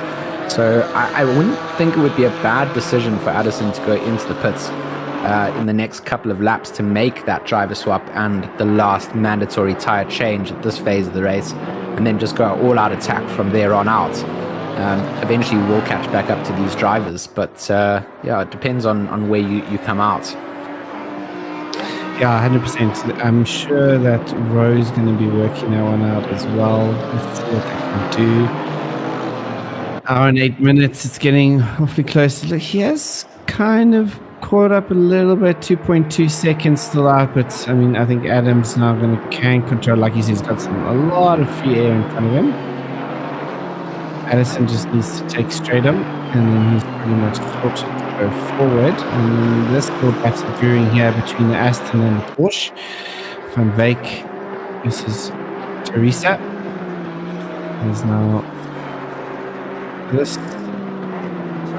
I mean, either way, you're going to come out into some of this traffic eventually if you go into the pits now. But those drivers, a lot of them also still have their last mandatory stop to serve. So you time it right, you go in, you get yours cleared, and you come back out with catching up to drivers that then maybe still need to go into the pits. They will go in at around about that hour mark, and you're taking the sort of risk factor away of going in a little bit earlier and trying to look for a bit of an undercut.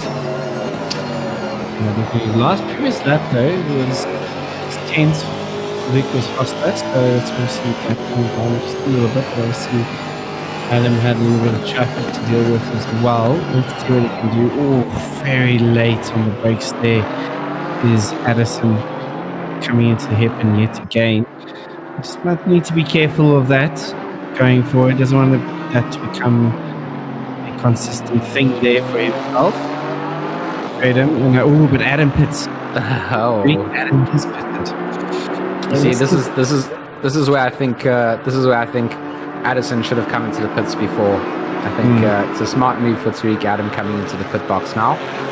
I don't expect the driver change over to Bego Krabla. I think Adam finishes up this last hour's stint. Just going to do a tyre change. That's how I would plan it. And now Luke Addison has to try and make up as much time as possible on this lap.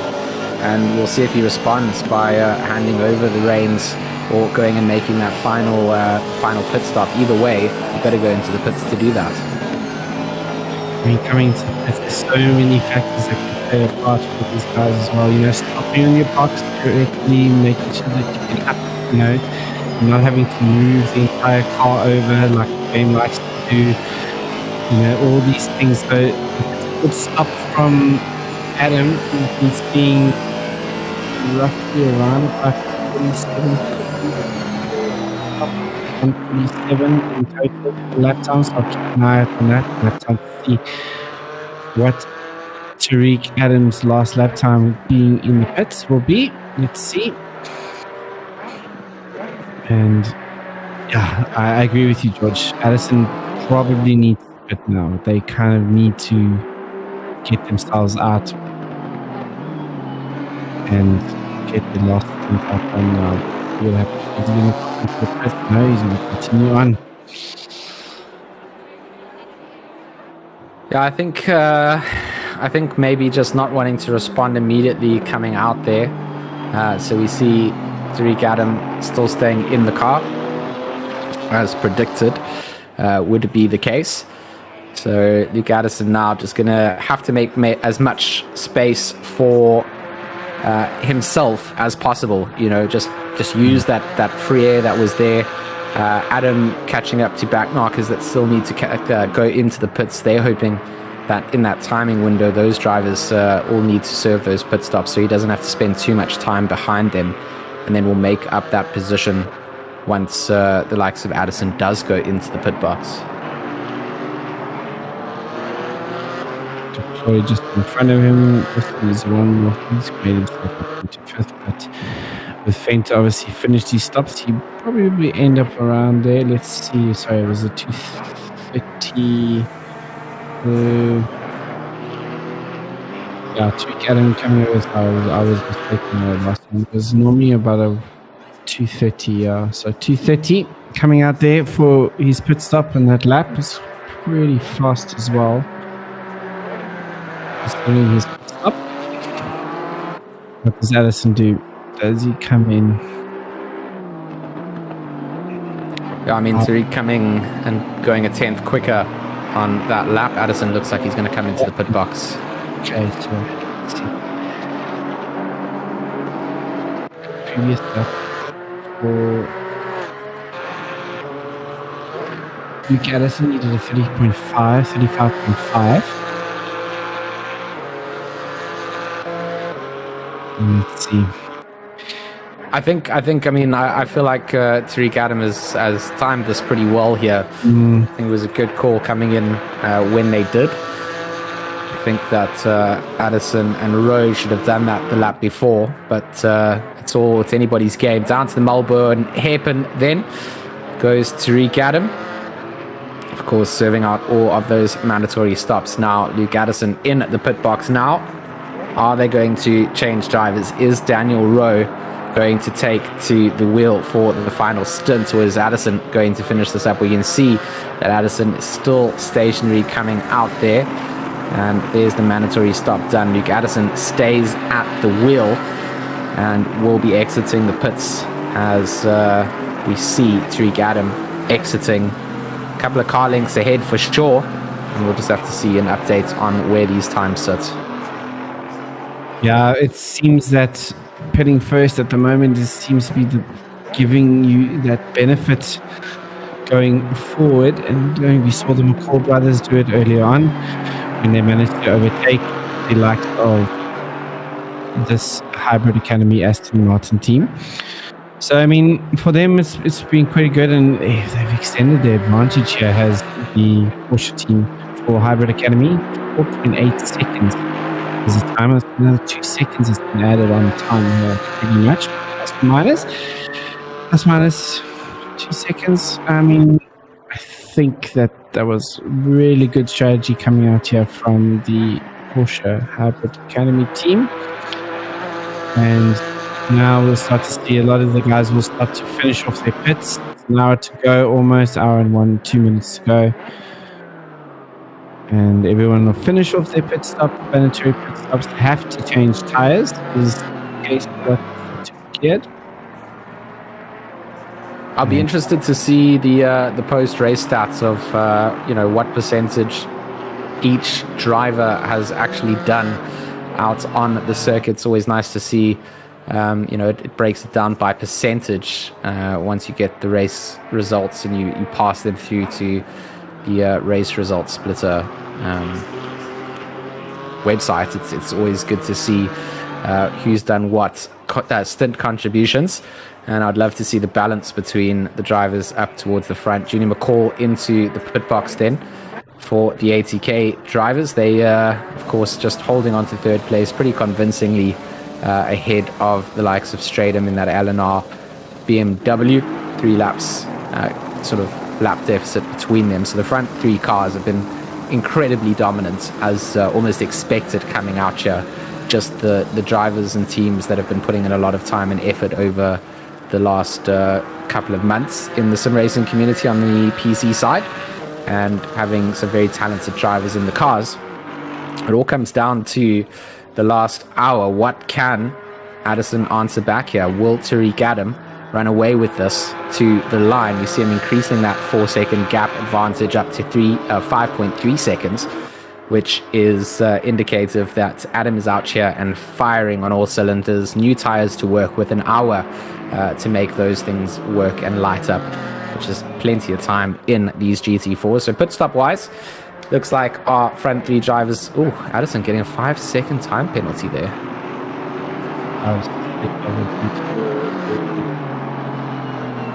Do you think that was for the tap, the dive coming in on Tariq Adam into the Melbourne hairpin? I would assume that would be awarded for him. Just checking. I'd assume that I mean, that was the incidents that we saw Addison involved with against Adam. So I would just presume that that's what the stewards have felt it's worth. And I mean, that now makes the gap between first and second 10 seconds here, which is a lot of time to have to make up over the next 59 minutes. Yeah, 100%. I mean, it's looking at the lap times there as well for between the two teams. I mentioned that Tariq Adam had a 54 dead on his pit stop lap, whereas Luke Addison had a 232. So 2 seconds faster there for the hybrid Porsche team on their pitting. So that's also what made up the time there for them as well. So great job coming out there from the Hybrid Academy Porsche team. And now it's a case for Tariq Adam to just look at this and not really focus too much on what's happening behind. Can just kind of keep the focus down, do what he does best, and get that consistency back up there like he's had since the start of this race. I mean, when you've got that kind of buffer then down to second place, you don't have to overpush, you don't have to extend yourself to risk getting a drive-through penalty for track limits. I mean, that could be the big factor here that would change things out with the current allocated penalty and gap between them, is if someone like Tariq Adam did get a drive-through for exceeding track limits. 100%. I mean, that would be gut-wrenching. Having that 57 minutes before the end. I've seen it happen before. I mean, I've seen drive-throughs come in the last 5 minutes of a 24-hour race, or a 6-hour, or a 12-hour. It's nothing that shocks me. So I always leave that opportunity and possibility open, because this is what happens in racing.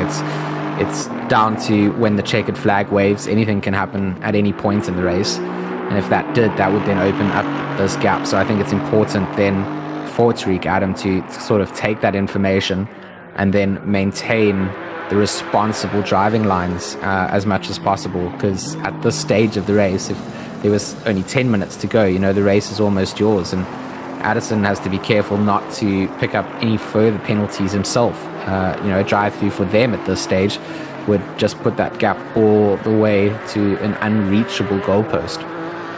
Yeah, and that's also maybe handing it to the ATK Academy team in the Mercedes as well. So could potentially lose a lot more than what they want. But I mean, it looks like these gents know what they want to do. I think they've been so good. Bar that little bit of an incident there for Addison. They've been so good throughout the entire race. So it's what it is. Towers, it's not too bad in terms of race length with two people. It's not too hectic. But yeah, when you get the end of these races, just make sure keep your lines good, that concentration up, and you'll be all good. McCall, Morgan back in the car here after they've served all their pit stops and done and dusted. Pretty much nothing happens in front of him. He's looking at a safe, good position. Oh, Just consistently wrapping in the 35s. Really good, consistent job here for the ATK drivers, but not able to have an answer for the Hybrid Academy guys. No, it's just been, a decent race for them. They haven't really had to work too hard for it. Managed to get themselves up ahead of 4th position and build a decent gap up there, but nothing to answer back to, like you said, to the Hybrid Academy pace. And for them, just been a bit of a lonely 6 hour, settling in for 3rd place. Gaps up to 8 seconds now between Tariq Adam and Luke Addison. It looks like we saw before, when Adam got the clear air, he just raced away. And it's exactly what he's doing right now as well. Backmarker getting out of his way nicely. And yeah, this man is just, I don't think his sister team had an answer a little bit, but no one's really had an answer for this team today. No answer coming in. And this is a word I like to use in my esports broadcasting a lot. It's been a bit of a disgusting performance coming out from Tariq Adam. A good disgusting, not the bad disgusting. There's 2 types, and let me just clarify that now. It's a good disgusting drive coming out from Tariq Adam, having showed up in pole position for his team. Bego Krubber doing a good job to contribute to them being able to stay ahead. Some smart pitting and making use of as much of that fresh air as possible up at the front. He gets out in front and he just extends his legs. It's quite impressive to watch as a viewer and a spectator and a commentator. It's always nice to see, and it's not just consistency, it's consistency and pace that gets delivered on the same plate all at the same time. Yeah, and the 5-second penalty was for avoidable contact on Tariq Adam. So that was the penalty there. Just to confirm to you guys. And I feel like Tariq Adam already knew that contact was not his fault. I mean, it was a bit of a late dive coming in from Addison. You saw both of them sort of just driving away from it. So I think Tariq Adam even just flashed his lights whilst in front of it all, just in a bit of frustration at a bit of a dive that came down on there. I don't think it was, an on-purpose maneuver. It's just one of those racing things where you're pushing yourself to the limit, extending a little bit too far, and unfortunately you get caught off guard. A bit of an ankle tap that was never intended to take place. I think fairly punished by the stewards. I mean, 5-second time penalty is the very lightest of penalties that you can get away with the stewards. Of course, that can go all the way up to 15 seconds for those kind of things, or a drive-through or a stop-go penalty. So I think a very light punishment coming out there with a 5-second, which I think is pretty warranted in how that move took place. I mean, we haven't really spoken about this. I mean, that braking point there can be a bit deceiving. It is downhill. You're quite a speed. I mean, it is downhill. You have to turn. You can see the elevation these cars are going. So you can miss out your braking marker. It's a very difficult braking marker to actually spot out at times. So, mistakes. We've seen mistakes happen in that corner. And unfortunately, Addison had that mistake as well. Up past the that came through from this race, George. I'm not mistaken. Yeah, it's been so clean. There's been no incidents. I think there was one incident that took place that had to get investigated out here between Fenter in car 1 and in car 16 and Peterson in car 30. And the stewards found that there was no further action required on that. So this would be the first time the stewards have had to rule on anything. It's been a phenomenally clean race from all the competitors. I think the back-marking traffic has done a great job in getting out of the way of cars that are on lead laps ahead of them. And just some respectful driving coming out. I mean, not the biggest of grids, so you can't really afford to get away with too much when there's only 15 of you that start the race. But, of those 15, one driver dropping out, Etienne Kleb for Multiplier, having some issues with the brakes. But everybody else, all the entries, staying in this. Yeah, it's been absolutely fantastic. Like you said, not much for the stewards to do. And we've seen some good close racing as well, some hard racing as well. So really great job to all the drivers and teams this afternoon. Late morning, Deploy goes a little bit wide. He's not really fighting for position because he is a lap down from what I can read there. Just called straight in. So this is just to unlap himself, but he is fifth. Actually, comeback after their mishaps in the mid part of the race where they climb all the way down to 11th. So good. I mean, if you think about it, Sean, Stratum's still going to have to go and serve a pit stop here. So for Deploy, it's about clearing this car and trying to make up as much pace as possible. I mean, it's certainly not on track for position now, but knowing that you're caught behind a car that still has to serve a pit stop, you're trying to get past that, clear it as quick as possible. Yeah, 100%. Can't find a way past yet. Stratum's not needing to give that position, or he's got right of way on the track at this stage. We'll see when he needs to go into the pits. I think he's been the longest out of pretty much most of the drivers going on stints. Stratum's really taken that M4 quite a long way.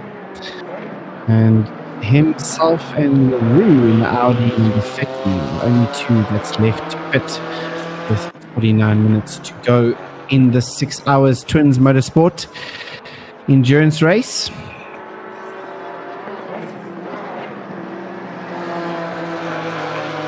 So I mean, Deploy just trying to make that move at some point. Obviously, with being a lap down, not wanting to do anything that's going to cause the stewards to have to get involved with it, but does know that they've got a pit stop up on this. So the quicker they can get past and clear it, there you go. Stratum going to actually let Deploy pass. They're probably also in the same mindset of, we've still got another pit stop to serve. There's no point in risking our race here with someone that is clearly wanting to get by. We know that when we go into the pits, we're going to have a quick stop out there, but it's still going to be enough time to stay out ahead of Deploy and maybe just have this battle taking place down towards the last 15-20 minutes of the race. 48 minutes to go still on the clock.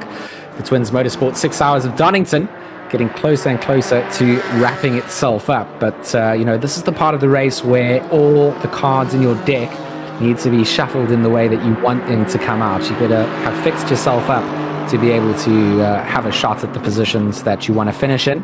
And this is now where you just start to dial the power up to 11 and start to put the foot down and get your mind into the same sort of space. So straight, I'm going to peel into the pits then.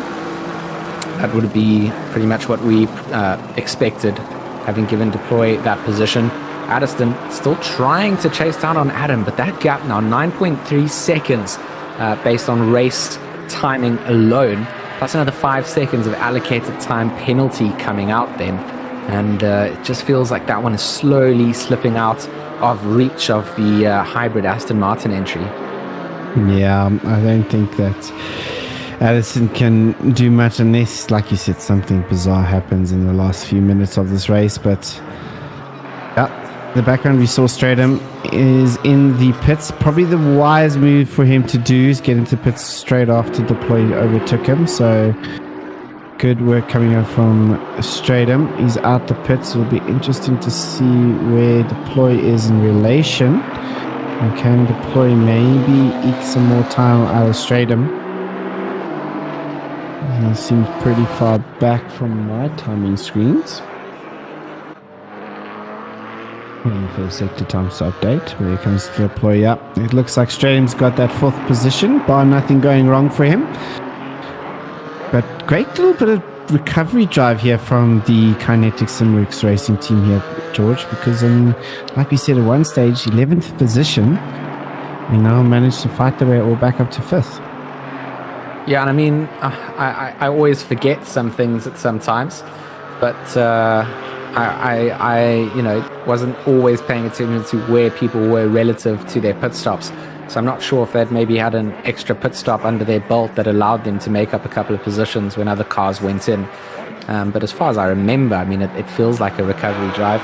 Robert Feels McCall like in the chat here saying that he would have preferred a bit of rain, to be honest. Well, Robert, the way that sim racing works, dynamic weather, sometimes it rains, sometimes it doesn't. Sometimes you win, sometimes you don't. And for the 80K entry here, sitting in third place, maybe meaning that they probably ran a hybrid setup more towards rain coming down than anything, Sean. I mean, it is the British weather, so I would have also kind of, set up more to a rain variant because it's British summer here. It doesn't rain as much. You guys keep saying, is it raining? And it's not. I mean, it is raining today. Yeah, I was about to say, it is raining today. The sun was out. The sun's been out a lot of the week. It has rained a little bit now and then, but we sometimes get, 2-3 days of no rain and just hot. It's summer weather, bro.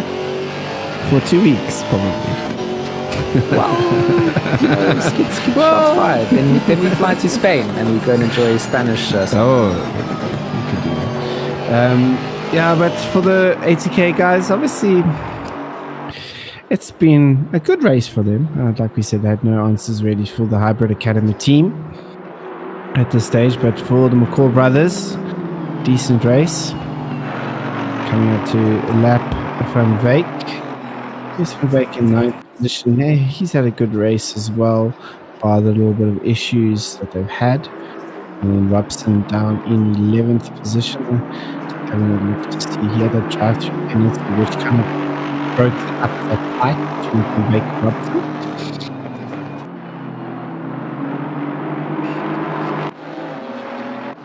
Yeah, it's difficult, sometimes those kind of track limits warnings come in and make for a bit of a struggle, but that's all about the management of these endurance races. You've got to make sure that you do have a couple of driving limit warnings left before the last 30 minutes of the race. If you've used up all your limits in the first couple of hours, there's certainly a risk of getting something like one of those drive-throughs that just throws everything off the table. I mean, if everybody in the race is getting those drive-throughs because everybody's exceeding the limits, then that entire thing is negated. But most of the time, when you're picking up those drive-throughs and people aren't, you're just losing all that track position, and track position is everything. Yeah, 100%. And you have sometimes teammates hiring who like to extend track cuts all the time as well. So you have these drivers who just like to extend the tracks as well. So and then they don't tell you that they've used all of them up, and then suddenly you have a drive-through penalty. I know the feeling. Yeah, firing. That's all I'm gonna say there. But anyway, so we're gonna continue on the stratum. The Illinois errors, as we said, it's a solid fourth from them. I'm sure they're going to be very happy with their fourth position inside this race, George. I mean, just reading in the chat, Bats as Hugo saying ACC rain settings not always delivering as expected. Sean Buck saying would be so awesome if, as event organizers, we can indicate when it should rain. I mean, I'm kind of not in agreement with that. I feel like, random weather is random weather. There's a couple of variable settings that you can fiddle with. I mean, if you are really wanting it to rain in a race, you've got the opportunity of improving the chance of raining and the severity of it raining. But, if you want to try and look for something a bit balanced, that's a little bit different.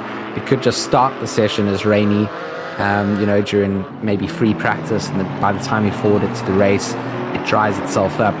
To me, random weather is random weather. That dynamic setting is good for the sim as a whole, rather than saying, okay, it is going to rain at 20 minutes, because then people are going to know that it's going to rain. Or even as organizers saying, okay, it will rain at 20 minutes. It takes away a little bit of the fun of doing this broadcasting. So for me, as a commentator, I like not knowing what's coming. Like the drivers don't know what's coming, if that makes sense, Sean. I agree with that. And like you said, the weatherman sometimes is never gets it right, and he never gets blamed for not getting it right. So now that guy has the easiest, like the real life weatherman. I want to be one of those people because, like, it's not like a pilot where you forget to put the wheels down and you kill a whole plane of people. You just say like, oh yeah, it's gonna rain this weekend, and then it doesn't rain, and people are like, oh nice, it didn't rain this weekend. And you just continue on. The next week you go, okay, it's not going to rain this weekend, and it rains, and what do people do? Get the umbrellas out and they continue with their life. I like that kind of stress-free job living. I think I could live with it. You could thrive there. I keep offending all the people that did what is the term to weather people, like the real the study of the weather. I know geography is like countries, but it's got something ography in it. Climatologists. I just made that word up. It's probably not those either. Climatologist. Okay, I'll agree with you there. It sounds official. It sounds official.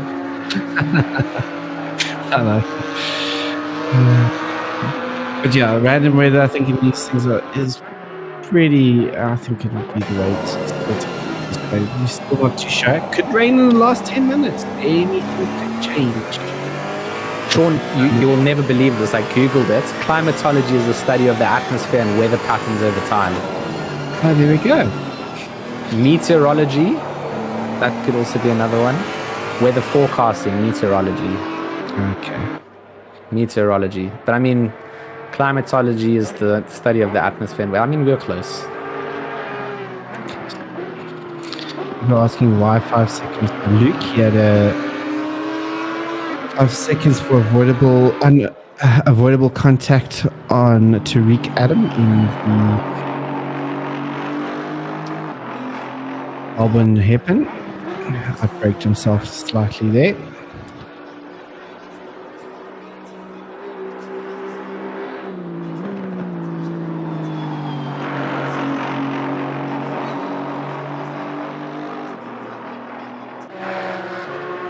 That will throw something in the works. Brains in the last 8 minutes. Could you imagine it? Just the downpours. I mean, that's legit actual British weather. Like, it's not like it can just be like grey clouds for hours on end.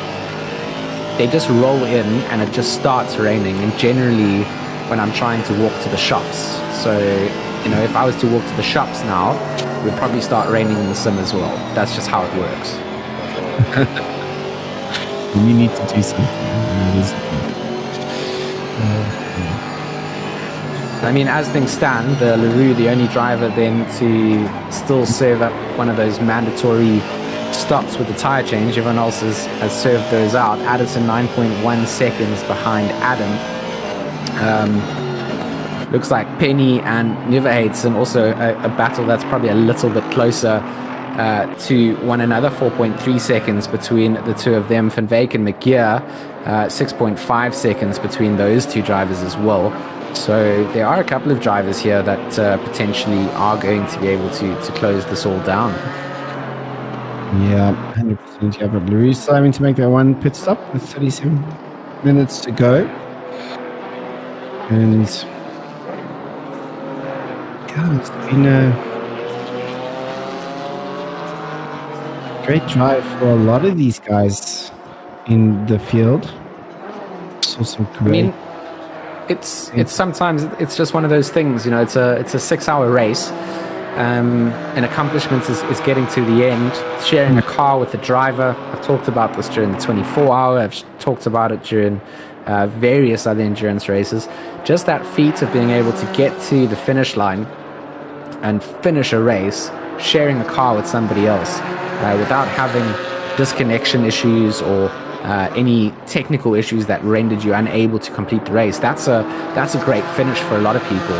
And I take my hat off to people that take time out of their Saturdays to, yes, let's share a car, let's go and enter this event. I mean, GT4s don't get enough love in the ACC community, but they certainly give a lot of good close racing. And it would be nice to see more fields of bigger GT4 entries coming through and taking to some of these tracks that don't give you the best GT3 racing, And I'm sorry to Donington lovers out there in the world, but it's certainly something that's interesting. And I mean, the real life Donington Park events for British GT, I think, take place on the 11th of July. So, in the next 2 weekends, GT3s and GT4s head out to Donington Park for the real life thing. At some point, I'd love to get to go to some of these events. They're quite far. A lot of the tracks are quite far away from London. I know the likes of Brands Hatch is relatively close, but to get up to Donington is a bit of a drive, considering I don't have a car and I use public transport to get around because London life. But I'd love to get to go to some of these British tracks and maybe fall in love with them a bit, because I feel like I'm a bit unfair to a lot of the British circuits. I'm not a big fan of Brands Hatch. Donington has never really grabbed me as a GT3 track, but I think the mix of GT4s in those tracks actually makes for better racing on them. Yeah, I have to agree with you. I think on most of these tracks as well, Brands Hatch would be a good GT4 track as well. Same with Alton Park. I mean, it seems like these tracks are just very narrow, and putting these massive GT3s on them, it just doesn't seem to pan out all the time. You don't see many overtaking, not too much close racing. So I agree with you there. I think the GT4s has their home here with the British tracks, and I think I would definitely be keen to see another GT4 race. We'll see if we can get a bigger field as well, and then you get to see these guys hash it out. I think this is a good display of what these guys have done today, especially. It's been some good racing. I mean, you haven't seen much of these close-end racing in a while from these endurance races. So really, really good to see standard of racing and hard-fought racing throughout the field, not just in the front. No, and that's maybe something to consider in leagues that go forward. You see a lot of sort of just GT3 or GT4 leagues. Good idea would be having a mixture of rounds where all your points are going towards a combined victory at the end of the season for your team, but having to adapt and go like GT3 cars for maybe half of the season and GT4s for the other half. You get to choose a GT3 car and a GT4 car, and you get to accumulate points in all of them come the end of the season. And then you don't just have people picking the GT3s because they like to go fast and they've got more aero, and you've kind of get forced into making use of the content that's in the sim. I always find even multi-class events, you always see way more GT3 cars than you see GT4s, and it's purely because people want to drive the quicker car. They don't want to permanently be lapped by leaders. They want to be up towards the front, so the battles don't get shown really in GT4s. But if you had a league that just, had GT3, GT4, GT3, GT4, or 3 GT3 leagues or races, and then 3 GT4 leagues or races in a season, and it all counted for points, and the points were of equal benefit. You could start to see much bigger grids of these GT4s, which I think would be brilliant to see for racing. Oh yeah, 100% agree. I mean, closer racing is what I guess everyone knows. I mean, that's the whole development of F1 in its own entirety for next year. They're trying to bring people closer to each other, try and follow each other closer, so we can see more on-track overtakes instead of DRS overtakes. And this is obviously the aim, and I think the GT4s have accomplished that to a large extent.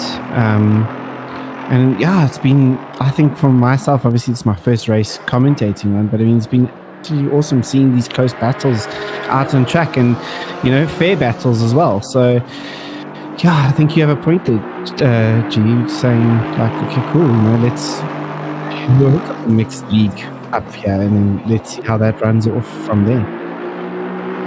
Yeah, it's just, it's hard because gamers are gamers, and they always want the quickest of something when it comes down to it, and I don't. Oh, Addison just picked up a drive-through penalty there. Oh no. Has he picked up a drive? I mean, what happened to his 5-second time penalty as well? Does it show you that once he serves the drive-through? I think so. If he serves the drive-through, we'll still have 5 seconds. I'm not mistaken.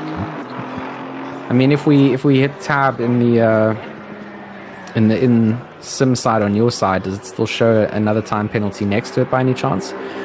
I mean, you never get to see two penalties against each other, but I've assumed the drive-through is for track limits, and the time penalty obviously allocated out by the stewards. But this is what we said. You know, a drive-through now is going to be quite costly. And I mean, with 30 minutes to go, I don't think it's going to be too impactful in terms of the 80k car being able to take this lead. But it is certainly going to close the gap then between second and third.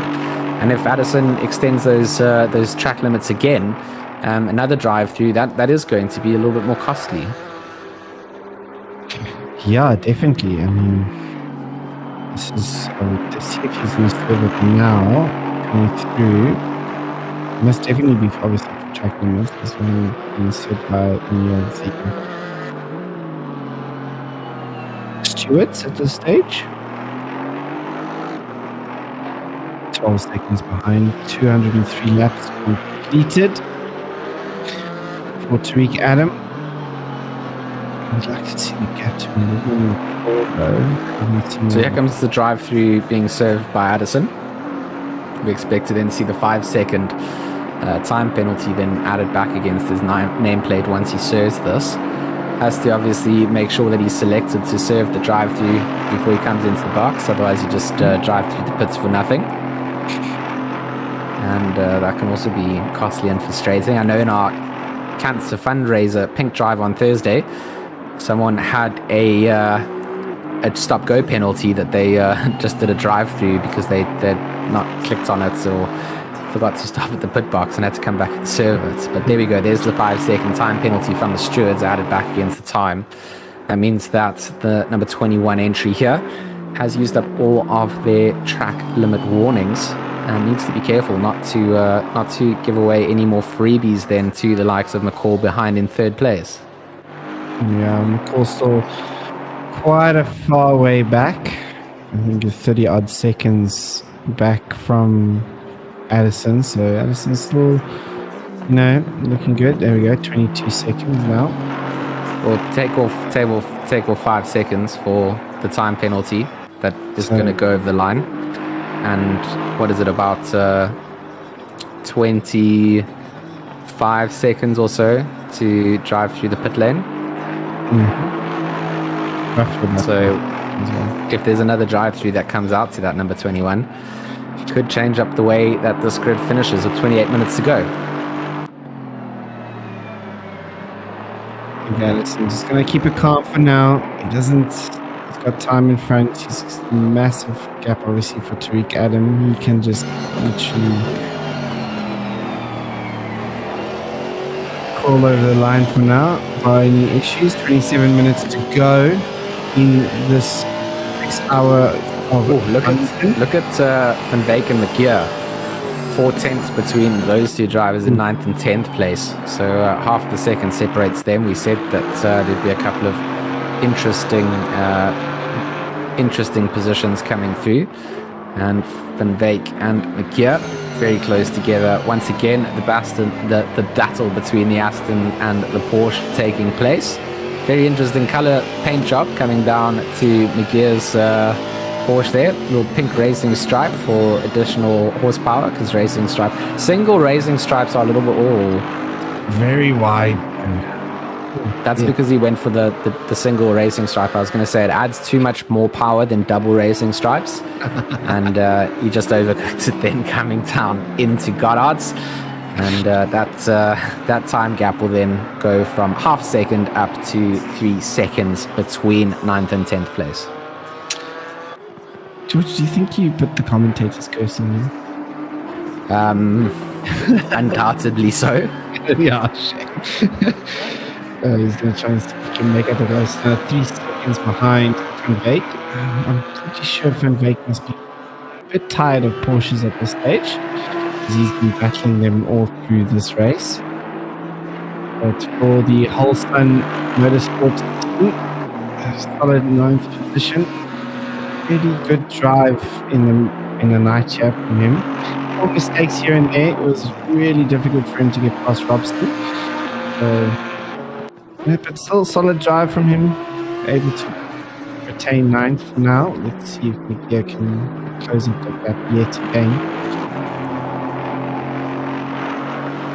And I wonder if that gap getting closed down, because some of these drivers needing to maybe just manage the fuel loads as well. They've made all their mandatory stops. There's nothing really more that you can do to change that. If you do go in for a quick splash and dash, you are going to cost yourself some time on the circuit. So you really wanted to time it down, that you roll over the line with less than half a litre worth of fuel. On a good day pushing hard. But sometimes those estimated laps coming down, you use a little bit more fuel, whether you're in a battle or you're just losing a little bit too much grip and just over-rotating the tyres.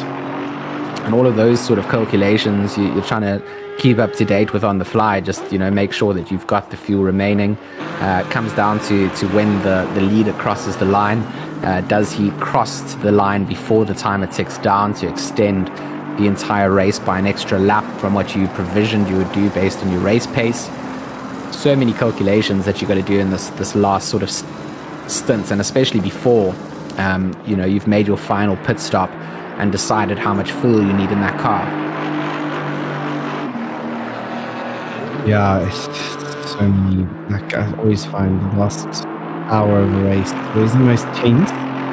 You want to finish. You want things to go wrong. And generally you are trying, like you said earlier, like you are trying to fight for position or trying to keep position onto someone else. McGear is making inroads onto Van Wyk. The gap down to 1.3 seconds from the 3.1 earlier on. So McGear seems to be on pace at the moment. I wonder if what you were saying is the case for Van Wyk, where he just feels saving a little bit. It's also just felt like Porsche in general's had a little bit more power out there compared to the likes of the Aston Martin. The Aston's traditionally a little bit more of a safer car setup, especially when you compare the GT3s against each other. Aston's a nice, generally safe pick, balanced all-rounder car. The Porsche being a little bit more of an untamed beast. The GT4 is a lot closer together in terms of BOP, but it has felt that the Porsche is just feeling a little bit more oomphy out there on the circuit. We saw Adam and Addison demonstrating that. We've seen Adam versus Rowe demonstrating that. We've seen Robson, giving Van Wyk a difficult time out there, even though Van Wyk had quicker lines. He was losing time. But certainly seeing McGear putting that Porsche into McGear and Van Wyk very wide and into the sand. And you don't need too much power to make a move when people are that wide of the circuit. Again, he's gone off a couple times there as Van Wyk as well. We've seen it happen when he overtook Robson in the earlier stages. So he seems to struggle at that corner a little bit, but yeah, it's unfortunate for Van Wyk. But McGear will go through into 9th position, and I think with his pace at the moment, he's going to be able to secure that 9th position. Nothing happens, obviously, in the next 22 minutes. As we edge closer and closer to the closing stages of this race.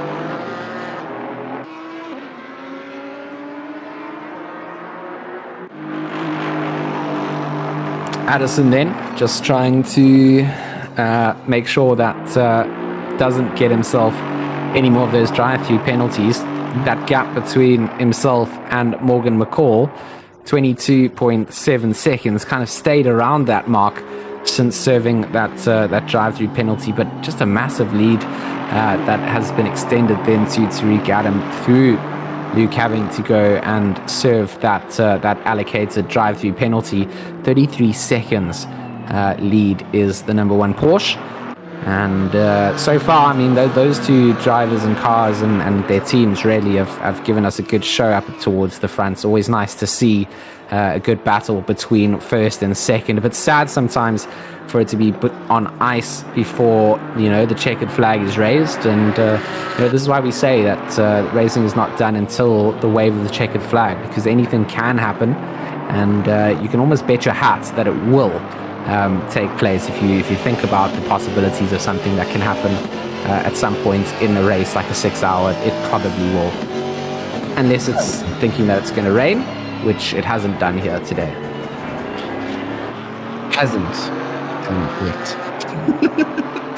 Hasn't done yet, but I mean, sunny skies, 7 kilometer hour winds, maybe blowing in something, that timing indicator to us, just sort of showing us that for 7 minutes in race time, which is accelerated, it's still sunny. And I mean, it's been like that since the sun actually rose this morning here at Donington.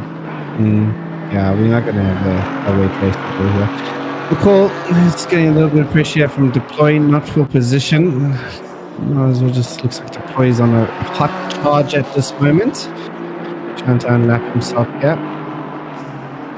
And from a pole, you can just let him go as well because he's trying to. It looks like deploy wants to move on. And on the same lap as Stratham at the moment. So he's trying to push for Stratham, and looks like Morgan will let him pass as well. Nicely done. Point, he secured his third spot at this stage. Now the boy can go on hunting over towards Stratham. Yeah, let's take the drive to comes Stratham. That will put the boy in pound seats there from 4th position. With 19 minutes to go. Let's see what happens. This is where it's full on. Just make it to the flag with what you've got left. Don't leave anything out to chance. Don't put yourself at risk, and just make sure that you are staying within those limits. I'm pretty sure that most teams at this stage don't have that many track limit warnings to their name. And you mentioned it right at the start, Sean, and it's still pertinent as a point. Is that these GT4s don't hate the curbs as much as the GT3s. It means that they can extend the track limits a little bit more. They are less prone to being upset by, for instance, those S's that Sean Stratham has come through there. And you can have a healthy portion of using the curbs through there, but there is a limit that you cannot exceed.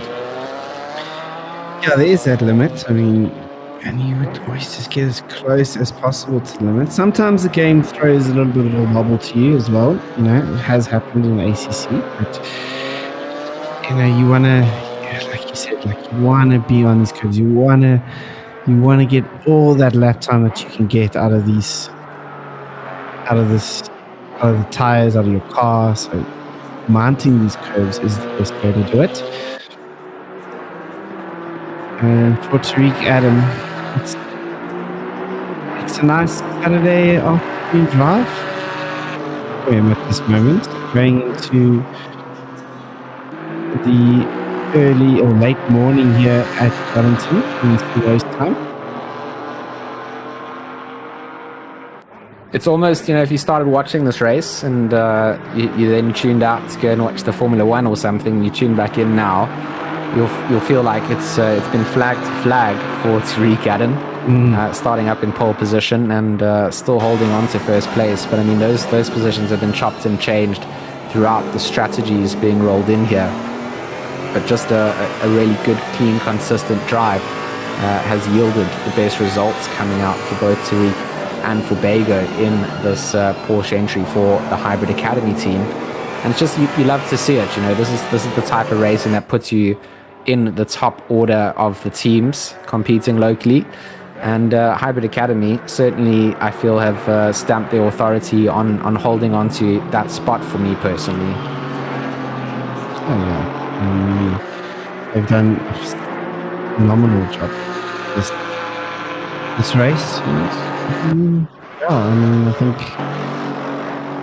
they had it under control even when they were in second position. I think Adam knew that he would eventually get the position. I think he controlled it what he needed to do. Really, really good race here coming out from the Hybrid Academy team in the Porsche. And the same with Bago Holder during the night session. Just kept him when he needed to, laps in, and maintained that gap as well. So great work coming up from him. And even with the pressure of Daniel Rowe, in that nighttime stint where Daniel looked particularly dangerous, it was just it was purely Bago up to managing that gap and just made sure that padding, that 8-second padding, was kind of the limit that they ever got to. We saw it drop down maybe to about 3 seconds with a couple of incidents for Van Nibbenhazen, as far as my Afrikaans teacher told me in my ear. Just getting a little bit loose there. Lucky enough to catch the back end slide after playing a little bit on the grass. And I think a lot of drivers getting away with some very wide runs out here, just managing to catch the back end without looping it around too much. I think it feels like we've only seen maybe Penny. That was that was the only one, I think. Completely caught out off guard. Yeah, I think it was only Penny. That was really I mean, these GT4 cars don't have as much speed as well. So, I mean, like you said, they're a lot higher, so you can go off the track a little bit. Obviously, it's full sended, but I mean, when you go off on a GT3, it really is not a fun experience. But it's the GT4s you can handle that a little bit more. Penny up into 8th position at this stage. Solid recovery after that spin. We mentioned that old hairpin. A couple of donuts in the field as well. A good measure. It's a good show. Celebratory donuts to celebrate halfway into the race, maybe. But for Michael Penny, it hasn't been that way since then. He's done a good job to just have a good recovery drive. They find themselves in 8th place. And I mean, the Kyle Army Rangers, where did they start this race out? Probably P7, so maybe just dropping 1 spot since the start of this. Yeah, just so I mean, as far as I can tell, ones who started, no, yeah. I think also we didn't. Sorrow was meant to enter and start in this race as well, so they didn't. So maybe they've dropped 2 positions in total. At this stage. But a big shout out to all the teams that did show up, did register and participate. I mean, they've given us a nice Saturday afternoon's worth of racing, and it's been good, Sean. I've enjoyed doing this alongside you. I hope you've enjoyed it as well. Yeah, it's been an absolute blast. Really, really cool to do one of these races.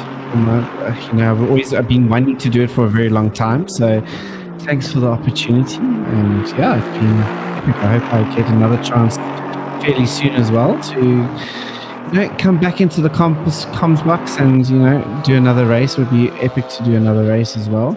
I mean, from all the guys from Raceface, LMR, Steady State, who's doing all the broadcasting and production, it's been pretty easy to sit here and just talk about racing, which is actually pretty cool.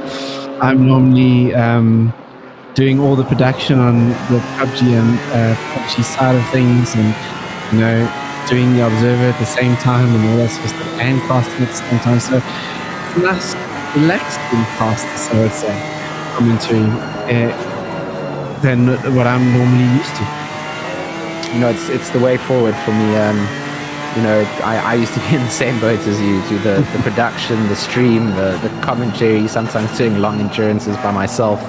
But it's certainly so much better to have some company, be able to bounce back with ideas and enjoy the racing with someone that's equally passionate about it. And we'll certainly be extending the invite back to you. And I mean, there's plenty of events to come. It's the first of many, and the world needs more people to do broadcasting, commentary, that kind of thing. We can't always drive when we can, but to be able to broadcast the race as well, I think that's how we get our names out there. It's how we highlight the scene. It's how we grow it, and it's all that little contribution that hopefully counts at the end of the day when we start to look for big corporate sponsors and things like that. It's it's the ability to say, well, we can put on a big race for you. This is what you can expect from it. We can fill a grid. We can do this. We can do that, and check all the boxes that those people are looking when they are trying to extend themselves out into esports, and particularly into the sim racing scene, which we know is relatively niche and small in terms of other esports in South Africa, and in comparison to the world, where so many other titles are just highlighted out there. They don't always have the best competitive sort of environments around. It can be very toxic and a horrible place to be, whereas sim racing has always been wholesome to me. Yes, you get a little bit of nonsense here and there, but the majority of the competitors are just of a level that I feel feels a little bit more mature, and there's an ease of access to be able to watch sim racing, isn't there, compared to maybe something like Dota 2, where you have to know 9,000 different combinations of items and spells and balance between heroes, or even some of the more complicated FPS games. It's racing is racing. Track position is something you can follow, and you can pick a narrative on a driver and just enjoy it. So I've loved that you've jumped in here. I know we've talked about it for a long time, from last year time and getting into planning phases. Bruno Kabili, he also wants to jump in and do comms with us at some point. So I think there's just a lot of talent that we can sort of showcase out there, and doing so through these kind of broadcasts. It's been a lot of fun. Just a little bit right there out of the whole happen. I see the tiredness. We've got under 10 minutes to go. Yeah, it looks like Tariq Adam looking great at this moment. Straight in, just keeping at the pace. Boy, I don't think we'll be have enough time to make up those gaps. But yeah, Tariq Adam, superb drive. Yet again, he said again, such a great drive coming out from him. For the Hybrid Academy team that's in the Porsche, or however some people like to say it. The Porsche/Porsche. We just cover all bases, yes. And then there's probably the right way to say it as well. But Porsche/Porsche. One day when I own one, I'll call it whatever I want.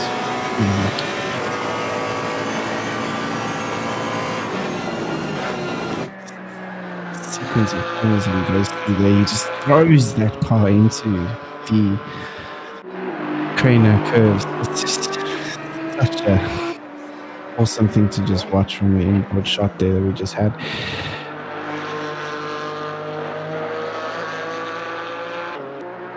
It's just been a dominant performance, really, from Tariq Adam for all of his driving stints that he's had in here. Certainly been someone to keep an eye out on for a long time in the sim racing scene, and the Hybrid Academy just continue to highlight why they are where they are in the sim racing scene. 7 minutes 58 to go on the clock. The gap between Adam and the sister hybrid entry Addison are literally waves apart when it comes down to on track time. Unless there's a big mistake coming out from Adam, you don't expect Addison to be able to make that time up. Also has that 5-second time penalty against him for that steward's ruling on the avoidable contact coming down into the Melbourne hairpin.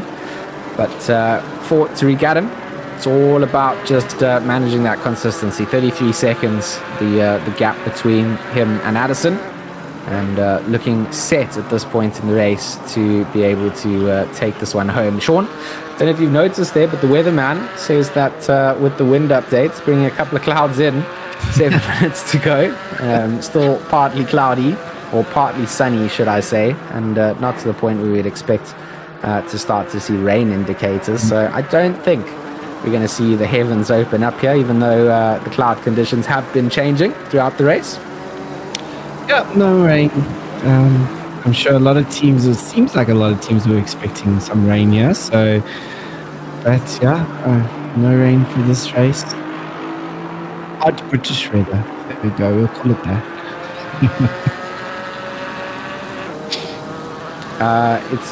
It's normal British weather. I'll just keep saying this. Just because England is playing football tonight and it's coming home. You're on that train, eh? You must watch my Twitter a little bit later. I've got a nice little outfit planned for tonight's race. Look at the plane in the background there. Can you see it going to land? I must say I've never noticed a plane landing in the background of Donington Park. Lands at the airport. There's the airport.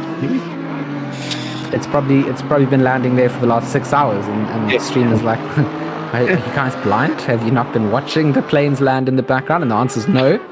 Been very focused on the cars. And I'm going to just lap onto Michael Penny there. And getting out the way. No issues here. It's all the way to the line with 5 minutes and 30 seconds to go. But Van Wyk is looking at McGear. It looks like McGear slowed down there. And Van Wyk was just kind of pushing him along there for a couple seconds. Van Wyk coming down the Craner curves into whole hairpin now. Looks like McGear may have a couple of problems here. As they now are time over toward McLean's. This is pin number 7. Well, it didn't look like McGear was very happy coming down into Old Hairpin, completely off the racing line coming in there, but you could just see the power of the Porsche managing to push through that, and even both of them having compromised their exits out the Old Hairpin, having a run up towards Starkey's Bridge, just staying dominant in that Porsche ahead is the likes of McGear. And I think even that contact coming in through Redgate, perhaps just Van Wyk easing off and giving that position back, having run into the back there. It's what it looked like to me after they looked like that a slight touch. A bit deep goes McGear. Going to set himself up for the inside line then on the approach to Goddard's. That's not really going to need to be ultra defensive, and Wyk not side by side, so both of them going to be able to apex this as they wish. And a good exit then coming out from McGear.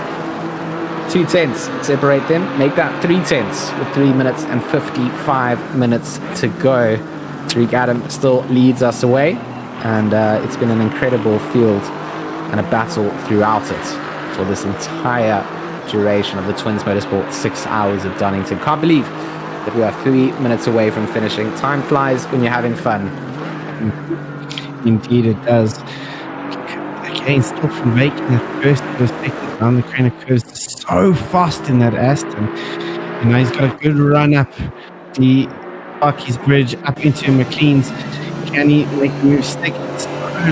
He's just under the wing of the Porsche there of McGear, trying to find a way through. Battled with Porsches pretty much all this time. I'm sure he must be, like I said earlier, frustrated with the Porsches at this moment because he just wants to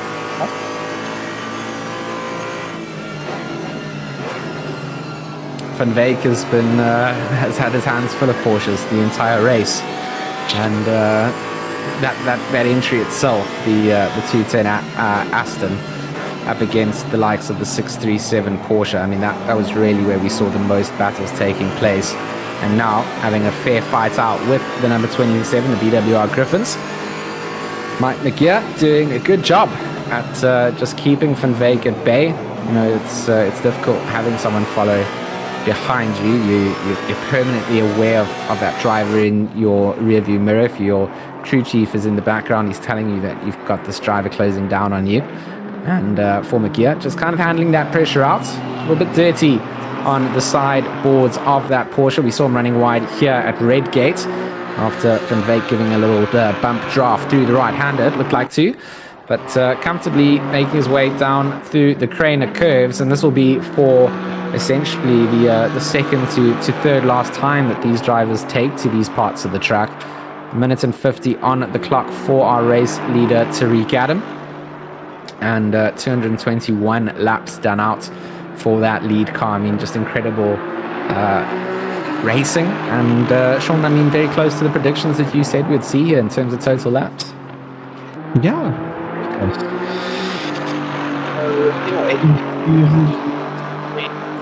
Max, I would say, depending on where Tariq is on on the track at this stage. But yeah, it looks like Vake still struggling to get past the Porsche of McGear. He's just is going to cross the line for the 122nd time. And the last lap has started of this TwinZ Motorsport 6 hours of Donington. And Tariq Adam, what a drive, yet again. What a drive on board down through the corner curves on the approach into Old Hairpin, that right-hander that starts us on the run up the hill. Look at that clear blue skies with a couple of clouds in the sky. Very much how the UK weather has been, to all of you haters in the chat. And Tariq Adam just adding a monstrous drive out through McLean's, makes the run up to the top of Coppice.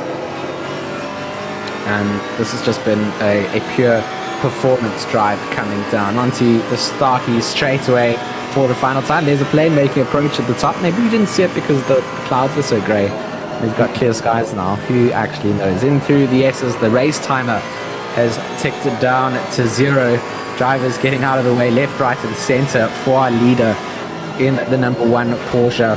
Tariq Adam and the Hybrid Academy, his partner in crime, Bego Grobler, going to be very proud of what they've accomplished here today. And out through the Melbourne hairpin into the approach for Goddard's, as our leader now makes the final turn down the start finish straight, and a weave of joy comes down as Tariq Adam takes home victory here in the TwinZ Motorsport 6 hours of Donington with his teammate Bego Grobler, and a phenomenal drive coming out for them. They will finish ahead of the likes of Luke Addison and Morgan McCall, the drivers currently in the sister hybrid car, and of course the 80k entry, finishing in 3rd place on the podium. Stratham brings it home in 4th place in the 315 for 4th place overall. 5th goes to Deploy, as the LNR arrows there on screen. That's Sean Stratham in the 315 BMW comes across the line. Deploy for Kinetic Simworks will take home a P5 overall. P6 goes home to Fenton, that 420 entry. Nibbenhazen in the number 85 Porsche finishes in 7th. Penny in the 484 Kyalami Rangers Aston Martin comes home in 8th. McGear takes home 9th position in the 27 Porsche. The 210 Aston Martin of Van Wyk finishes in 10th, rounding out the top 10. Robson in 11th place in the 637 Porsche. The number 30 Audi with LaRue at the wheel comes home in 12th. Stain in the number 72 McLaren comes over in 13th, and then Till rounds out the finishes in 14th place in that 337 Audi. What a great race initiative. What a great stream we had here today. An awesome Saturday spent out at Donington Park. Sean, do you have any closing thoughts before we bid our wonderful viewers goodbye? Oh, just a big thanks to everybody over at Raceface, Eleanor, Steady State as well. You guys, thank you so much for having me here, and yourself as well, G. Thanks so much. And to the drivers, epic race, guys. Really tough racing out there. Some good competitiveness shown there, and some good respect shown. So congrats to everybody on the grid. And yeah, Hybrid Academy for that Porsche team. Congrats, guys. Solid drive. But from me, thanks, guys. An absolute blast. Thanks very much, Sean. It's been a pleasure having you here today. A big shout out to all our competitors out on the circuit. You guys have been incredible. It's been great to have the chat going as well. You guys kept us entertained. Thanks for the likes, the shares, the positivity. If you're looking for more racing action, of course, join up onto the Raceface Discord, the LNR Discord.